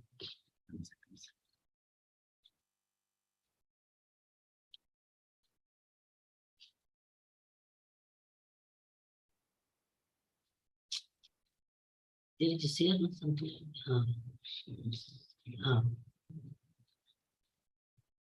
Share now. Now, okay, sir. Okay. Okay. Thank you. Okay. Good. Should I start? Show me. Hello. Should I start? You will intimate me. Okay. Okay. Good afternoon, everyone. I hope you enjoyed your lunch. Now, moving forward with our upcoming afternoon session, I have the privilege to introduce our next speaker, Dr. S.N. Sinha, sir, scientist and head, Food Safety Division, National Institute of Nutrition, Hyderabad. Dr. S.N. Sinha has contributed to the field of analytical toxicology, and his innovative contributions have been implicated in fields with wide scientific, medical, and policy implications. He established a health risk assessment for fixing the maximum residue limit of pesticides in carbonated beverages. This was developed by the Joint Parliament Committee, Government of India, to monitor pesticides residue in ingredients like sugar, thereby ensuring better standards and promoting exports contributing to the country's economy. Now, I request Dr. S.N. Sinha to grace the platform by delivering a talk on understanding indigenous food system to rebuild health. I would like to welcome S.N. Sinha, sir. He'll be joining us today via online mode. Okay. Are you audible? Hello? Yes, sir. You are audible. Yes. So, should I start? Yes, sir. You can start. Okay. Respected dear friends who is available in this sessions. I am Dr. S.N. Sinha and scientist and head of Department of Food Safety Division of National Institute of Nutrition, Indian Council of Medical Research, Government of India, Department of Health of Research. So food safety is a major problems. Actually, there is a lot of things which is causing non-communicable diseases these days due to the bad quality of foods, due to the lacking of micronutrients of foods, due to the lacking of macronutrients foods, which cause non-communicable diseases like Parkinson, Alzheimer, obesity, anemia, and such type of another type of diseases. So very important how we maintain the food qualities, what we should take the traditional food and indigenous foods which was used previously. Now the peoples are mainly focusing on very common foods, not focusing on the traditional foods as well as old food type of habits. So outline what is meant by the food system. There is a food system which is existing in the India, and previously it was very pronounced. It was used. Traditionally, peoples were used traditional type of food systems, but now the peoples are avoiding such kind of food systems. And so due to this type of scarcity of food systems, we are developing a lot of non-communicable diseases, which is caused due to the unavailability of lot of micronutrients and lot of macronutrients and lot of presence of also toxicants in the foods like mycotoxin and pesticides. So these are the list of the foods in India which is available: cereals, green leafy vegetables, other vegetables, roots and tubers, fruits, nuts, legumes, mushrooms, flesh food. These types of combinations are available in the India. So we should focus on to take such kind of composition of the food as a plate systems. And our institute, National Institute of Nutrition, has developed a plate system which will give 2000 kilocalorie energy per day if you use this type of traditional food compositions. Now, these are the indigenous people's food system in India. This was used from time immemorial, before the sense of the centuries. The peoples are focusing on that type of food. So previously, if you go 50 years back and 100 years back, there is a less risk assessment regarding to the non-communicable disease as compared to the present, because we are not focusing on the traditional foods. We are focusing on the depending upon the market foods is available in the markets, and especially children are taking pizza, burger, this kind of foods and purchased from the markets, and the country is also importing such kinds of foods which cannot be used by the human peoples in India. If you want to save your health and you protect your health due to the food qualities. Now these are the millets. These all are the millets. Jowar, bajra included this. So government is launching now these days. Government launched a policy regarding the use of the millets, and it is maybe percolated from the common peoples, or I do not know whether it may be percolated or not. But which is a big issue. We can focus on use of the millets, because millets has huge quantities of micronutrients, macronutrients. Suppose that if deficiency of iron day to day, the anemia is increasing. Why the anemia is increasing? People are taking the foods, but iron deficiencies occur among the pregnant women, especially, and the children and all the human beings. What is the reasons? There is a lot of reasons. Whether the iron is completely absorbed through the human system or not, this is questionable marks.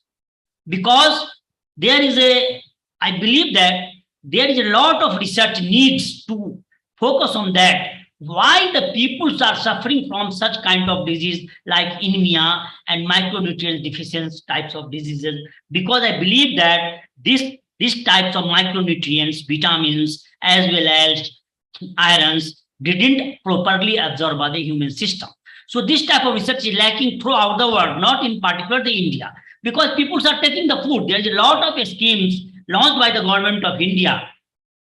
There is no scarcity of food among the peoples. So we should focus on this area. These are the types of food which is available since beginnings. Now, many of the indigenous foods are found to be highly nutritious, but consumption is now declining day to day. Food is available. We should focus on cultivating such type of indigenous foods, which has been previously I shown in the slides. But people are not declining such kind of consumption of foods. The commonly consumed foods include rice. Actually, the food consumption depends upon the diversity of the populations. If there is a Karnataka in the South India, particular Karnataka, Andhra, Telangana, Tamil Nadu, people are focusing to eating more rice. But more rice cannot give to you the more nutrition to your body. So you should focus on the composition. In later slides, I will show what composition should be made for eating the foods. So sometimes in North India, the people are focusing on mainly eating the wheat and maize. Not little bit millet they can use. About 29 varieties of indigenous rices exist, but only 14 are routinely consumed. Millets are seldom consumed nowadays. Only half of the known green leafy vegetables are now consumed. You focus on the children. Children are not trying to eat the vegetables and fruits in each and every family. They are not taking the plenty of such kinds of vegetable and food, which is very useful for the health as well as providing the micronutrients to the children. And if they will take the plenty of leafy vegetables and fruits, then the non-communicable diseases like Parkinson, Alzheimer's, diabetes, obesities, and a lot of anemia, and there are a lot of disease which is due to the deficiency of the vitamins which is caused. So similarly, only about 50% of roots and fruits are routinely consumed at present. Only a third of the reported 37 animal foods. Animal foods you can take also easy because it is more in proteins. You can take fish, eggs.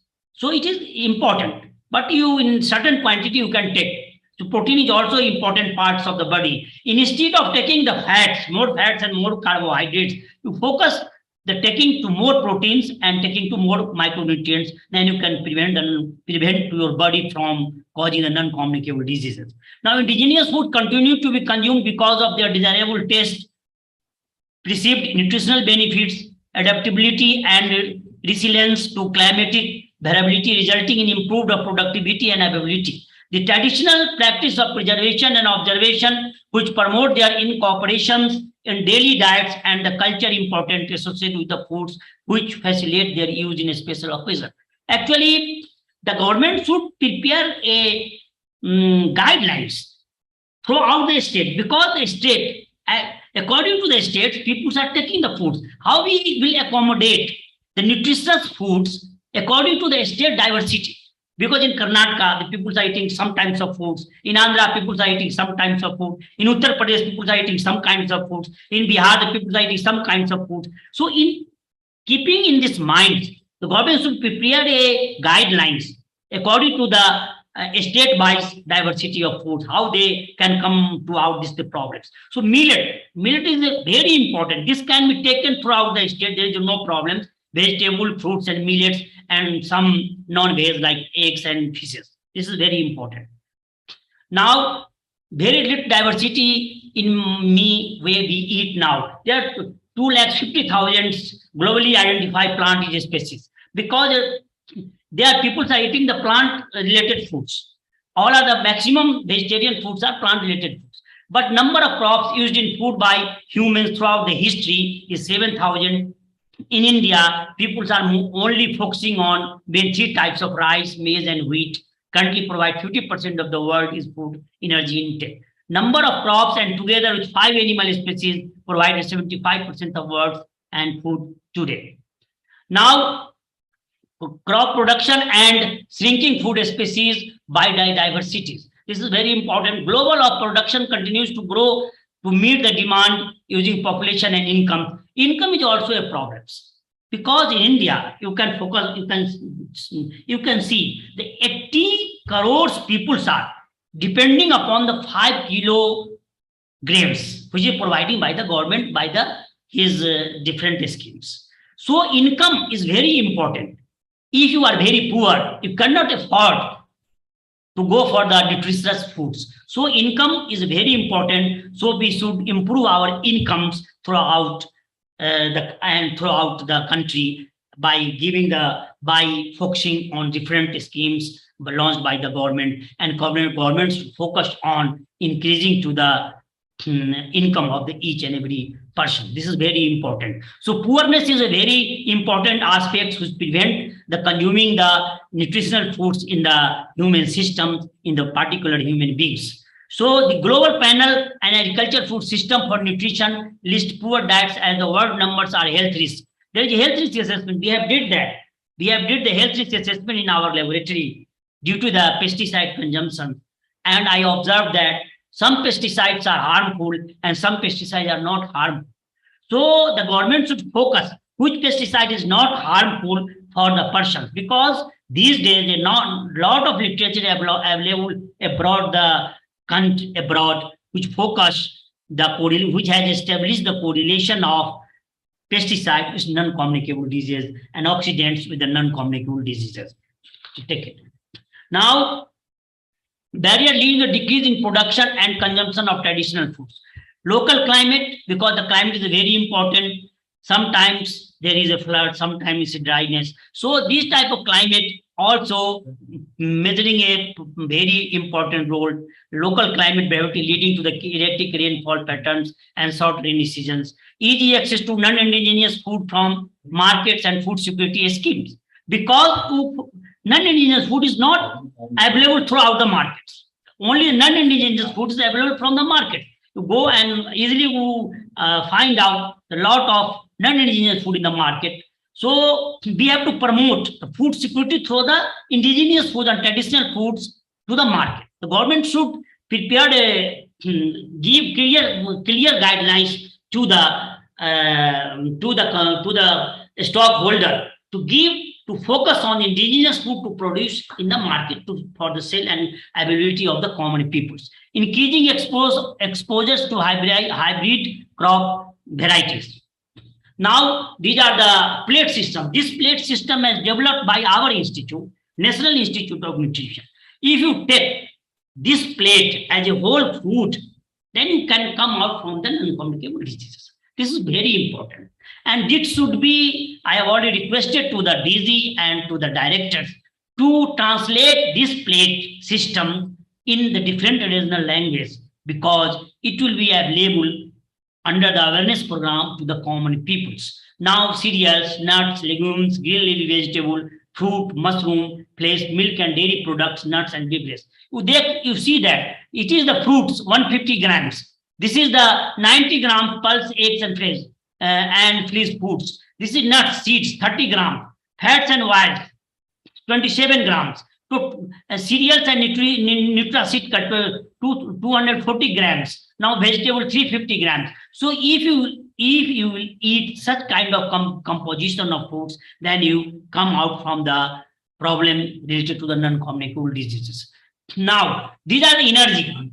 This is the plate system and how energy you get from that. So you get 2000 kilocalorie energy if you get such kind of composition in your meals, in your food system, in your meals and lunch and throughout the whole day. The cereals, if you eat 40 gram per day, you will get 40 kilocalorie energy, 800 kilocalories. So this is the energy composition. On whole, you add the energy, you will get 2000 kilocalorie energy using this plate system, which I have previously explained.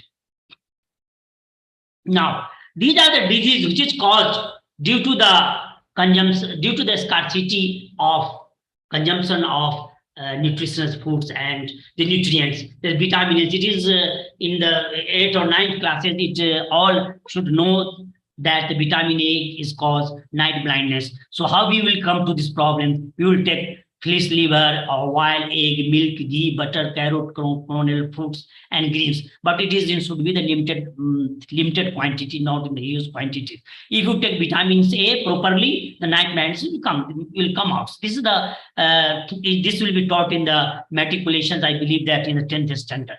Now, nutrition, vitamin B. These are the food source. These are the food source, and it is prevent for the very. Now come to the vitamin C. This is the food source which can eat that, and that bleeding gums can be prevented from that. Vitamins D, you can take this. This is the source of the foods which is available, and decrease the rickets. So symptoms, these are the symptoms how this type of disease is caused, such kind of symptoms. Now vitamin K, similarly proteins. Proteins is very important.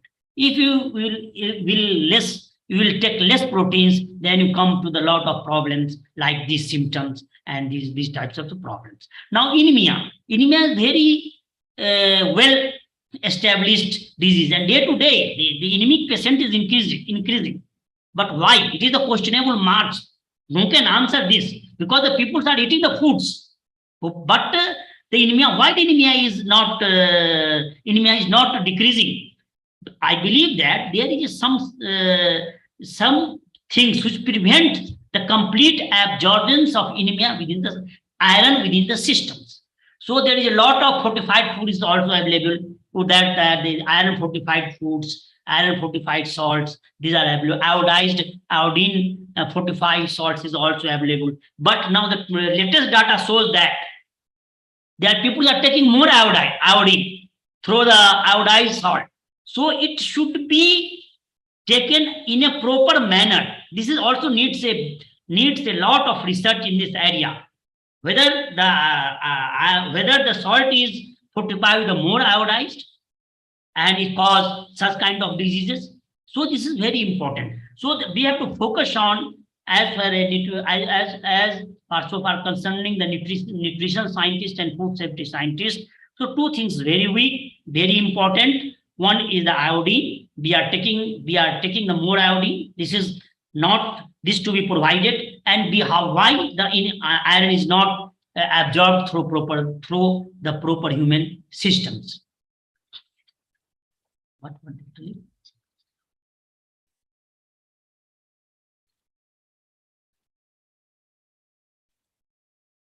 This is okay. This is okay. This is okay. Okay, now.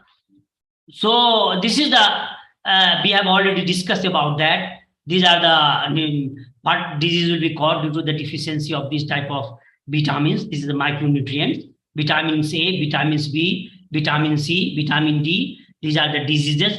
And what will be the exact source of the food?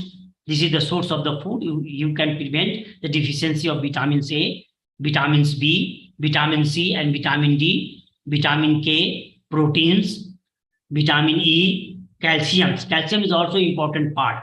In the old stage, your bone is becoming weak. So calcium is an important part to take the food through the through the different types of food. I like milk, fish, wheat, grain, and these are that. The plate has already discussed. Have you see the plate? From where it has a problem? Now, okay, sir. Okay. Go.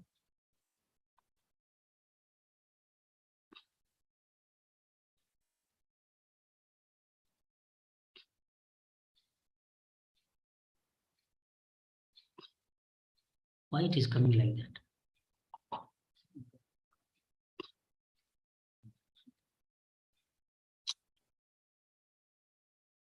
What is the problem here?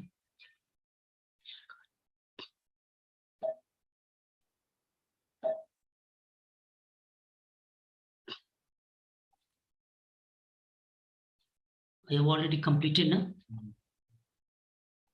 More puchoge, this is okay.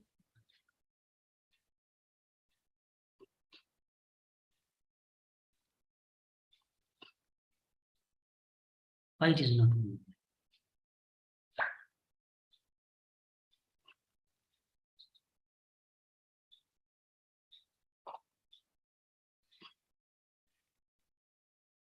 Oh.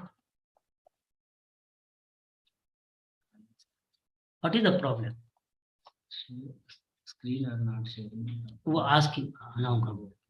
Where he is not? Now, Pucho to okay? Now please. All are okay? This is okay? Hello? You calling? Sir, This is okay? is not, sir, PPT is not visible, sir. PP is not coming? Yes, Why sir. it is not coming? Go check it.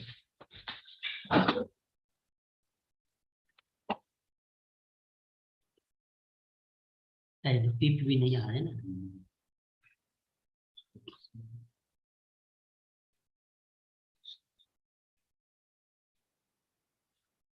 ना पूछो तो.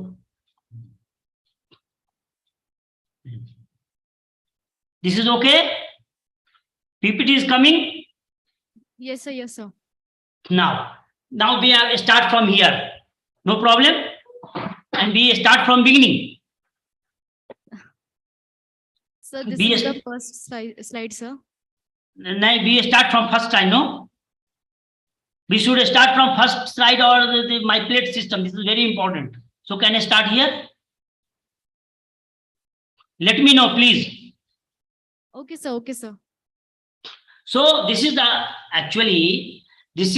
plate for the day. The NIN and ICMR has developed such kind of composition of foods, which is very important. If you will take such kind of foods daily, then you comes out the problem from the non-communicable diseases.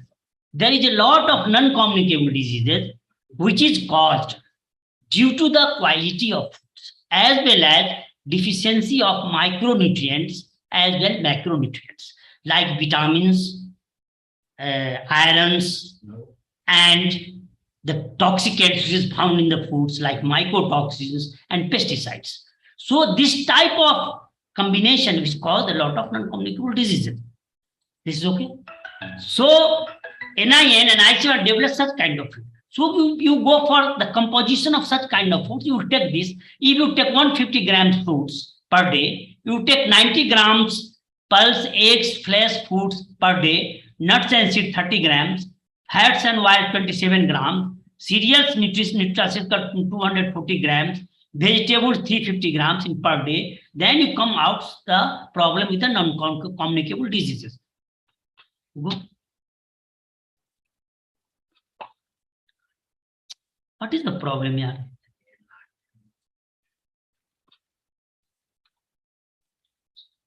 So you are not able to share your screen. Yes, this is the problem. So I am trying. Yeah. I am trying hard, but why it is not sharing the screen? There is a green signal over the bottom part of your screen. A green signal which is showing share screen. You may please press it. Here. Now this is okay? Yeah, exactly. Very good. Very good. But it is not, slide is not moving. This is the problem. No, you will have to press it again and again if you want to move it. Now we are seeing the screen and we are very happy with it. But slide is not moving. Why? that is the problem. That is the problem. So slide is not moving. What is the reason? Now this is okay? Yeah, this is okay, but you may go back to your Zoom window and press it. That will be easy for you to operate. Now this is okay. This is moving now. This is moving. Yes. Okay. This is okay? This is okay? Okay, this is okay. Thank you. Now from where we have to start? From beginning or from here? Yeah, you can start from here. No problem. No problems. So I am telling that these systems, actually the people are eating the more junk food today. The people are eating more rice, wheat, maize throughout the country. According to diversity of the nature of the populations, if Karnataka, you focus on the South India, the South Indian peoples are taking more foods related to the rice, sambar, dosa, etc. In North you will go, they are taking more wheat. So according to the diversity of the nature of diversity of the taking the foods out of the populations, the plates have been developed by the NI, ICMR. This is very good compositions if you will take such kind of composition of foods through your diets, then it comes out to the problems from the non-communicable diseases, which is taking more and more these days. Many people are dying due to the non-communicable diseases. We can put we can show the slide later on. So we have focused on such kind of composition to prevent non-communicable diseases like Alzheimer, Parkinson's, obesity, diabetes, as well as anemia, iodine. Previously there was the iodine deficiency, but now the iodine is excess in the food. So we have to focus on that. Why the anemic patient is increasing day to day? This is very important. Either iron is thoroughly absorbed by the human system or not. There is a question mark on this. There is no research available throughout the world. Why the iron is not properly absorbed in the human system? So this is the question mark. We should focus on that area and we solve these problems. So this is the composition. Fruits 150 grams, eggs 90 grams, nuts 30 grams, fats and oil 27 grams, cereals, nutraceutical 240 grams, vegetable 350 grams. You take per day, then you come out the problem, the non-communicable disease. You take that. The total composition, which I am previously present in the plate, give 2000 kilocalories, which is required for the per human system, per person in the daily basis. So if you eat this kind of foods, you get such type of energy, and throughout you can get 2020. My plate for the day represents proportion of different food groups for meeting 2000 kilocalories. This is developed by our institute and ICMR. And this is already given to the ministers for recommendation to implement such kind of composition of foods through the various schemes which is launched by the government for the children schemes or for the human beings or Manrega, what they are giving, because 80 crore people are still depend upon the 5 kg grains. This is unfortunate because they are poor, they have not an income source. Now come to that. These are these types of diseases.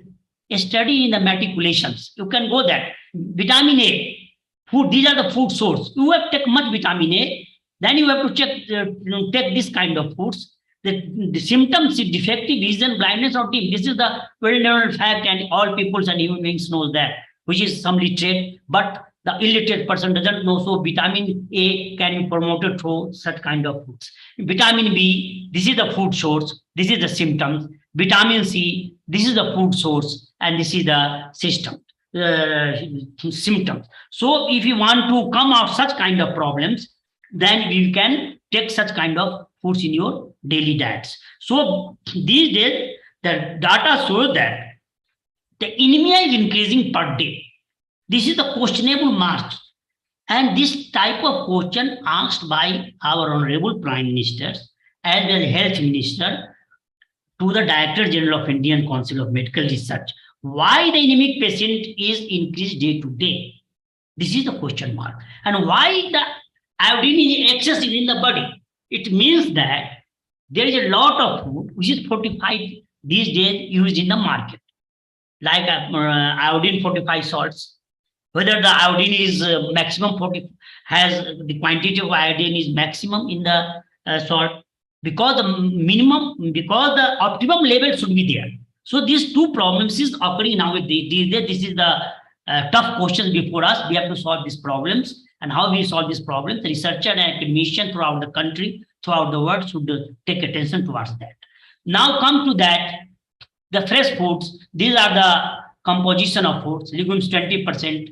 These are the available foods in the traditional food system, and these types of food can be taken. Now the root towards 4%, fresh foods 22%, legume 20%, and mainly vegetable and fruits. If the peoples can take the composition of millets, millet is also very important. This is a very traditional food and very good food. Mushrooms is a very good vegetarian foods. In non-vegetarian, you go eat egg and fishes, some chicken. You avoid the maximum eating to the fat-containing foods as well carbohydrates, and you focus on the taking the foods related to the proteins. So such type of foods can be used, which is traditionally used, and this type of food can be come out to solve your problems like this. Fruit and vegetables should be used more. But there is a little bit problem in the food and vegetables I observed in my lab. There is a toxicants which is present in the vegetable and fruits. So how will come to solve these problems? So there is a need of thorough examinations whether the toxicants like pesticides and mycotoxins level is higher than maximum tolerable limits or not. So we have launched a project, 100 crore project. The government prime minister has given to National Institute of Nutrition 100 crores project throughout the country. Each and every state is involved in that, and we are going to generate a very beautiful data very soon to come out to solve this type of problems. Whether what is the concentration of pesticide, what is the concentration of micronutrients, what is the concentration of metals, what is the concentration of fluorides. You know that fluorisis is occurred due to the drinking water, because in drinking water the more quantity of fluoride is present. So we have already recommended to provide the human systems to fresh water. Now, this is the diverse in the food system. That this is the agriculture production subsystem. Now food storage, transport and trade subsystem, food transform subsystems, and food retail and providing system. So this type of system to be implemented by the government of India. And what FSSAI is doing, I am not understanding whether they are monitoring properly the food which is launched day to day in the market. There is a lot of advertisement comes on the TV and channel and says that this food is containing this type of percentage, whether it is true or not. So labeling is also very important. So the labeling process to be implemented throughout the foods, and it should be mentioned on the food bottles, on food systems, what is the percentage of proteins, what is the percentage of vitamins, what is the percentage which is higher or less, this type of composition. So this type of labeling is also recommended by our institute to the FSSAI and Ministry of Health. It can become very soon, and given the order to the FSSAI to work accordingly that. So this type of consumers and knowledge, purchasing power. The purchasing power is also important. If we are poor, we cannot afford a lot of money to buy the good food from the markets. So farmers should also requested to cultivate more traditional foods like millets. Vegetable and fruits are grown by the farmer. There is no problems. But we are focusing towards the organic food systems because they should use minimum pesticides on the vegetable and fruits. Because if you use the minimum pesticide, it will cause less health effects like non-communicable diseases. There's a lot of literature available abroad, but in not India. The non-communicable diseases is directly linked with the toxicants. So this is also very important. Now, the majority of Indians cannot afford a healthy meal, and millions die every year due to the disease that are directly linked to poor diet. A recent survey shows, noting that the diet of an average Indian typically lacks essential nutritional food articles like fruits, vegetables, legumes, etc. The report said a healthy meal becomes unaffordable if it exceeds 63% of a person's income. So 63% of people has less income. That's why they are not affording such kinds of foods, because they are poor. They are not able to purchase the traditional foods like such kind of foods. This is very important. So we should improve our income also. The Center of Science of Environment, Down to Earth magazine, is a very good magazine, shows that 71% of Indians cannot afford a healthy diet. The global average is 42%. But India, even take the Indian aspect, there is 71%. Indians cannot afford such kind of healthy diets. So the diet of an average Indian typically lacks fruit, vegetable, legumes, nuts, and whole grains. The consumption of fish, dairy, and red meat is within the target. The report also said that Global Nutrition Report 2021, referring to diseases that attribute to poor diet, the survey mentioned respiratory ailments, diabetes, cancer, strokes, coronary heart diseases. Actually, these are all uncommunicable diseases. And the food, quality of food is very important. If you eat Dr. Sinha, there is a request that because there are some chief guests are arriving and there are some people who want to go out of town. So if you Okay. can, there are some people who have to go out of town. So if you We will- can we move summarize fast. in the We move fast. as per, yes, sir. Thank you. Okay, no problems. So the NCT mainly responsible for the total NCT mortality, morbidity are cardiovascular diseases. This is 82%. NCD, World Health Organization data 2020.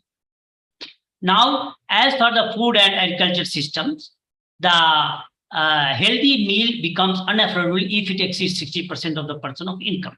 So these types of these types of foods are recommended for the different age groups. And if they will eat such kind of composition of foods according to their age group, it will come to solve our non-communicable diseases. Now, with wild products collected to the forest. So forest actually in the previous old days, the peoples are collecting the food from the forest and cooking their own.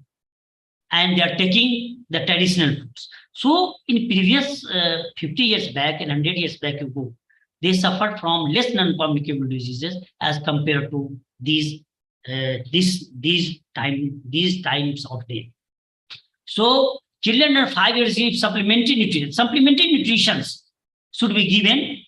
It is recommended and it has been given during the different schemes launched by the scheme, ICDS, midday scheme, meal programs, and these are the micronutrients is given to the children.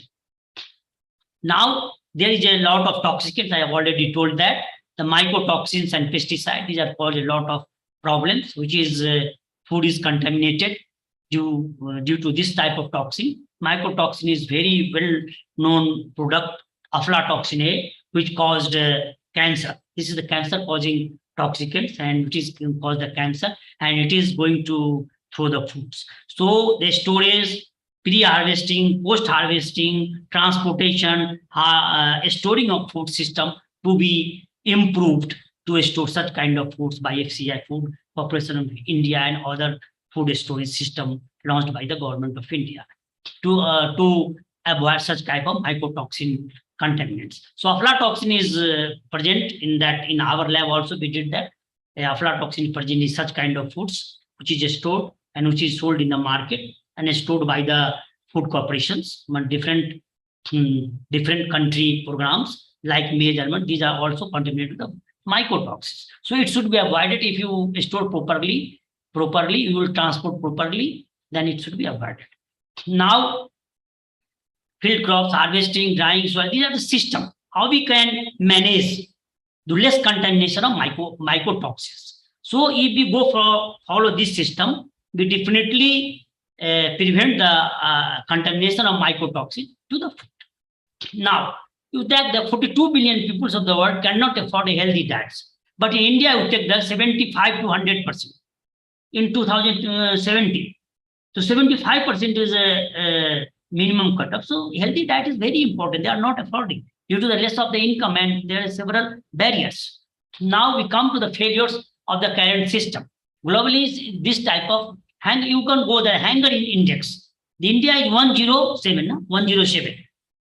In hunger index, now it is global hunger index was published, and India ranks 107th out of the 121 country, with sufficient data calculated 2020 GHIS scores. So this is the world to us. Why this is coming like that? Such kind of data is alarming, and we should work in this field. Government should work in this field to avoid such type of hunger index. This is very important. Now, this is the reported threats associated with the different. You go for the Asia. You go for the Asian. The deforestation is the main reason. It is in yellow color. You see that, and you check this. This is the main reason, which is associated with the different reason to causing the non-communicable diseases. Now, this is the global micronutrient deficiency. This is the hungry, undernourished people's overweight, and these are the overweight also a disease. If you get more food, more fats and not go for the exercise and not for doing that to digest this fat, then you go for the obesity. Obesity is also increasing day to day, especially in the children. This is the very alarming system. So we'll focus on eating the protein containing foods, micronutrients containing foods, macronutrient containing foods, avoid more sugars, more fats, more carbohydrates. Now, 100% access to adequate food and year round, forest foods can be relied upon year round to improve diet quality due to varieties of that are thought resistant. Importance of nutrients. What is the importance of nutrients? As been already explained before in the plate system. These are the much more nutrients in that if you will take that such kind of composition what I previously showed.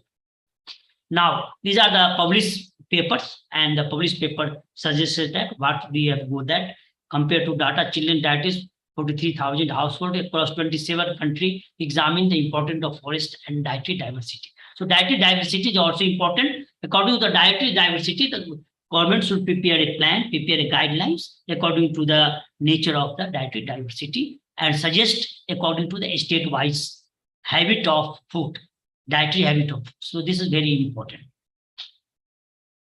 Now transforming food system, COVID. After COVID, there's a lot of problems occurs, and during the COVID periods, the common people who suffered from the COVID didn't take much nutritional foods and healthy foods. This is also a cause to a large number of deaths occurs due to the COVID period. So this is the problem with the country, and we should avoid that. This is the guidelines of, these are the guidelines, implementation, awareness, research. If you will implementation, the government should implement throughout the recommendation given to the different institutes and different mega project type of work. This should implement, and our institute ICMR has recommended several guidelines to food. If you go on A9 website, you will get all guidelines regarding the food intakes and composition of food and micronutrients. Each and every food contains certain percentage of micronutrients and how much quantity they can use. It is a book released by the Dr. Harshvardhan, ex-health ministers, and this is available in our website and in our library. So you can take that, and according to this, you can go ahead. There is no problem. So awareness program is very important because the poor peoples are not capable to go for the websites. So different type of awareness programs to be launched by the government to teach him what type of food they will eat, in what compositions they will eat to avoid the non-communicable disease. And then research is also used. I told that the anemic patient is increasing day to day in case of pregnant women and children. Obesity increasing day to day. What are the reasons? So there is a lack of research needed in that area. It doesn't mean that the government are providing a lot of schemes to take the foods. To take the iron tablet is also providing through the different schemes launched by the government. Whether the iron tablet is completely absorbed or not by the human system, this is questionable. There is no research at all in this field. So this is the research gap, how the iodine is accessed in the human system and causing different kind of diseases. So this is also a kind of research, whether the fortified salt has maximum more quantity than the prescribed level. So it should be focused on that research. This is needed for that. So how the traditional foods is ensured, if you go for that, is ensure access of safe and nutrition foods for all, important source of nutrients, proteins and micronutrients, what type of foods you should eat, which is full of proteins and micronutrients, as well as already I have discussed previously. Shift to sustainable consumption patterns, need policy to protect indigenous foods, incorporate in FBDZ policies. So the government has launched the millet era now these days. He has already focused the all government organization to focus on the cultivation of millet, to teach the farmer and focus on to cultivate the millets, because millet is a very important source for micronutrients and it will minimize the non-communicable disease system. Boost nature positive productions, advanced equivalent livelihoods, build resilience and variable shocks and pandemics. Now, Indian is involved with the great diversity of food and animal foods. COVID-19 offers the opportunity of transfer our food system promoting traditional and indigenous foods can be to the game-changing solution called for by the Food System Summit. Traditional and indigenous food promotion address all 5 tracks it go. So thank you very much for this. But I feel previously there is a lot of problem to sharing the slides. So thanks a lot for all for patience and listening this talk. Okay. Thank you very much, sir. Thank you very much for the wonderful presentation. Informative presentation. We all enjoyed it very much, though there was some initial ditch in. Yes, I am sorry for that because there's initial ditch. The online presentation, there is a ditch on initially. It doesn't matter. Doesn't matter. You made a poll. Then no problem. Thank you very much once again. Thank you. Thank you for joining. Okay. Any questions? Any questions, please? No, I don't think. People, I don't think. Thank you. Thank you. And we all enjoyed your presentation very much. Thank you. Thank you.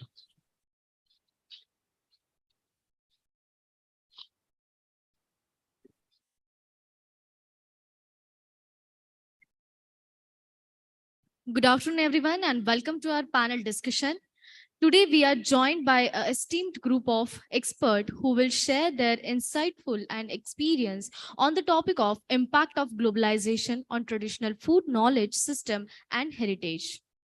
Today, I have the honor to introduce our moderator for the panel discussion, Dr. Surendra Sir.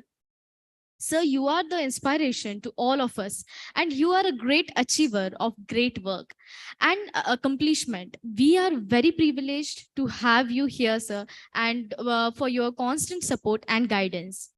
Thank you, sir, for joining with us. I request, sir, we are welcoming you, sir. Please, sir.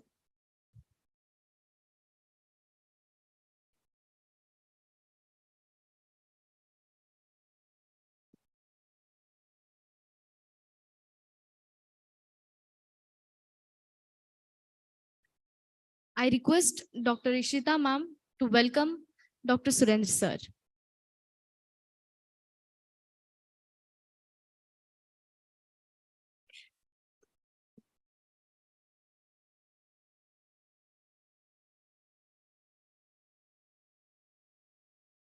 I also welcome our panel members, Dr. Shivalila ma'am, Shivlila sir, I request Dr. Ishita ma'am to welcome Dr. Shivlila. Yes, ma'am.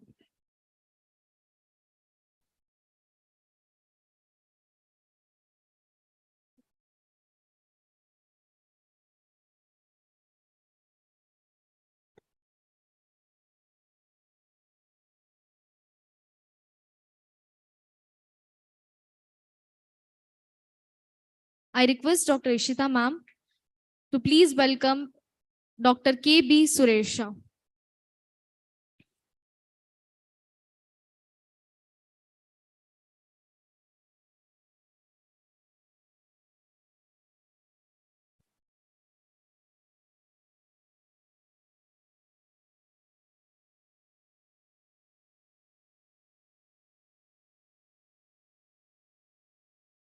I request Dr. Ishita ma'am to welcome Dr. Shweta MS.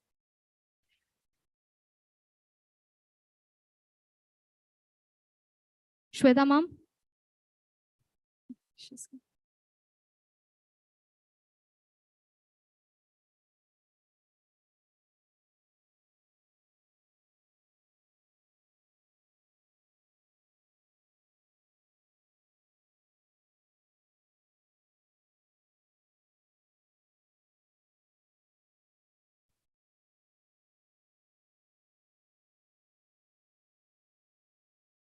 Now I request Dr. Suresh sir to be the moderator for today's panel discussion. Thank you very much. Sorry, one more panel member. I request Dr. Ishita ma'am to welcome our last panel member, Dr. Rao Saib Mohite sir.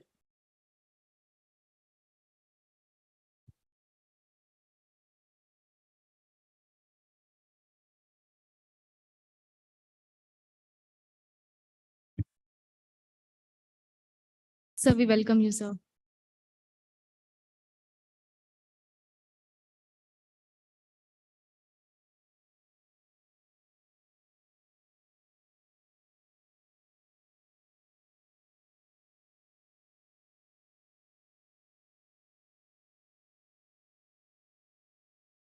Now I request Dr. Suresh sir to be the moderator for today's panel discussion. So please, sir.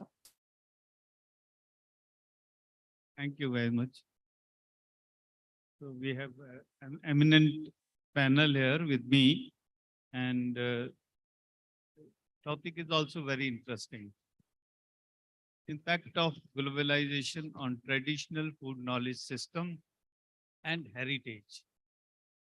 As we know that globalization has impacted every sphere in society, our culture, our habits, and food habits are included in that. Change is inevitable in any society. And when we have interaction with outside world, definitely changes do come. Some are positive changes, some are negative changes. So, but like they say that so many civilizations came and gone. There were great civilizations, Roman, and many more. But Indian civilization is the only one which is ancient civilization still existing, may not be in the same form. Like I said, the change is inevitable. But they say ki hasti mitti nahi hamari, there is some special thing in us that kept our culture, our tradition intact till date. So today's topic is that how much this globalization has impacted our traditional food system. Like in morning also we were discussing, it's not only the food, it's a total food system, including the supply chain, which includes farmers also. In FSSAI Act, you may have seen that regulation has been made only for the food. Food definition, yesterday also one of the speakers had told that what is the definition in FSSAI Act. But it definitely extends beyond the actual food we eat or we are regulating, which includes the raw material, the farmer produce. So it is total supply chain in totality. So my first question will be our senior most person in the panel, Professor Mohite. Mohite sir, in present perspective, how do you see what has been the impact of globalization on traditional food knowledge system?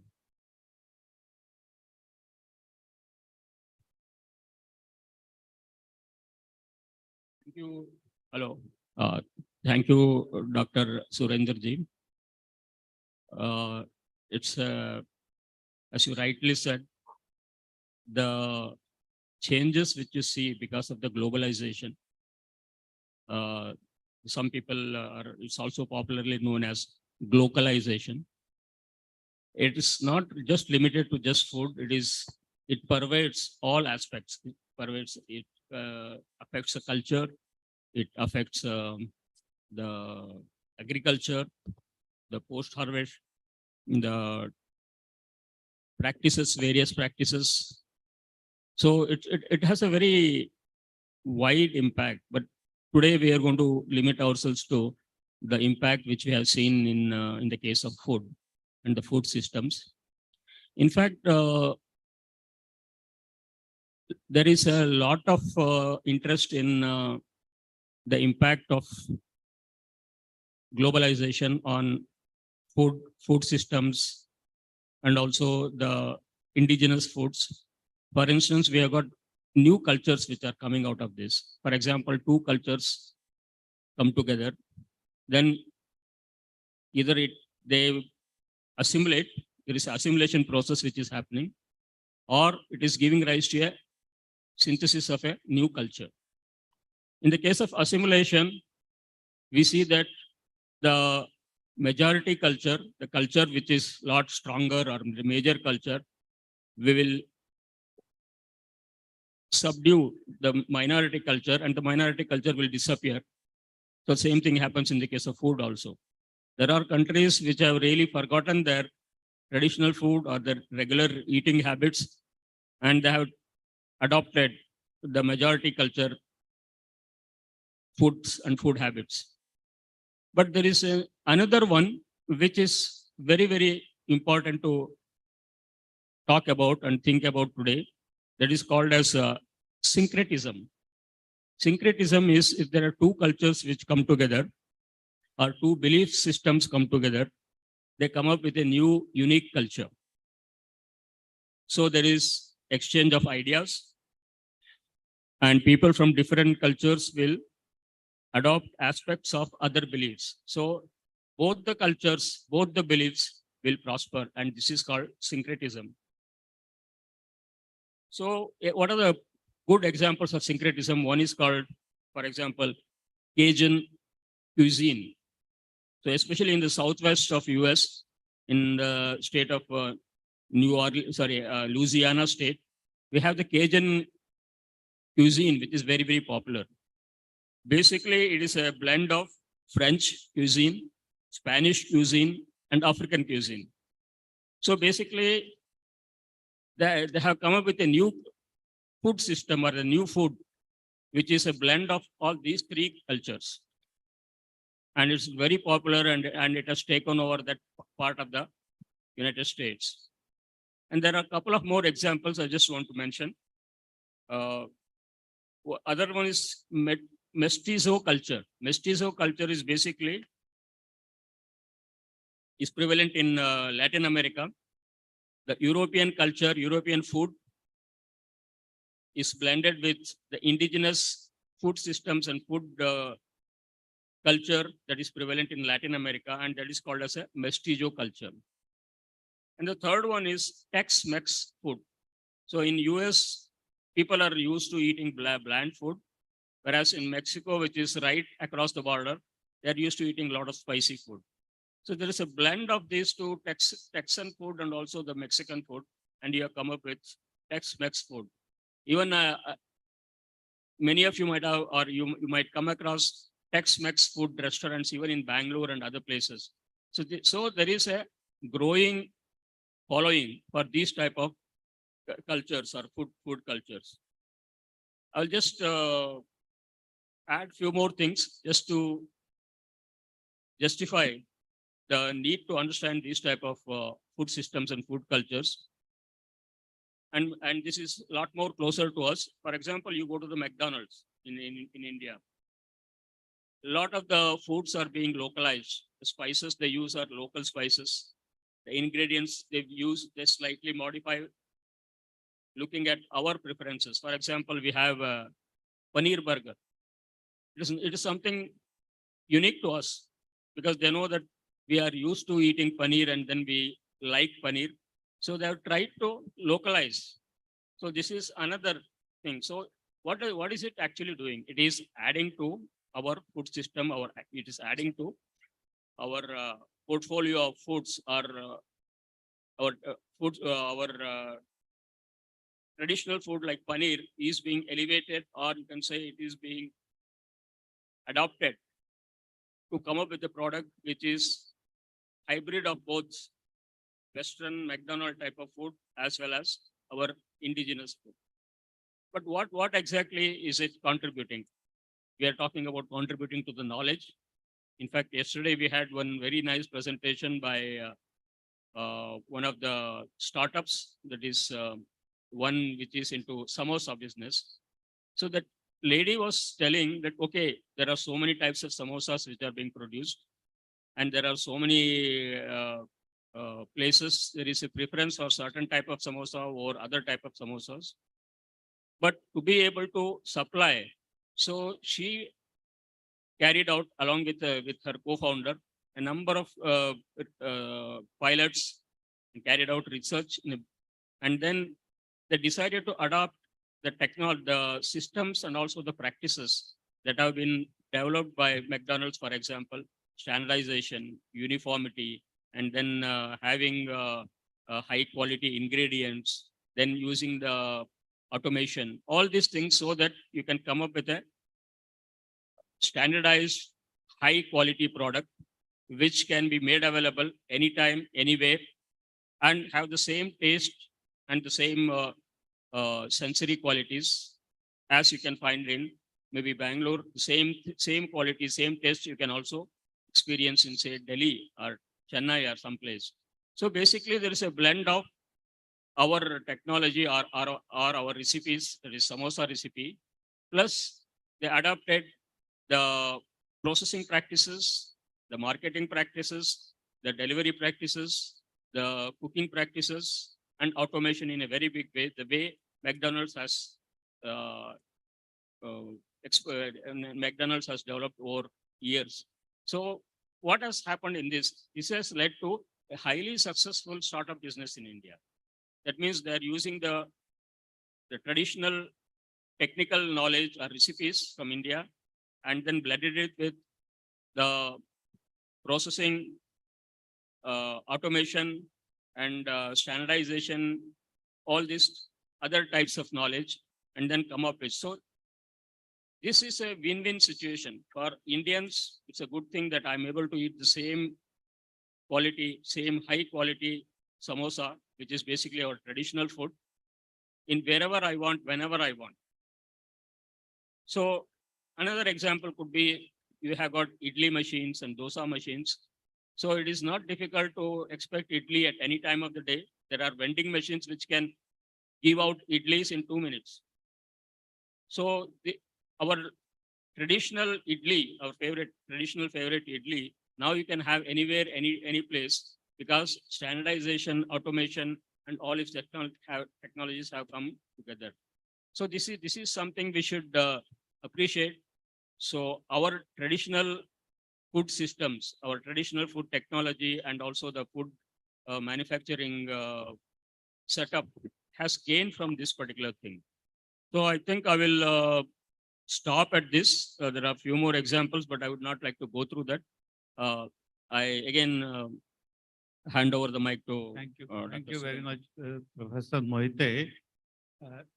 So there is a accepted fact that there is a Indianization of Western food and Westernization of Indian food. So that's happening at the same time. But mechanization or intervention through technology is a separate issue. And still there has been a change in the diet patterns. So I'll go to Suresha, that what is your opinion about the impact of globalization on changing diet patterns? Yes, thank you, sir. Here, when we talk about impact of globalization on the Indian traditional foods and also heritage, there are two things here. When we say food of the Indian origin, traditionally, we are having lot of festivals. Each and every festival has an importance, and the food which we consume during that festival has an importance. One example I will give here is the Ramanavami, where it is a summer season where we consume the panaka, which is made out of muskmelon, which cools our body.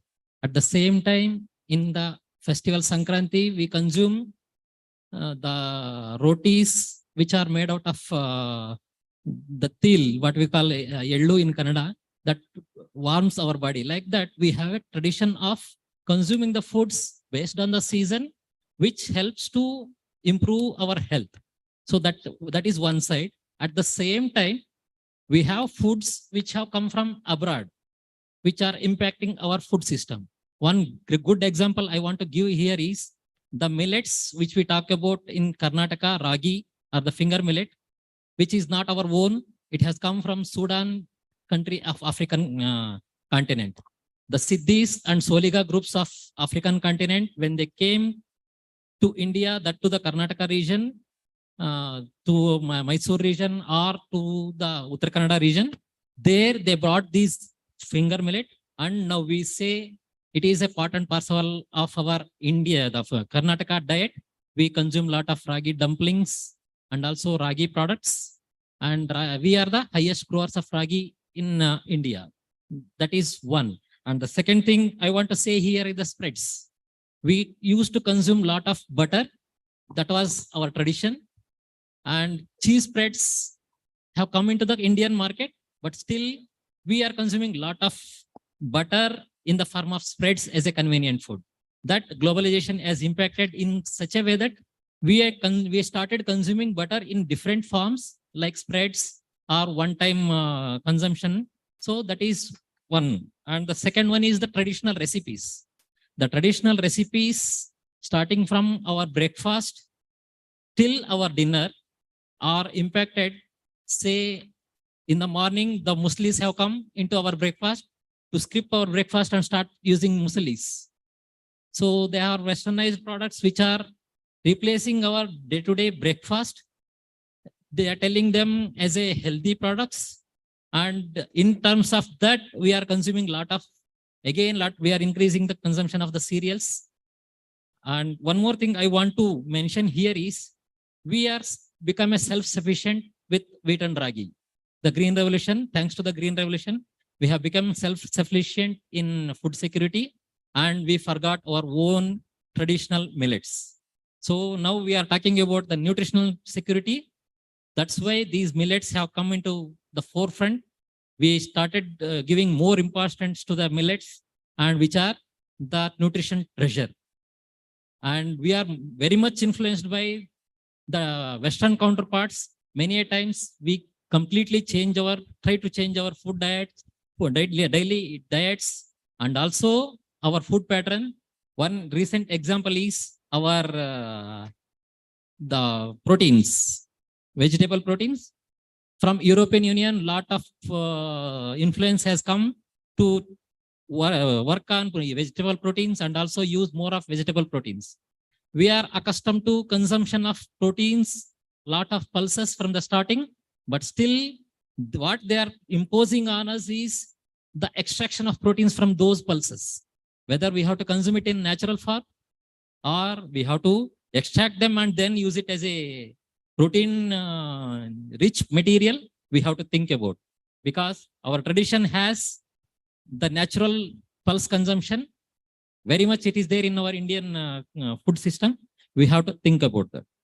And one more thing I want to tell you here is the pumping of proteins into the people, especially by the wellness institutes and also gyms. So now ICMR says the protein consumption earlier, what we are talking about, and the consumption level, what they are mentioning it is now it is being reduced a little bit. But the wellness companies are putting more pressure on increasing the protein diet. We have to think about consuming more proteins in daily life because the energy source comes from the carbohydrates. And also proteins are very much important for us, not devoid of carbohydrates. So that we have to think. Millets we have to inculcate in our day-to-day lifestyle slowly, because people who are not eaten millets earlier will definitely have a difficulties. Can we have one meal at a time, one meal a day, or twice 2 meals in a week? We can start. We can increase the frequency to 1 meal a day. Like that, we can have millets in our daily diet with which are a treasure of nutrients, so that our traditional heritage and the traditional food system remains, even though a lot of westernization has happened, which influenced our daily diet. Thank you, sir. Thanks a lot, Dr. Suresha, giving us insight into the changes in the diet patterns in the traditional food. Now you mentioned about nutrition, that nutrition is a big issue. India, for the first time, we did that nutritional survey, National Nutrition Survey 2019. And we have been doing family health survey every 5 years. 5th one has been out now in the series. which takes care of everything, every part of health. There we see that we have lot of nutritional deficiencies, especially women, they are deficient, highly deficient in iron, anemic, highly anemic, and we have almost 33% of children population malnourished. And they are very scary figures if you go through the survey. So my next question is to Professor Shivleela ji. What is your opinion that traditional food can play a role in nutritional security? Thank you, sir. Coming to nutritional point of view, no doubt traditional foods are the superfoods. But in the present day situation where we are globalized, the technology has gone ahead so much, we can neither give up the technology nor the traditional foods. We need to balance between the two now. Take ahead the traditional foods to suit our requirements. Here, when it comes to this, first of all, we have to cluster, pull together the traditional foods on region basis. There's nothing that necessary that everything has to be from the whole globe. Bring it to our table and bring it to a meal. It needs to be adopted practically regional based and the need based on the individual dietary requirements. The next point that we may need to consider very seriously is traditional processing. For example, here, the first civilization started with one of the traditional food processing. Today, we call it as naan roti, pizza, baking. But it started with when the civilization started near River Tigris. The grain that was grown there, it is called as triticale. It was a combination of wheat and the millet. We call it as grass seed. Today, we call it as millets. It was existed. It started with that. Coincidence that they happened to crush it and leave it on the rocks, which gets baked by night on its own. Later, it became a technology for naan roti, tandoori, our pizza, baked products. But the type of the processing and temperature need to be maintained. That time, there was no utilization of yeast even. It was totally a natural fermentation and natural getting roasted. No doubt the technology traditional technology took it forward in the form of similarly fermenting, but baking on the, I think it is called as charcoals. But now we have high-tech machineries, high-tech fermentation, which are slightly in between interfering the nutrient availability of those grains which we are talking about as the best ones. They are best, no doubt, but the way processing also need to be taken into consideration.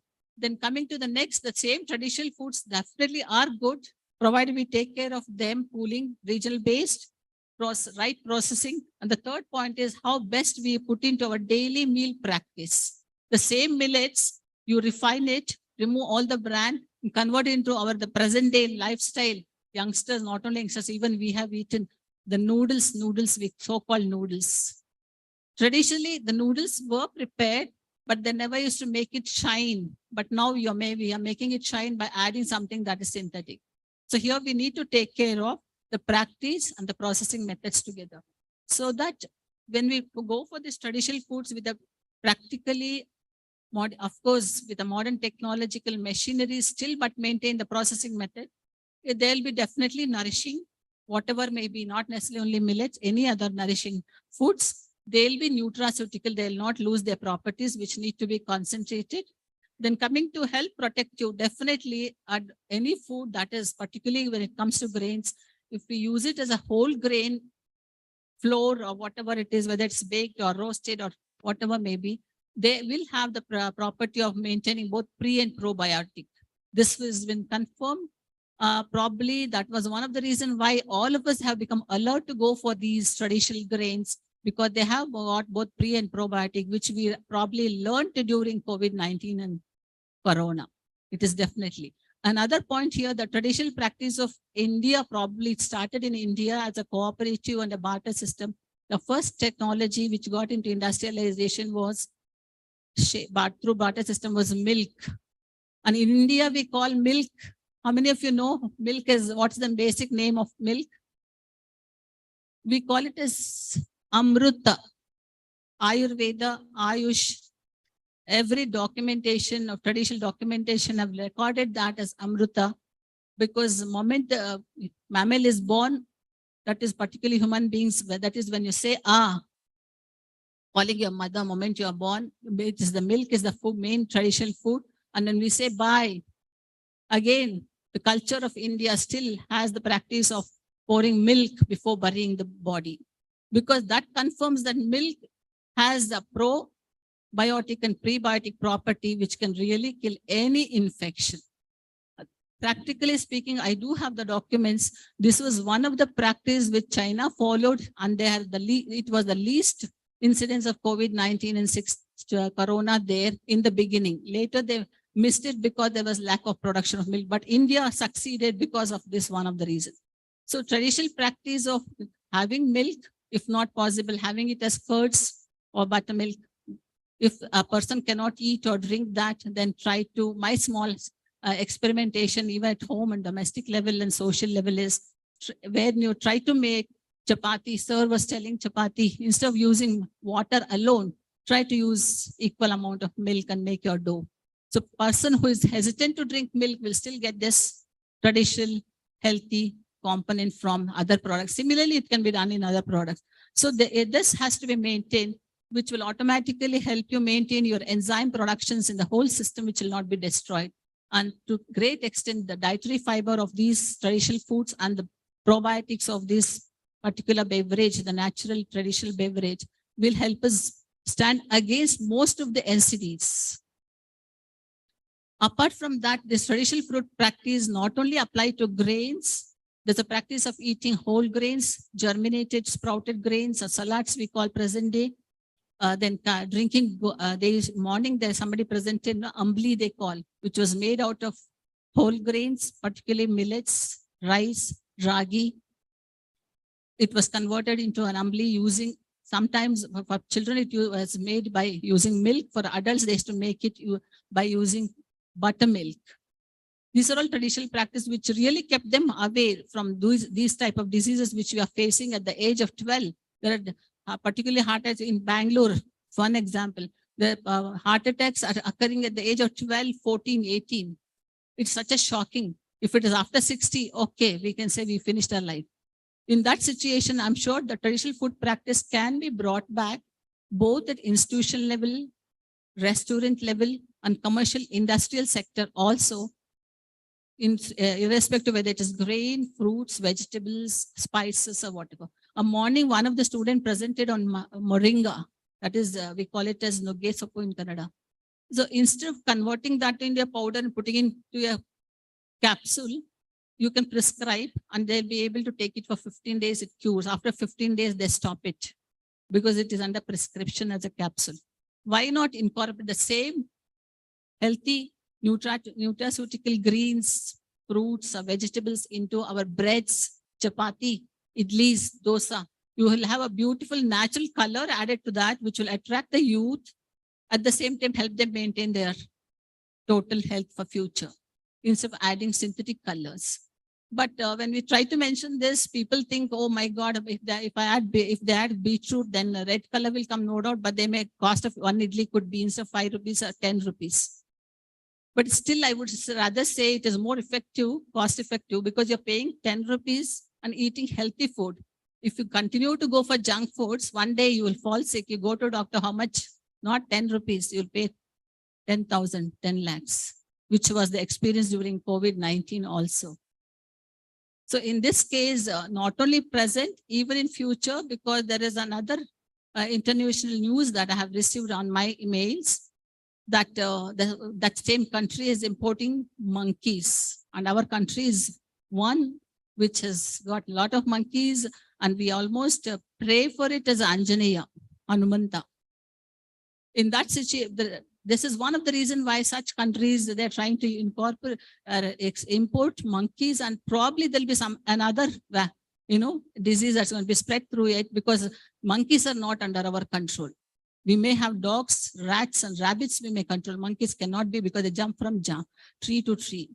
But one thing that we need to learn from monkeys' traditional food practice, still why they are healthy, why they can jump so much. they know, for example, I just want to give you people, if you have observed, jackfruit is one of the best fruit. Its seeds are also very good, provided it is completely ripened.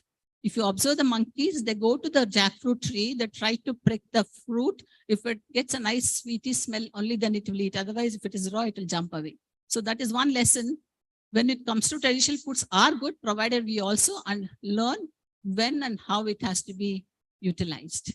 Definitely, it will be nutraceutical. And at the same time, the dietary fibers present in these traditional foods will definitely help us maintain our neurotransmission. Thereby, our brain health is totally going to be positive and effective. Because even the present day situation, it's one of the major cause. Now, NCDs, beyond NCDs, it's reaching beyond NCDs, brain damages. They call it as brain dementia. So I think there will be lots more to tell, but what I would like to advise is go for traditional foods. No doubt modify them to the modern style, but preferably go for natural colors. That is our own fruits, vegetables, greens, and whatever can be possibly added to the products, and eat them in the by processing them in the right direction. This is my thank you. Thank you very much, Professor Shivlila.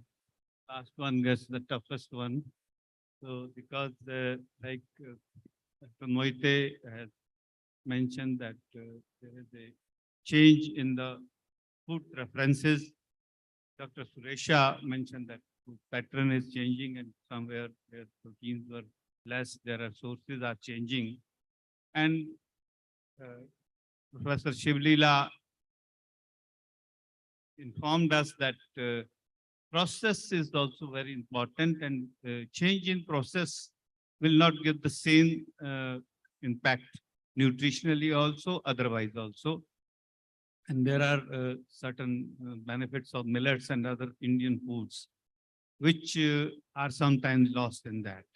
So my question to you will be, does the globalization will have a negative impact on traditional food? Thank you, sir. So to answer to your question, not exactly. Since globalization affects all sort of things like socio-economic and technological aspects, and it is having its own dimensions. And from few decades, we can see that there is change in consumer preference as well, and which is not forceful action. It is of their own choice. So since we are in 2023, at the urge of globalization, what I feel is consumer preference keep on changing accordingly. So being a food technologist or a food lover or anyone for that matter, two things we need to keep in mind. One is food safety and food quality. Since food is everyone's business. My mom will always be saying, sir, food which is good for health, it won't taste better. But which tastes better, it is not good for health. I think it is very much true. See, traditional food, one thing deeply we need to notice is that basic ingredient in whatever the food that we are having in 2023 remains same. That means traditional ingredients being following. Only the thing is, we are processing with different methods or technologies, and we are enhancing the taste. Say, for example, we are using some preservatives in order to increase the shelf life, or colorants for that matter. Only simple difference is this much, but the basic ingredients remains same. If I want to take a recent example, yesterday, Dr. Sri Devi from Transdisciplinary College gave some samples for us. Have you tasted, right? Yes or no? See, in that, that ma'am has added one ingredient, say it is of herb, which tastes bitter in nature. But we people did not notice that bitterness, right? Why? The processing method she has followed.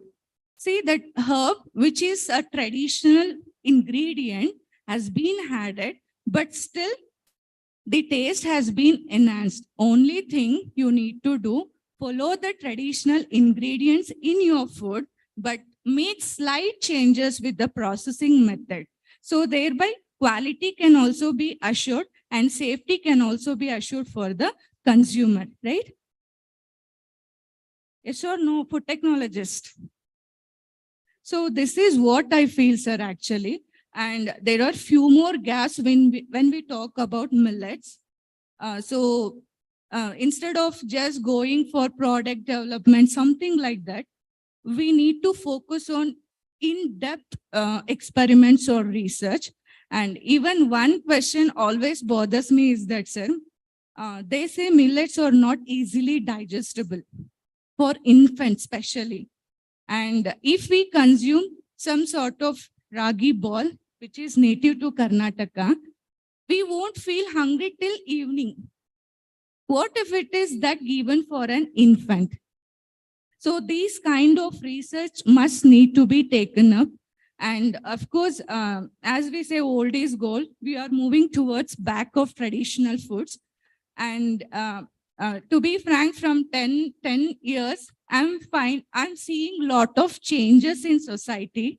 And one person used to tell whoever consumes ragi ball is very poor fellow. But I found so many canteens and good number of hotels providing ragi balls in their canteen or hotels. And most of the people who consume it is officials.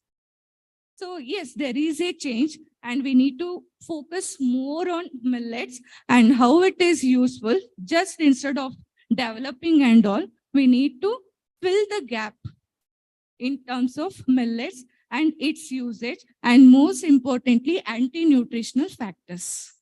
So this is what I feel, sir. Thank you very much. Actually, we have paucity of time because we are already running late. So we'll not have a second round of questions, but this one round only gave us much more insight in traditional food and what should we do. Like Madam Swati was telling us that this traditional food, if we have to innovate, we have to change, like she gave example of that bitter gourd also we process differently. Processing is also equally important. So what we have to do is we have to preserve our heritage, our the positive points, the nutritional benefits, whatever there it is existing. Some changes may have to be done to cater to the special needs of special people or special group of within the population, like protein foods he was mentioning, because there is a protein deficiency. There is a mismatch of carbohydrate and proteins also mainly in lower age children. And for infant, like you mentioned, as far as my knowledge goes, that millet-based infant foods were homemade in most part of the country. So it's not that it was considered that it's not digested. So, but there is a lot of scope and requirement for innovation. And this is our soft power. You may be aware of soft power.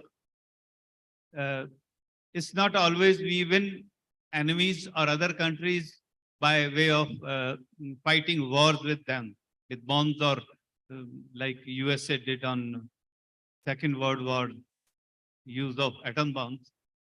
Sometimes you do cultural invasion. That can be done. We were colonized by Britishers. They did use force, but more than force, they realized that force will not be able to keep us under them. So they did a cultural domination by changing our education system, changing our history, the way we perceive, the way we do research. So one professor from NIN, he was mentioning about hunger index. Who created that hunger index where we are 133? What are the parameters? Are they correct? You know, one of the district in my state under that National Family Health Survey, Lahore and Spiti, 80% of women are anemic or iron deficient. How do they survive at that low level of oxygen? Where ordinary people, if go from here, you go to Leh, you require a day to acclimatization. They are living in that condition, and then you are saying they are anemic and they are undernourished. So there is something wrong with our system of classification, which we are borrowing from somewhere else and implementing here. So we need to revisit these parameters also and take our good knowledge, like Professor Shivlila said that our processing methods were different. We changed that. We need to innovate and find out some methods which are convenient, can be easily followed, does not take a whole day to cook. Like traditionally, sometimes meal used to be cooked, started since morning, but now people don't have time. So we need to innovate and use this as a soft power. Already we have a lot of people from Indian origin everywhere, and almost more than 100 countries today use Indian curry. You get it. Maybe 20, 30 years back, it was not available. But within 20, 30 years, now people have developed taste for that curry. So thank you very much, panelists, for giving us valuable information on these aspects, so that our young students, basically I'm targeting young students because now they have to carry forward the work of innovation, research, and of course, startup, like we mentioned yesterday. Thank you very much, all the panelists. Thank you, sir.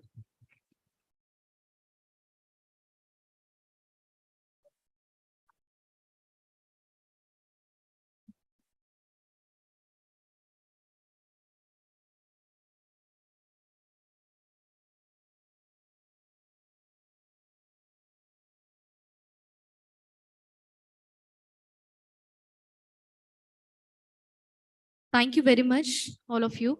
It was active discussion to enrich our mind with resourceful information. Sir, just a minute. Sir, we need token of appreciation.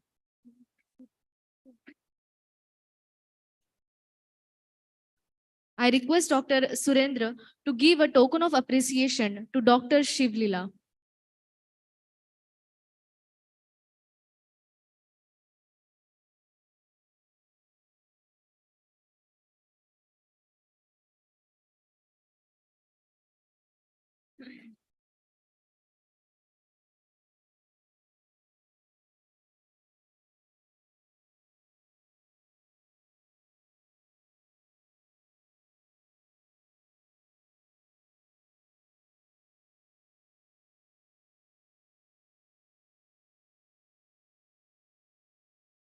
I request Dr. Surendra sir to give a token of appreciation to Dr. Rao Sahib Mohite.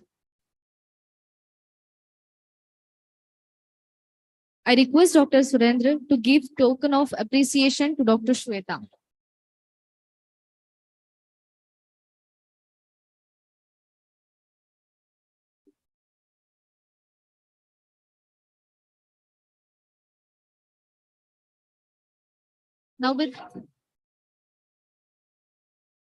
Now with your permission, sir, we will conclude this discussion. We will conclude this session. We are moving forward to the valedictory program.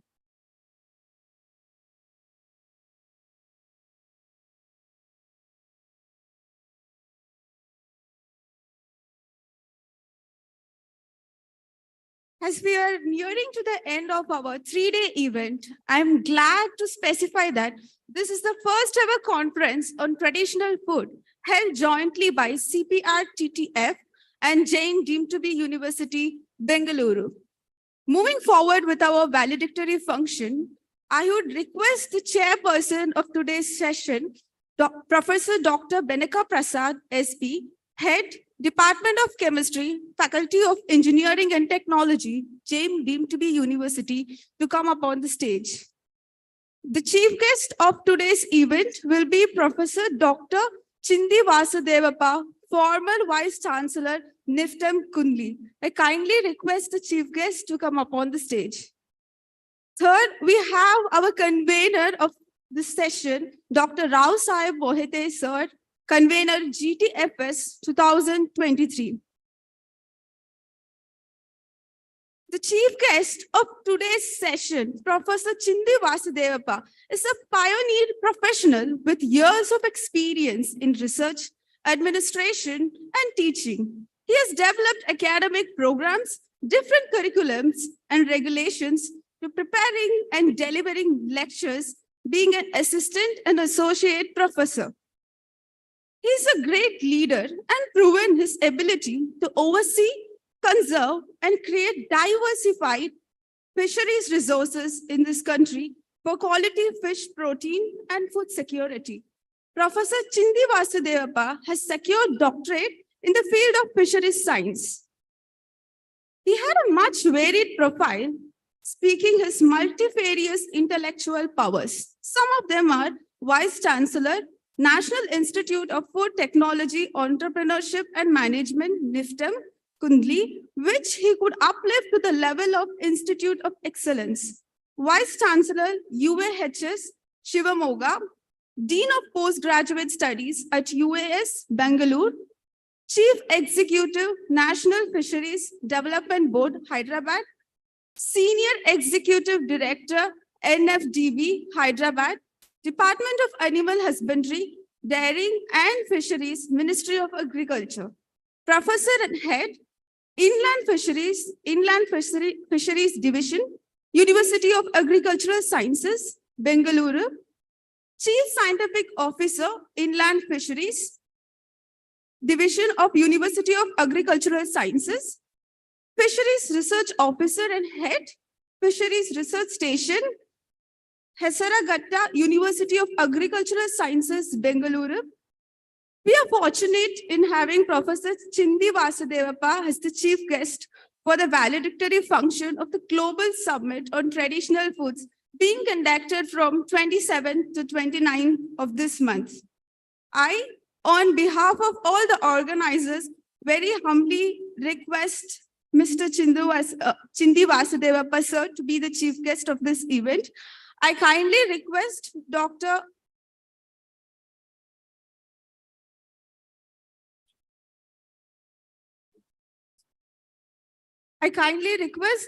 Dr. Deepak, sir, to come over to the stage for this session.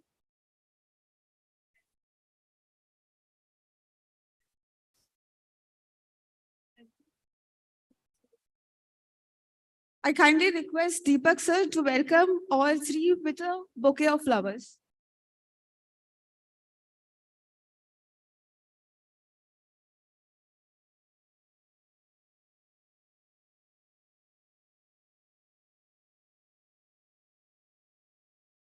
Today, we have the honor to present a very special gift hamper from Chithale Mithai Wale, which include very delicious snack items and sweets, like the Bhakarwadi, a perfect tea time snack, specially and purely made from groundnut oil.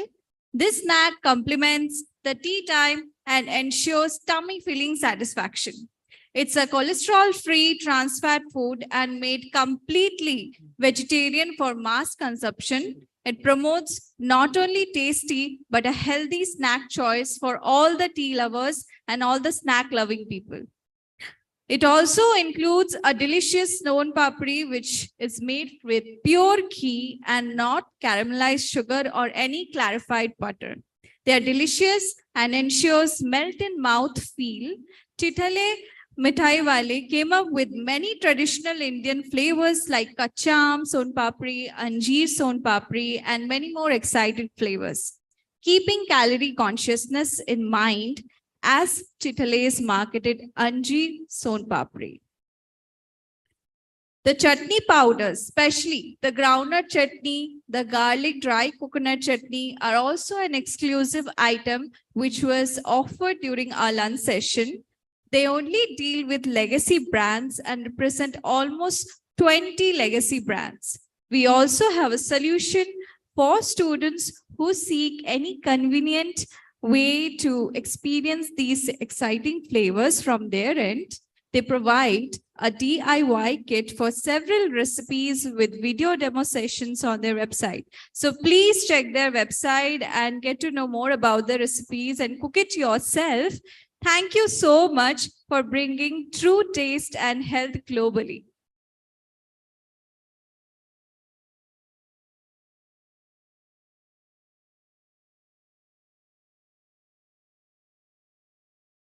Now I request Dr. Yogesh Kumar to present the guests of honors with the Chithale hamper.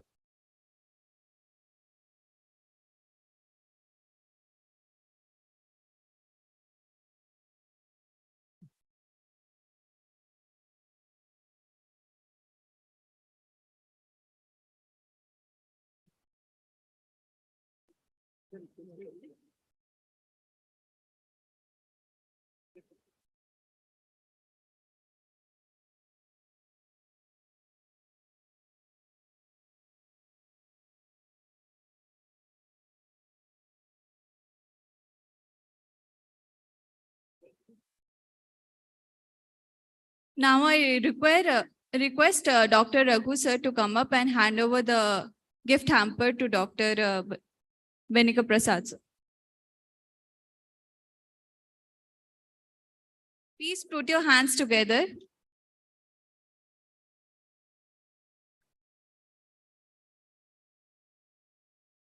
We are shortly moving on with our valedictory session.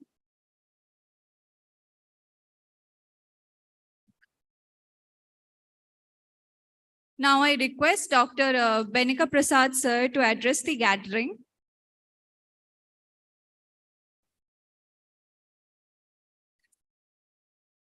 Good evening, everyone. I welcome wholeheartedly for all the delegates, chief guest, Professor Chindi Vasudevappa sir. We welcome you, sir. I would like to welcome Dr. Rao Sahib Mohite sir. Please welcome. Thank you. I would like to welcome Surendra Gangotre sir. Thank you for being here, sir.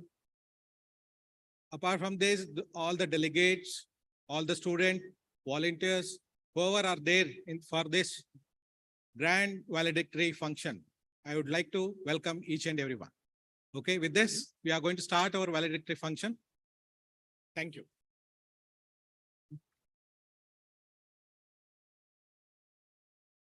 Thank you so much, sir. Now I would request Dr. Rao Sahib Mohite to sum up the session.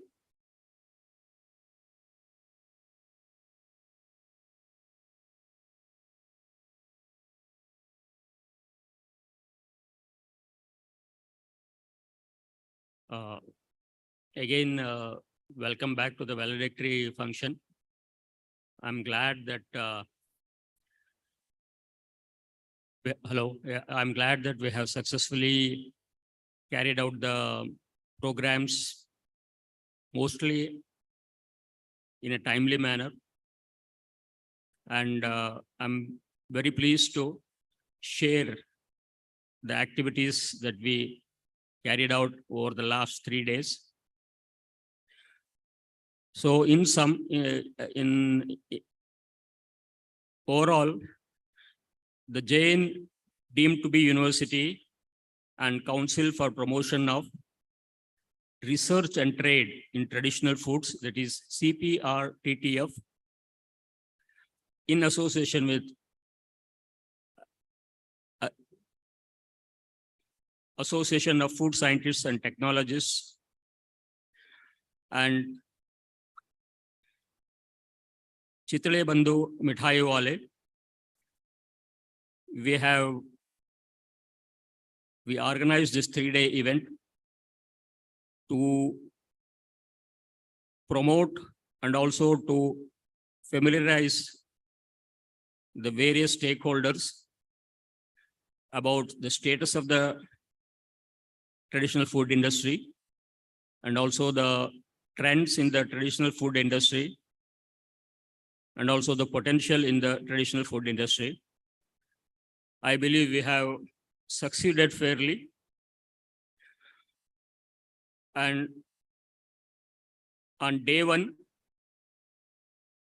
we had Professor Dr. Raj Singh, the Honorable Vice Chancellor of Jain deemed to be university, along with Dr. Surendra S. Gonkrakta, the President of CPR TTF New Delhi, preside over the function, along with Dr. Rao Saheb Mohite, convener, the Global Traditional Foods Summit 2023, Dr. S.A. Hariprasad, Director, FET, Jain deemed to be university, and Dr. Amar Shankar, Organizing Secretary, GTFS 2023, participating in the inaugural function. In all, about 200 participants, delegates, joined for the conference, which was held in a hybrid mode. Along with that, there were about 25 higher education institutions which were part of this 3-day event, along with industry participants. The theme for day one was food safety challenges in traditional foods. And the major speakers were Dr. Prabodh Halde, Head of Regulatory at Marico Limited, Mumbai, Dr. Anu Appaya, Member Scientific Committee, FSSAI, retired Senior Principal Scientist, CFTRI, Mysore. We also had Dr. Krishna Kumar Joshi, Head of Regulatory Affairs at ITC Limited, Foods Division. Dr. Pankaj Jaimani, Managing Director, Eurofins Analytical Services, India. Dr. Sanu Jacob, Director, FSSAI, National Food Laboratory at Chennai. And Dr. Gurmeet Singh, Professor and Head, Center for Ayurvedic Biology and Holistic Nutrition, Transdisciplinary University, Bangalore. And we also had Dr. Mamata Mishra of Green Tick Private Limited and a national resource person for FSSAI. Around 10 oral presentations and 10 poster presentations were also delivered during day one of the event. The day two, the theme for the day was startups in traditional foods, opportunities and export potential. The speakers for the day included Dr. Krishna Sri Sai, the program in charge of NutriHub at Indian Institute of Millet Research, Hyderabad, Mr. Vinod Vidyarthi, the General Manager, APADA, Ministry of Commerce, Government of India, New Delhi. We are very grateful to him for having come in all the way from New Delhi and being with us for the last 2 days. Dr. KP Sudhir, Professor and Head Department of Agriculture Engineering, Kerala Agriculture University, Thrissur. Dr. Amit Kumar Rai, Scientist D, National Agri-Food Biotechnology Institute, Mohali. Mr. Satyendra Prabhu, Co-Founder, Uli Farms, Bangalore. Ms. Nidhi Singh, Co-Founder, Samosa Singh, Bangalore. Dr. G.S. Murthy, Academician and Social Activist, Bangalore. Ms. Shweta Gowda, Founder, Surabhi A2 Milk. Dr. Sridevi G, Assistant Professor, Center for Ayurvedic Biology and Holistic Nutrition, Bangalore. So on day 3, that is today, the theme was Heritage in Traditional Food Knowledge Systems. The major speakers during the day so far have been Dr. Jamuna Prakash, Professor, retired Department of Food Science and Nutrition, University of Mysore. She has about 40 years of experience teaching, and she has done a lot of work in traditional foods, nutrition, and analysis of foods. Then we had our chief guest, Professor R.M. Pant, Honorable Vice Chancellor, Assam University, Silchar. And in the afternoon session, we had Dr. S.N. Sinha, Scientist Chef and Head, Food Safety Division at National Institute of Nutrition, Hyderabad. And this was followed by a panel discussion chaired by Dr. Surendra Ghongkokta ji. The panel included Dr. K.B. Suresha, President of AFSTI Bangalore Chapter, Dr. Shweta M.S., Faculty of the Food Technology Division at Jain deemed to be University, Professor Shivalila, retired Professor and Head from University of Agricultural Sciences, Bangalore, and Dr. Rao Saheb Mohite. Then we have the final session for today, which is the valedictory function. We are lucky that Dr. Chindi Vasudevappa, the ex-Vice Chancellor of NIFTEM, Kundli, has kindly agreed to preside over the function and then give the valedictory address.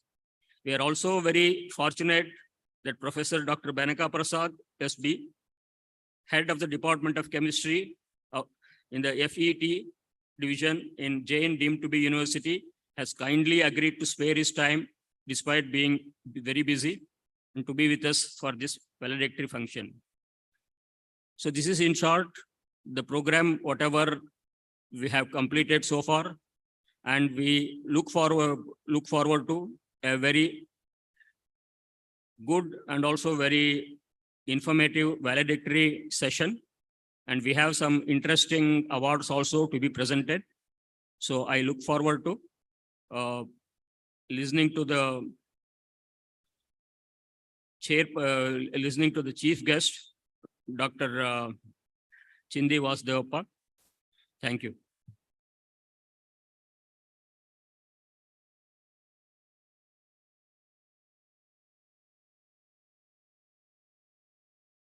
Thank you so much, sir. Now, I would like to request Professor Dr. Chindi Vasudevappa to join us and welcome the address.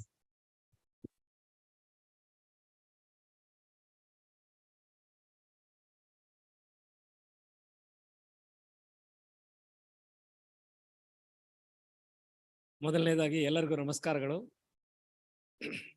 Good evening to everybody and all the delegates, especially my good friends.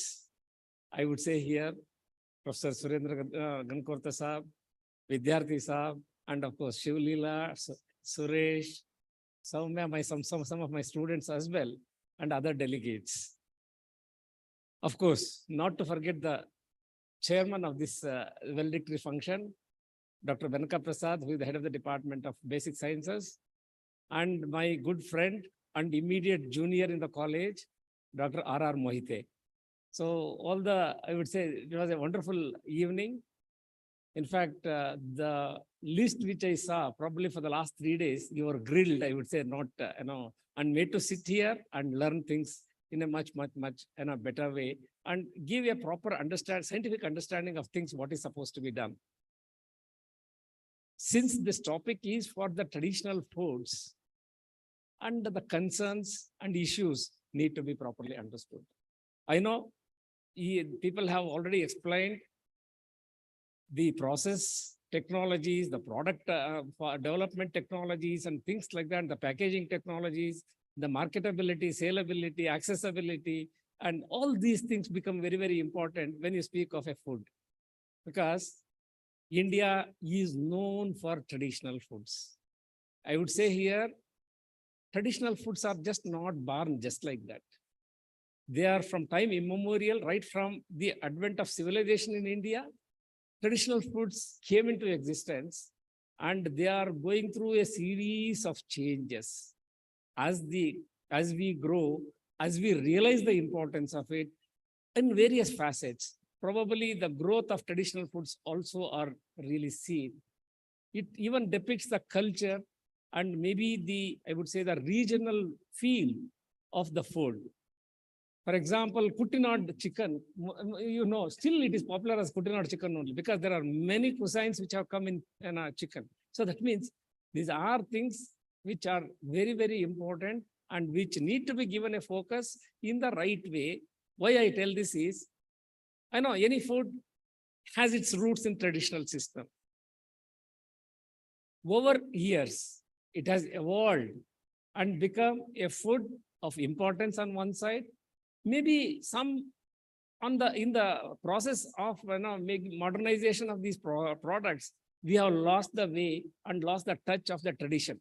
So that is where something which is very, very important, which has to happen and which has happened already. And I would say that we need to revert back, see how best we can bring in a quality consensus into it, looking to the traditional things. And unfortunately or fortunately, we were not bothering about its importance or its health benefits and things like that, rather than giving more importance for the hygiene, sanitation, and things like that. This is the concern which we have for the traditional food. And I would say here further, probably they have passed through. And another thing is traditional foods. When we were young, probably the traditional foods which we have tasted, probably the present generation will not taste.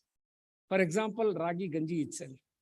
This used to be done in a very primitive way, I would say. Nothing added, excepting sometimes milk into it. And maybe they will eat it with some jaggery piece and some pickle. See, the benefits of that is, it is a coolant. It cools the body, especially for people who go to the field work. This was found to be very, very useful. It is just not Mandya alone. It can be any part of the country. So that is how it is. I think we need to really understand that. And probably the local cuisines, which are given now, in fact, a lot of these, in fact, I would say the ragi roti, which is now sold in the hotels. In fact, the pizzas are also sold on the streets. So that means, what is the difference? The roti and pizza are not different. They are the same, excepting the processing method where certain of the ingredients which are good for the palate are added. And that's how they become popular and the younger generation likes it. It is very bad, I would say, in the sense, in the process, we eat a lot of trans fats, which are not good for the health. Thinking that, it is a ghee, margarine is being used everywhere. See, these are all concerns we have to understand. It is not that the food which is available everywhere, good for the palate, is good for the health. No, it cannot be, it will not be also. But all the same, if the traditional foods are given a sort of a focus where the taste also is looked into and probably improve the quality, then yes, that's what I think is the requirement of the day. Probably you need to look at such things which are very, very important in that perspective. And I would say here one more thing. Probably the traditional foods had less shelf life in the beginning, especially those which are cooked. And those which are dried, they had a better shelf life. I don't know how many of you know, there is a product called Angu. In Shimoga region and South Canara region, they make it. And this is again a rice and jaggery based product to which they add some spices and spread it on the bottom of a earthen pot. And it is baked. And once it is baked, it can remain for 6 months. Nothing happens. Only thing, proper packing is required where the moisture absorption doesn't take place. That is all is a requirement. And this is what is the technology which we call maybe thermal or non-thermal processing technologies. So we need to understand such of the intricacies which are really involved in it. And I would say here one more thing, probably traditional foods have addressed the issues of sustainability. Without that, the modern foods would not have come up. And we know that traditional foods are transformed Probably you see a lot of products of MTR or Mayas or anybody who is really, into processing, and they are their basic origin is traditional foods. Probably you are seeing a lot of products which are advertised every day. Noni could be noni or one more, I think, thing which is coming up every day, and it's all traditional based foods. Sometimes what happens is the business people catch the emotions of the people and try to advertise or popularize. That works up to a certain extent, but beyond that, probably there will be some issues which you need to really look at. And I would say here, another very important area where we really need to look at is the GI tags. See, the geographical indication comes for that particular food which is popular in a particular region. Maybe because of the tradition, maybe because of the custom, maybe because the authenticity of that is very, very important again. You need to look at that authenticity, and if it is found good, the GI tag need to be taken for a traditional food. Probably, you may be aware, as students, you must have been told also, there are more than 350 GI tagged foods in India, traditional foods in India. We need to look at such things, which is very, very important, because why I tell this is, if you want to have a sort of an authenticity or a sort of a transparency in your whole process, and authenticity is one thing, you need to go back to the roots of the product where it was popular. So the regional feel or the cultural heritage, things like that we need to look at. Probably then only they will accept for GI tag. A lot of things have come now, advancements have come in. It is just not traditional food, just like that what we prepare or what we modify is traditional food in the international context. If you want to address the international context, because this seminar addresses the international context, I would say that here, again, whoever feels that this is a very important traditional food, you need to look back and see how best we can formalize the whole process. Maybe I know the process is very long, or the application and things like that is very, very long drawn process. But that, unless you do, probably internationally you will not be recognized, but you will be recognized as a dosa fellow or a idli fellow and things like that. But it will not have a geographical indication or a speciality of India or a particular state. That is what is required for us. If you want to popularize the traditional foods, we need to look at the history of that. And the history has to be properly understood. Why it was important. It is just not just like that people wanted to do something nonsense and try to say that this is the traditional food. It went with the culture, and it went with the climatic scenario. It went with the resources that are available to them during that time, and it went with the taste also. So that means all the factors are taken into consideration, not that earlier, of course, somebody said that it was regarded as a poor man's food or maybe a old-fashioned food and things like that. No, this is something which is well thought of scientifically, but I would say the scientific touch in terms of maybe one is the sanitation, the hygiene part, the qualitative aspects were not given that importance. They knew that it is very important for the body, that is all. But they did not know how actually, what is that it influences the health of the human being. Probably today we have been seeing a lot of malnutrition issues. It is only because it has been identified, especially the vitamins and mineral deficiency, which is creating this problem. And also the protein deficiency or the protein hunger, which we are addressing every now and then. These are the concerns and issues which we need to really look at. And probably India, what they projected, as Gankorta Saab said, the family survey which was conducted for health is not the true replica of what was the scenario in India. I would say here again, because this is only just like that taken, 60% or 80% of the people are anemic and they have deficiency of iron. And there are, of course, there are people who are, wasted, or people who are obese and things like that, the children especially. So this is where I think that is the reason first 1,000 days of the childbirth is given so much of importance in terms of Poshan Abhiyan and things like that, which created, I would say, lot of a thinking and rethinking about the traditional foods. So they were brought into the fold, and that's how I think probably today we see a lot of these things, including the genie, and that's what I wanted to tell you. See, these are all things. Not that it is bad, it is good. It is good, but you need to look at the real perspective in terms of the health, in terms of the propaganda which is given, and in terms of its nutritional quality. Why I tell this is, in fact, India is a huge country with more than 1,000 million tons of food produced every year. Believe me, the horticulture, which was maybe, it was only second or third to the agriculture and all that, today it is number one in terms of maybe 333 or 34 million tons of horticultural products.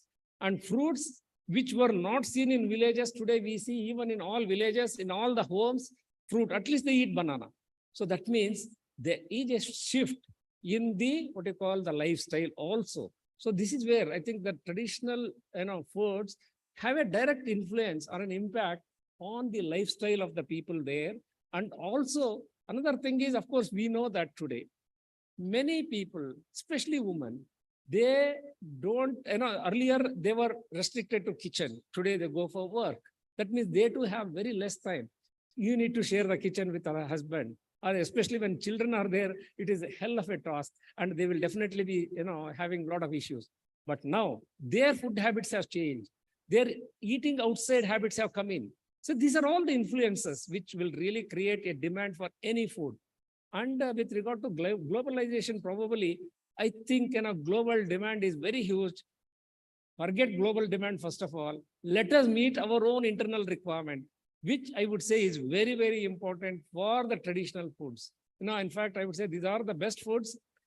I don't know how many of you have seen the khichdi part of it. Khichdi in North India is very famous. Our dalia is very famous. These are all given when you are not well, when you are sick, when you have a fever. So that means these all have the medicinal impact also. And the market is huge everywhere, but only thing, the present generation looks towards the packaging part of it.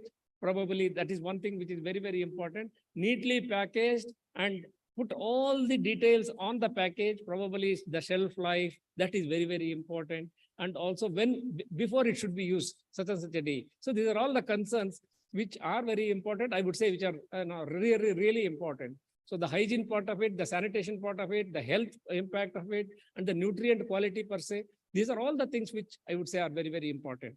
And of course, I heard Dr. Suresh speaking about the millets. Millets, I think, are the superfoods.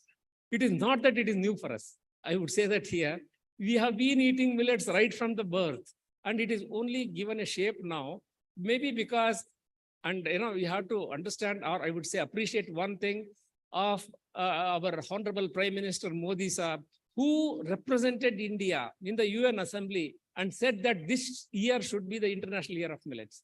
So this is where I think the Indian foods are given importance.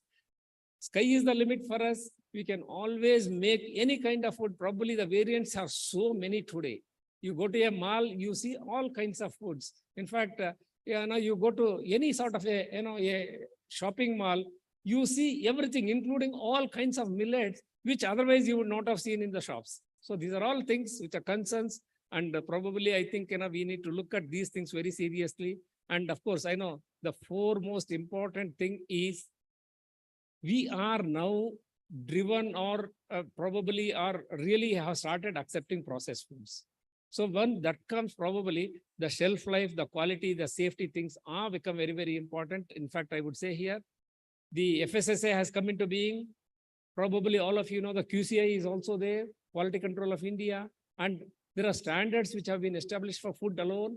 I think these are all the things, the regulations have to be seen properly before you get into any startup. And one or two points on, especially on the startups, I want to say, this is one area where there is a huge opportunity. Don't be emotional to start a startup, because emotional doesn't help you to solve the problems through science. Emotion is only, we are trying to catch the feel of the human being, but you will not survive for long. That is one. Second is be always science-based and give importance for packaging part of it, because packaged foods are very, very important today. But again, go for a safe packaging system. That is very, very important. I know single-use plastics have been banned, and there are now, I think, another biodegradable packaging materials have come. So how do we bring in these issues? Probably you need to look at that and probably have a good mentor. A mentor is one who can guide you. Otherwise, you will be carried away through emotions and you will never be able to succeed because always you think you are a big innovator. Never have that feeling. Innovation doesn't come just like that. It is, yes, it is required. That enthusiasm has to come through emotions, but the science has to decide how actually your emotions are converted into product or a process or whatever you call. I think these are things today. Lot of institutes could be the NIN, National Institute of Nutrition, maybe the NIFTEMS, and there are many institutions, the Institute of Chemical Technologies, things like that which have come, and CFTRI is there, DFRL is there. Like that, there are many institutions which deal with food. You can always contact them, take the help, and try to see how best you can really shape yourself. Don't be carried away by whims and fancies, be carried away by science. So that's where I think, and I want to stress upon further and understand one thing, these traditional foods, they address even the UN Sustainable Development Goals in terms of maybe empowering women, maybe removing the property. Well, that's the reason I said kitchen was supposed to be the owner under the ownership of women. Today it is not that. Everybody is the owner of a kitchen because anytime you want, even for me, for example, I get up at 5 o'clock, 4 o'clock in the morning. Then when I go, then that time, if I feel that I should have a tea, I can always make my tea. See, these are all the issues which we need to really take it forward. Do well, especially for scientists, especially for students. I think you need to have proper tutoring for mentoring. So only then try to venture into it. And of course, the capital and other part of it, I think you will understand when you are getting mentored. So with all this, probably I had many things. In fact, I wanted to just highlight some of the traditional foods which have a GI tag in different states. Maybe 3-4 states I can read out. I have made a list of it. Karnataka, if you look at, probably Bisi Velebath is one, and maybe Kharabath and Kesaribath, these are the other things, and maybe Mysore Pak, and then Dharwar Peda, Kunda of Belgaum. I think these are all the GI tagged foods. Coming to Kerala, Puttu Kadala, I don't know how many of you are from Kerala. Puttu Kadala is a very famous breakfast, and maybe Kappa mean curry. Kappa is the tapioca mean, and along with that, they'll have a fish curry. And then Sadhya meal, avail, and Malabar, paratha. Probably Malabar paratha has become very famous. It is coming in packed form, and many people do eat it. And then payasam, curry mean curry. So these are all things which are there in Kerala. Let me just speak about Tamil Nadu because this is the place where all the fermented products originated. Maybe the appam, dosa, idli, sambar, rasam, and chettinad chicken, pongal. These are all things from Tamil Nadu. Let me just give how actually it is different in Delhi. Probably the chaats. Chaats were originated from Delhi or the northern India. And then tandoori chicken, then parathe. It's again a paratha only. They call it as parathe. And then probably chola bhature, people will relish it. So these are all things which have come from the other side. And Andhra Pradesh again is very, very important state. Could be in terms of mutton curry, could be in terms of chicken curry. And probably, I think, they do have what you call Gangura chutneys, Gangura ghost and things like that. And then dal pappu and Hyderabad biryani and things. There are many things like this. That's the reason I said you need to look at the list of all these traditional products, try to get a GI tag, which would definitely help you to popularize under a particular brand name. That would really be a very important step forward for all of you. And I wish if there are anything which you feel, of course, I know there are, they have a lot of medicinal impacts, and even the snacks and also the beverages. There are many of them which have a medicinal impact. And you should always look at it.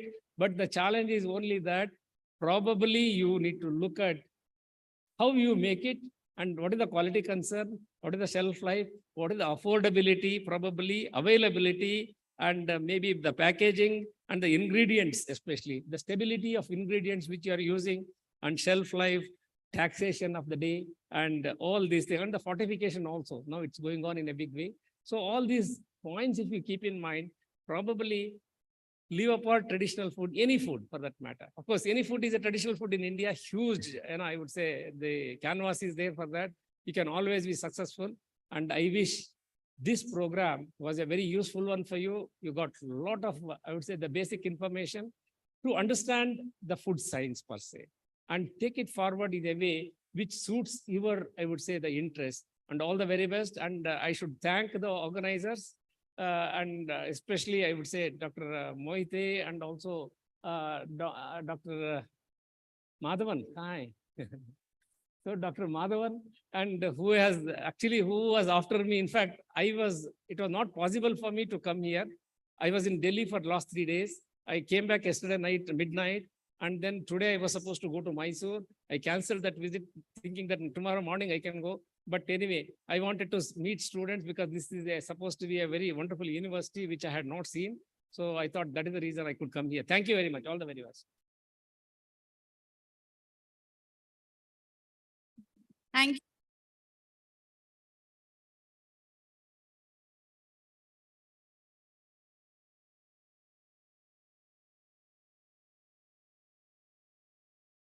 Taking his time and gracing the occasion.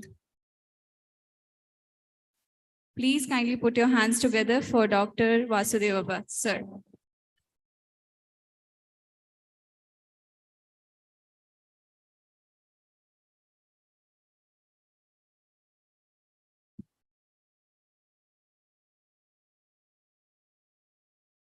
Now we arrive at the most awaited moment of today's event, the award distribution function. For examining and assessing the posters and oral presentation, an expert committee headed by Dr. A. Madhavan had been constituted. The committee examined the e-posters and oral presentations and have recommended first, second, and third positions in these two categories. I now request our chief guest, Professor Dr. Chindi Vasudevappa, to give the awards to the following winners. I kindly request Professor Dr. Benaka Prasad and Dr. Rao Sahib Mohiti, sir, to join, sir.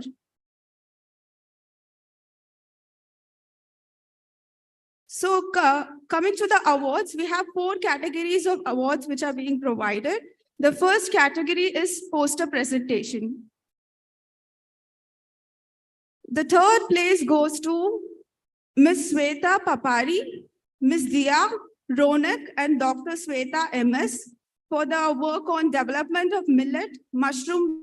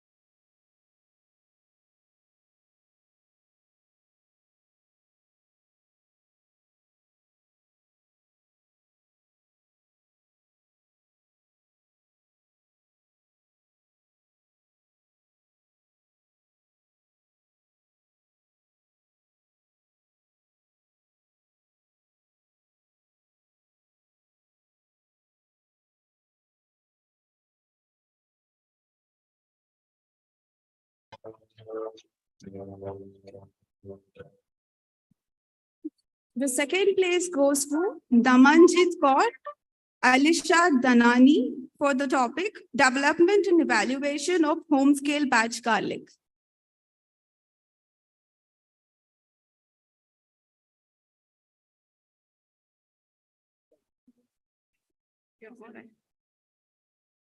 The first place goes to Sarita Deepika Anita Kumari for the topic Nutritional Evaluation and Standardization of Functional Food Products from Bali. They are on online mode. Coming to the second category of award, oral presentation. In the third place, we have Miss Alisha.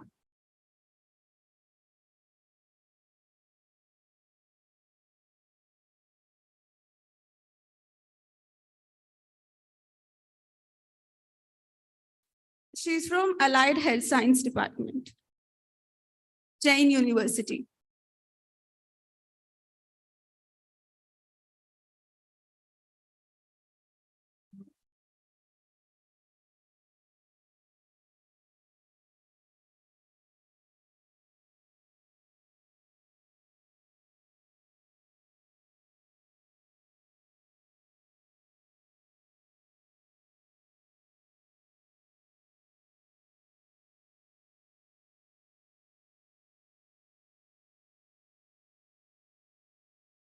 Second place goes to Dr. Satish Kumar MH.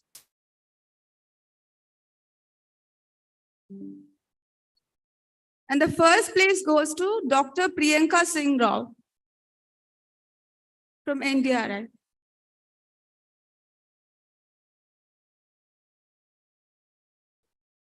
We'll be moving forward to the third category of award. It is a special award which is being provided to Chitale Group.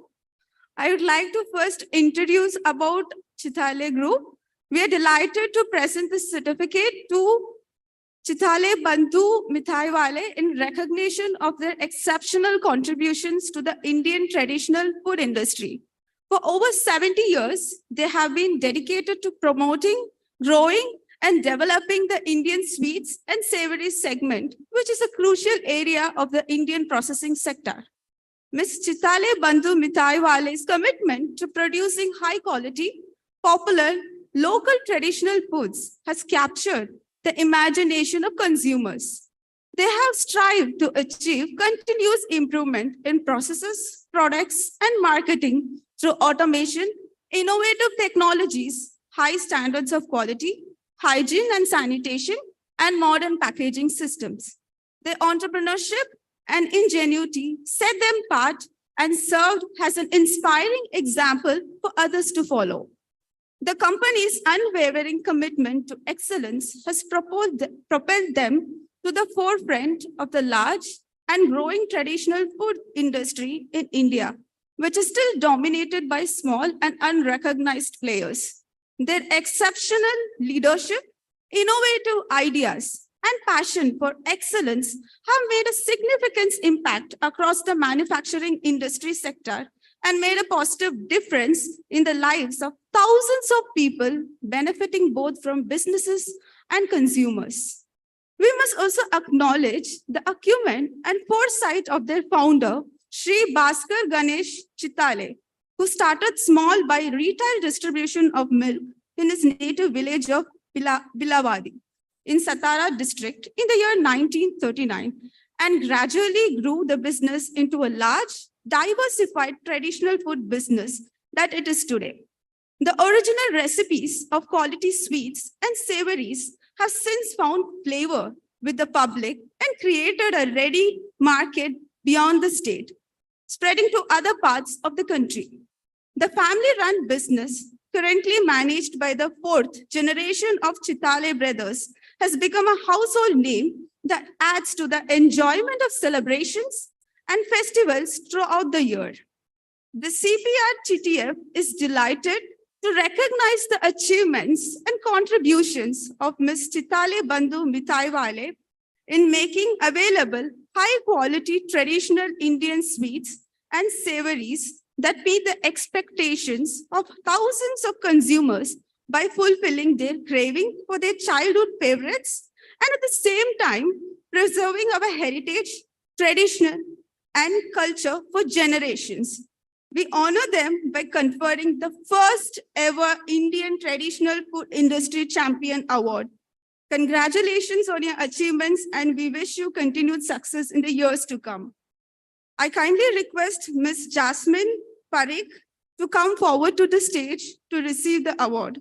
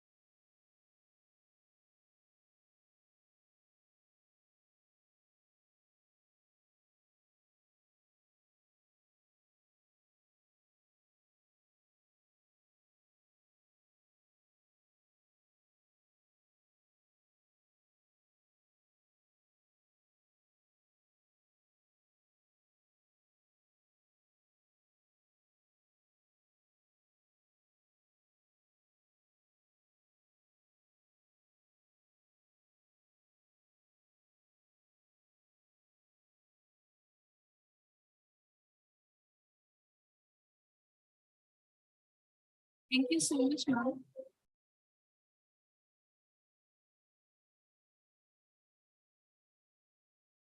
Please kindly put your hands together again for Jasmine.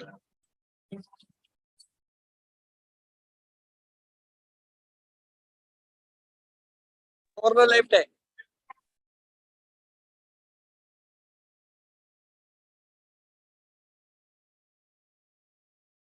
Now we will be moving forward with our fourth category of award. It will be CPR TTF National Eminence Award 2023 being conferred on Dr. Prabodh Halde.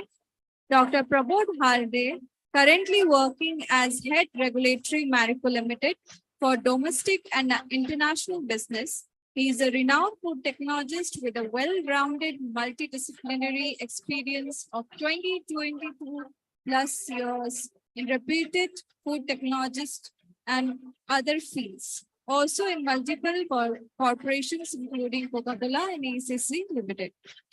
He is a leading auditor for ISO 9001, 14001, OSHAS, 18001, ISO 22000 systems. Dr. Prabodh had been the office bearer of leading food safety organizations in India.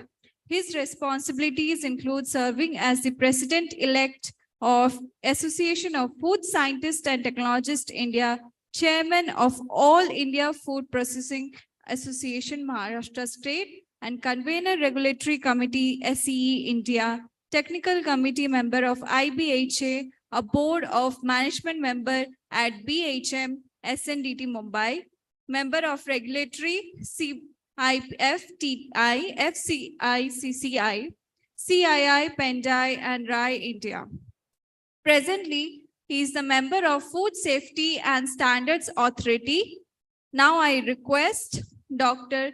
Chindi Vasudeva, former Vice Chancellor NIFTM Kundli, to award Dr. Madhavan Sir on behalf of him as the Eminence Award. So I request Dr. Madhavan Sir to come up on the stage and receive the award on behalf of him.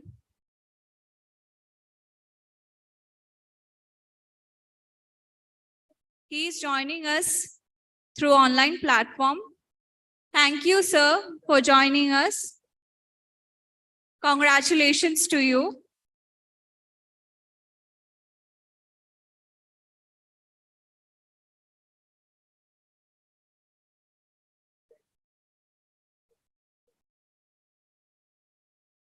Now I request Dr.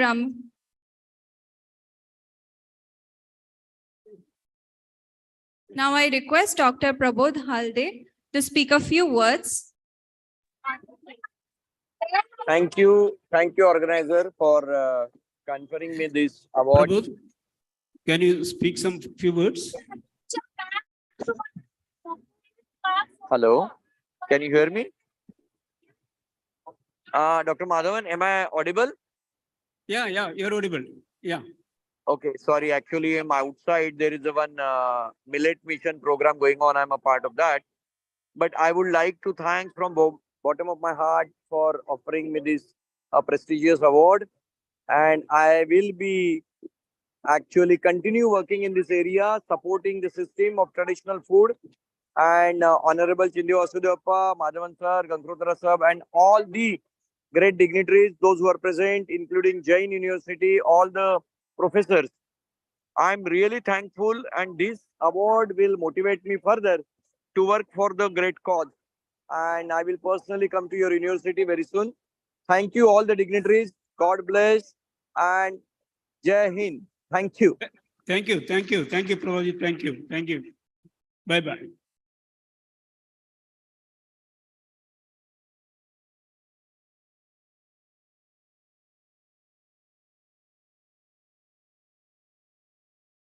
Thank you so much, sir. Now with this, we have come to the end of our occasion. Now it requests Dr. Amar Shankar to deliver the vote of thanks.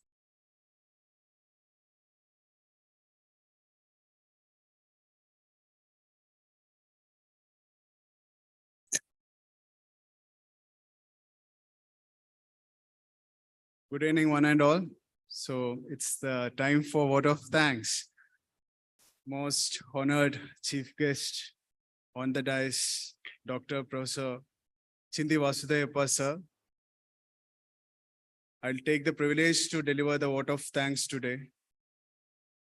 First of all, I thank Almighty for giving us, all of us, the strength to conduct this event and complete it in 3 days. The preparation started 2 months back. So let's thank Almighty for all the support, all the strength Almighty have given to us.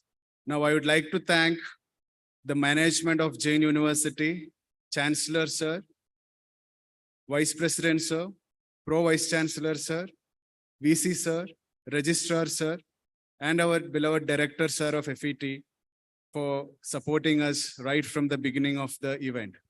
I'd like to emphasize the special thanks to the Director of Strategic Planning and Facilities Division, Mr. Pashna sir, for trusting us and giving us to conduct this event.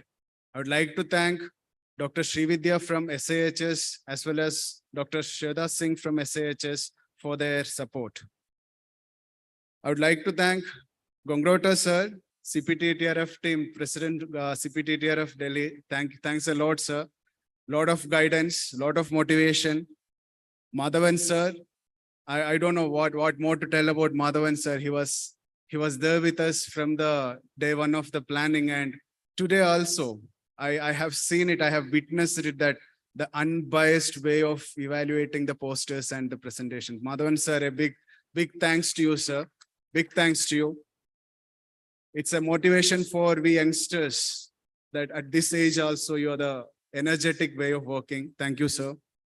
I would like to thank Rao Moite sir. Again, one more person who is very much active right from the day one, who have approached us with the proposal of the conference, the joint conference and the events. Thank you, sir, Rao Moite sir, for all the support right from the day one, even today also. And now I would like to thank Priyanka ma'am in her absentia from CPR TTF, Rakesh Banga sir from CPR TTF Delhi, again in absentia, Sisha, the student coordinator from CPR TTF, they all have supported. See, the distance is more, we are not meeting them, but the things happened with though it is an online mode discussions, many of the time we are happening. So a lot of thanks to them. When it comes to the next partner or the association in which we are being conducted this event, AFSTI. So AFSTI headquarters, I would like to thank Bhaskaran sir, the president, Suresh sir, the secretary, Shankarappa sir, who is in the office, who is coordinating with us. And when it comes to the Bangalore chapter of AFSTI, I would like to thank Dr. KB Suresha sir. He's there here, sir. Thank you. And his team, his secretary and his EC committee members, those who have extended all the support to us. Dr. Shivlila ma'am, thank you, ma'am. Thank you for the guidance in the meetings and every time you have been there in the discussions. Thank you, ma'am. Now I would like to thank the team of APEDA. Mr. Vidyarthi sir is there. Thanks a lot, sir, for joining with us, giving us a motivation. And I would like to emphasize that both FSSA and APEDA, when we approach them over a phone call, the response. So when the students coordinators calls also, they used to respond. So these are something which many of the people doesn't know, that they think that government office, they won't pick the call, but they respond immediately. And I really thank APEDA and APEDA for the support, what they have extended for us. FSSAI, yes, I have to thank them. They also have extended all the support to us. Chitle Bandhu Mitai Wale team from Pune, they also our associated partner for this conference. I thank the entire team of Chitle Bandhu and congratulate them for the award what they have received. Now coming to the sponsors, Sodexo, Marico, Akshay Kalpa Organics, Naturo Foods, Praras Bioscience, Zeus Biotech, Gokulam Kerala. I thank all of them for the support what they have extended to us. All the other two chief guests, honorable chief guests, apart from Vasudevappa sir, the day 1 and day 2, we had Dr. Raj Singh sir, as well as second day we had Vidyarthi sir also here. Thank you, sir, for joining us as a chief guest. The keynote speakers who have enlightened us, who have been given a lot of inputs to the student community and the research community. I thank all the keynote speakers, plenary sessions, session chairs, presenters, delegates. I thank all of them. Thank you very much. Without a glitches, the hybrid mode have happened. There is no network issues. There is no problem of, they are not able to hear all these things we never faced in last 3 days. The technical support team, a big hats off to you people. Thanks a lot for the technical support team and the student coordinator who was working, Mr. Tenareshan, who was working for the online streaming and the other things. So entire technical support team, I would like to thank them. The photography team, Mr. Girish and his team, thanks a lot, sir, for covering all the complete videography and photography of the event. Yeah, he's still standing there. Thank you. All day he's standing. You cannot see that he's sitting there. Thanks a lot.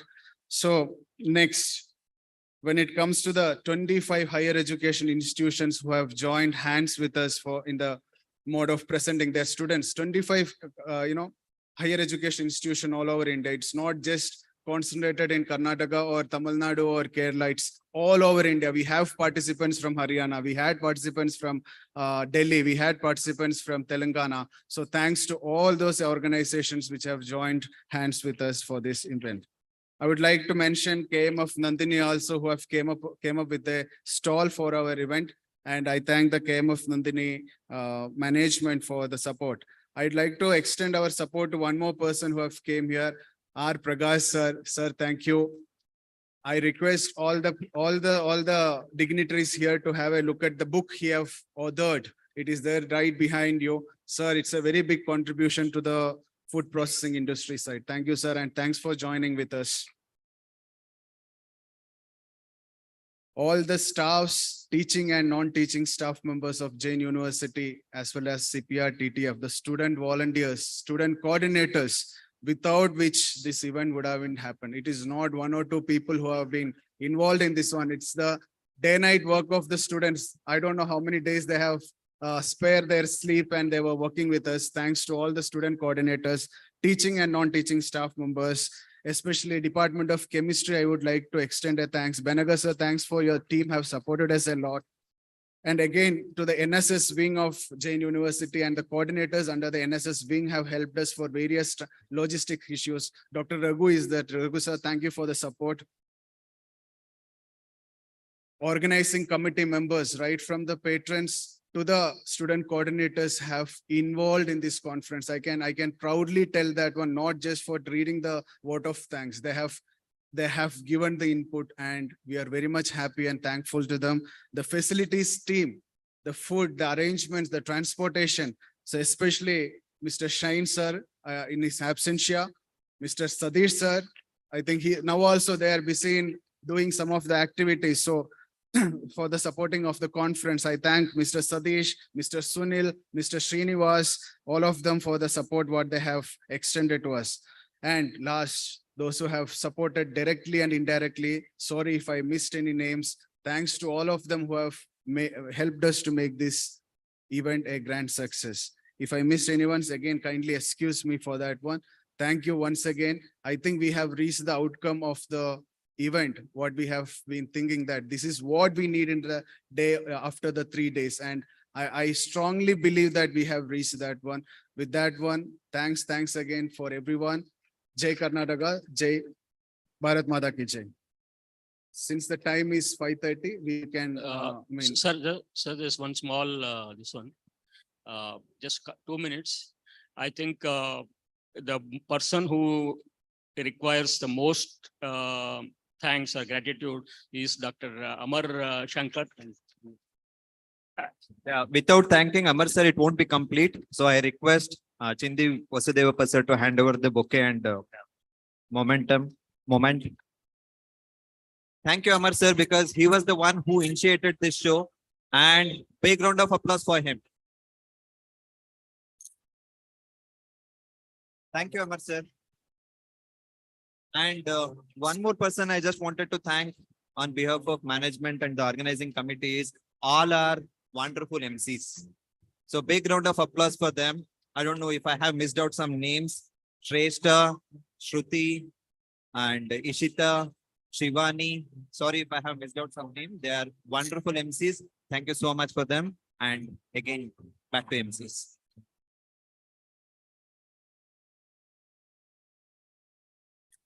Thank you so much, sir. We have approached the end of our 3-day great event, and every special occasion needs the memory to be captured in our mind and heart. So we would request all of you to join us with stage for a group photo shoot. Let us capture this memory forever. Thank you so much for being a patient audience. Thank you so much. I would request all of you to join for a group photo shoot at the selected venue that is outside the Sprint Tour basement. Thank you.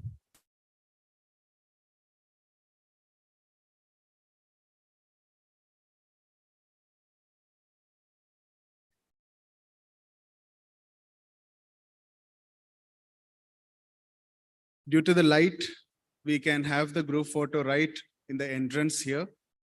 So I request everyone to join for the group photo, and followed by which we will have the high tea. Please to join all of us. Thank you.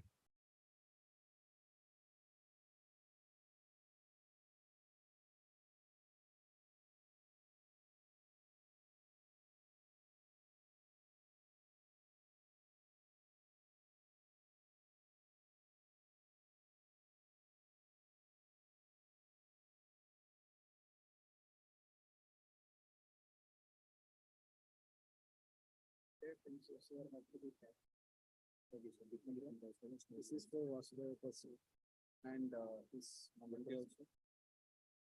Now.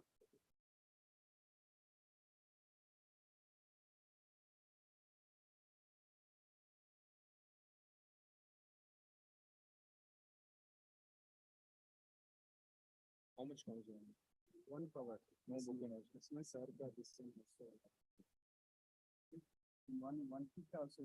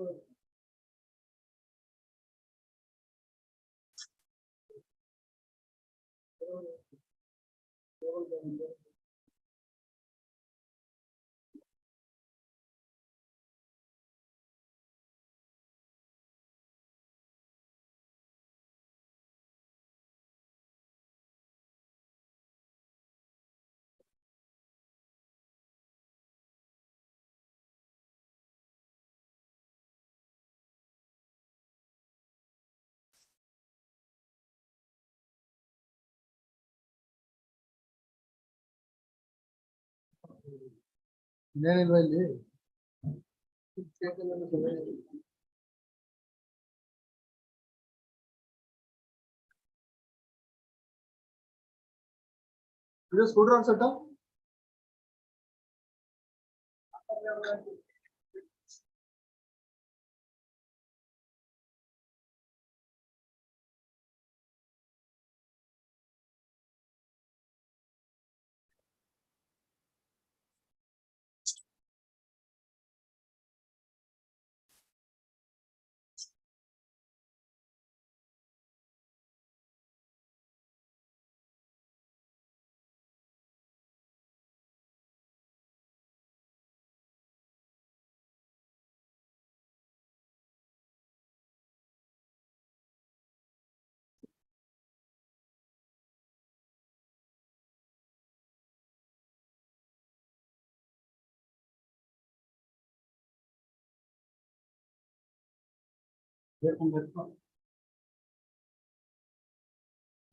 ಏನ